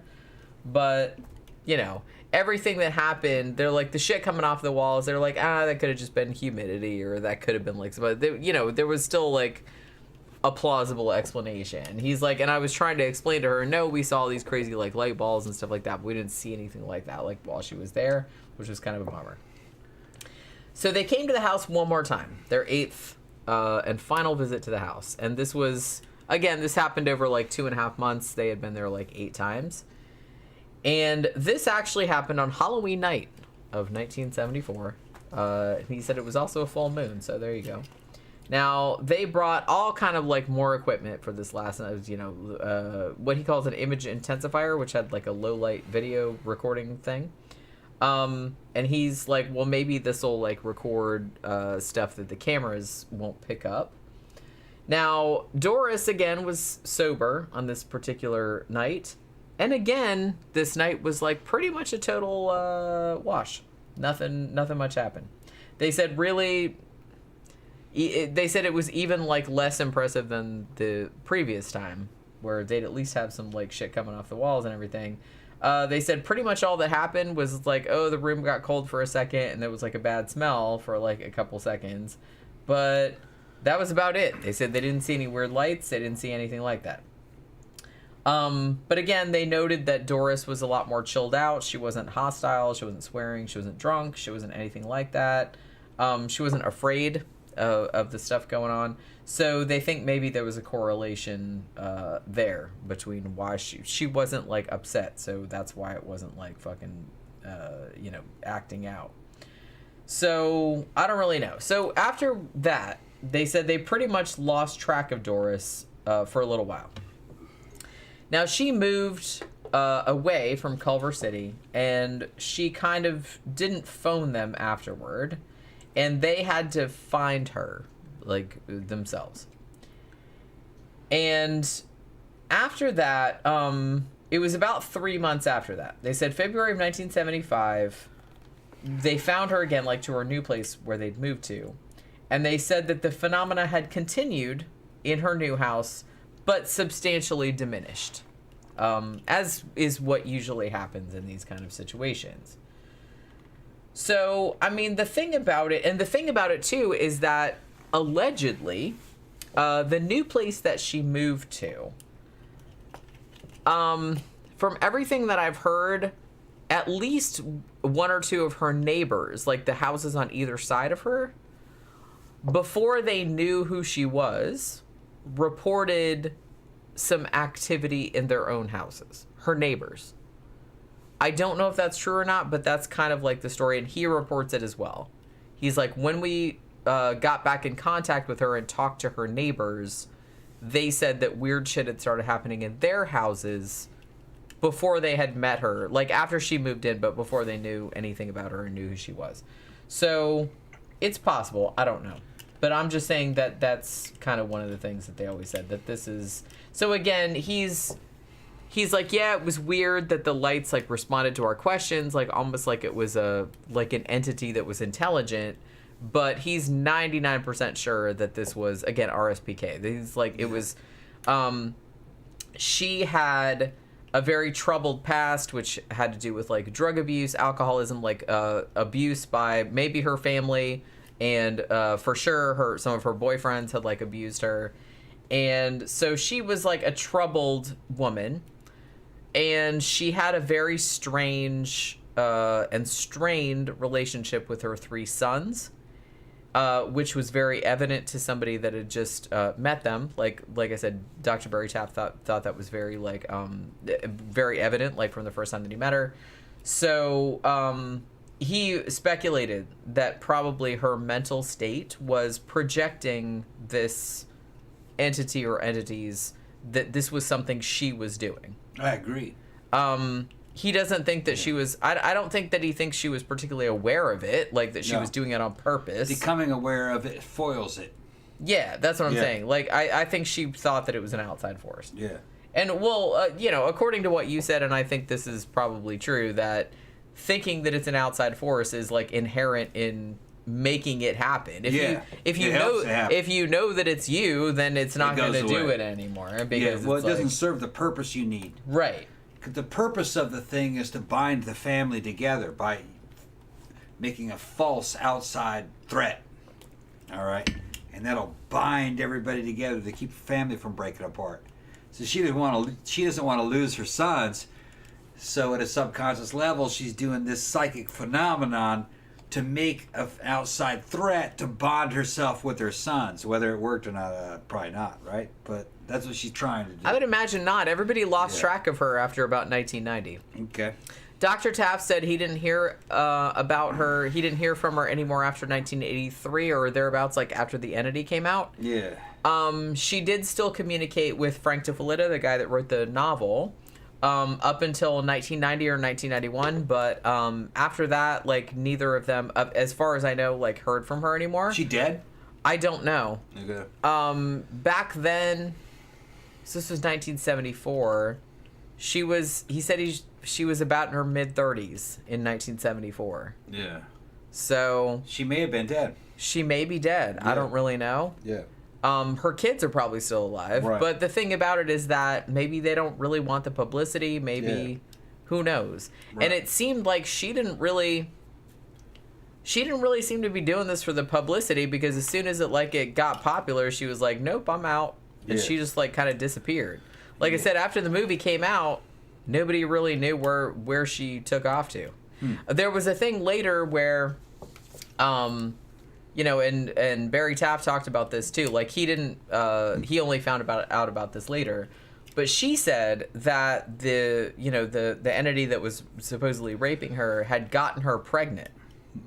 Okay. Now, apparently she did kind of go, but it's a hysterical pregnancy, which does happen sometimes. Yeah.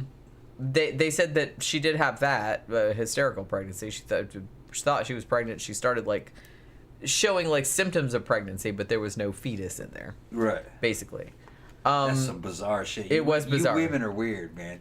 You women are weird. I'm sorry. How the hell could you have so you can fake your own pregnancies if you believe in enough? I've never done that. But that's weird. You really have to believe it very strongly, I would imagine. I don't think I have the capacity to like believe some shit like that. That's strongly. Some weird shit. I'm sorry. Yeah. Women are alien creatures. No, I can understand it. It's like psychosomatics, you know. It's funny to me though how dudes are like so like weirded out by like, I guess because y'all don't have babies we don't have it. or periods or anything like that, so it's like a really alien-like concept. Yeah, you're like, what? You think like, you're it's pregnant? really not that weird to me. You like, think I've you're never so pregnant that you get pregnant, but there's no baby. I've never had a baby. Damn. But it's not like that weird of a concept. That's some weird shit to a man. I guess I was thinking about it. Well, I was thinking about it the other day because I was reading, like, you know, if you read, It's a ghost baby. It's a ghost baby. If you like listen to my book reviews, I just read Scott Smith's A Simple Plan, which the Sam Raimi movie was based on. It's an excellent book, by the way. It came out in the early 90s. If you're into like thrillers, like really dark fucking thrillers, it's excellent. And the funny thing about it is that the dude that's the protagonist, like his wife is pregnant, and there's a couple scenes in there where he just keeps like touching her belly and like the baby's like kicking and stuff, and he's like completely like weirded and grossed out by it because like, oh my god, like there's a person in there that's like fucking weirding me out. Which, like I said, if you think about it from that point of view, yeah, it sounds like pretty weird. I guess to me it's not weird because, you know, that's just like what happens. It's natural. But yeah, I can see from a dude's point of view how they're like, oh my god, there's another person in there, grody. Yeah. But I'm assuming that's where you came from too. That's where people come from. Yeah. You came out of someone's body. I hate to like be the person to break that. Motherfuckers are detached from reality nowadays. It's biology, bitches. Well, that's what I'm saying. It's not really that. Well, I think that's kind of an extension of like why I'm so amused by why dudes are so grossed out by menstruation, because I'm just kind of like, okay. Okay, I got all kinds of chicken. This is the end of the show? I think so. Yeah, I just said, they lost track of her. So as far as I could tell, I tried to like find out what happened to her. Right. And apparently nobody's really heard from, like I said, Frank DeFelitta heard from her in the like 1990 or 1991 thereabouts. She's got to be in the 70s by now. But as far as I know, nobody's heard from her since then. I wasn't gonna like look her up on Facebook. Jesus Christ, she probably wants to be left alone. She's an old woman. She's probably an old woman by now. Facebook. She's in her 70s. And obviously she didn't want to make any money off of this shit or anything like that, because as soon as the movie came out, she's like she disappeared, and nobody really knew anything that happened to her. But so I don't know. Was she a crazy person? I don't know. I kind of feel like maybe she had some issues. But I think those issues were maybe causing some, like, fucking crazy shit to happen. Right, yeah. I don't know what to think. A lot of people, like, saw weird-ass shit in this fucking house. Taff said she was disturbed. But he also said the phenomena was real. So a lot of people saw it. Yeah. Well, that's the thing, though. It's like maybe you have to be kind of disturbed for this shit to happen. Yeah, you got to be frustrated and fucking pissed off. Yeah, she had a lot of problems. Right, but like I said, maybe you have to have a lot of problems. From my experience, I mean, because the phenomena that's described in this, that many people witnessed. Yeah. It's crazy. I mean, they saw some crazy shit.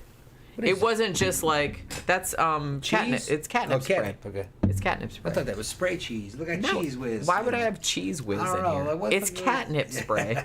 I spray it on her. I have another one that's already open. I bought it in a 2-pack. Look like Cheese Whiz. When she gets sick of her toys, I spray catnip on the toys so she plays with them again. Okay. You know? Yeah. Duh. Adriana says, Wikipedia says Doris Bither died in 1999. Oh, okay, yeah, that makes sense. Okay. All right. I kind of figured she must be dead by now. But I mean, I kind of feel like she fell out of the public consciousness. It wasn't like she was trying to cash in on the shit. Right. She really seemed like she didn't even want to hear 1999, she wasn't that old when she died then. Yeah, if she was in her mid-30s in 1974. So she was in her 50s, how old maybe. Is that? 50s when she died. Okay, well, look, I got chicken down there waiting for us. You want some chicken? Sure. Okay, go ahead and shut it down. All right, 4 hours and still coherent. I know. I'm proud of us. 4 hours? Wait, did Kanavasan just show up just now? Oh man, go ahead and check out. Come on. Yeah. All right, I'm gonna go start the show. I was like proud of us that we were going like 4 hours, but yeah. I mean, this is a crazy ass case. Like I said, I'm not a super like believer in paranormal kind of shit. I mean, you know, up to a point. But a lot of people saw this. It was weird shit. I'm not saying it's supernatural. I'm not saying it's nothing like that. But it is pretty weird that they all saw what they saw. And I do think it's significant that Doris Yeah, she had some issues, but I don't think she was just trying to like do it for the money, obviously, because I don't really know how much money she got out of this shit, and she just like pretty much disappeared afterward, and she didn't really try to like stay in the limelight. So I don't know what her motivation was, but this is a pretty fucking weird case by any fucking stretch of the imagination. So yeah, if you haven't seen The Entity from 1982, then definitely check that out. Now keep in mind, it's exaggerated, obviously. The ending of it, where they freeze the ghost, that absolutely did not happen. And it's a little bit out there. That's kind of where the movie loses me. But other than that, it's like a really good movie. It's just, it's not, it goes kind of off the rails, like in the last act. But up to then, it's like, it's very, very good. So, there's that. All right, so we're gonna wrap it up. Well, I'm gonna wrap it up because he already took off because he's like, I'm hungry, I'm going.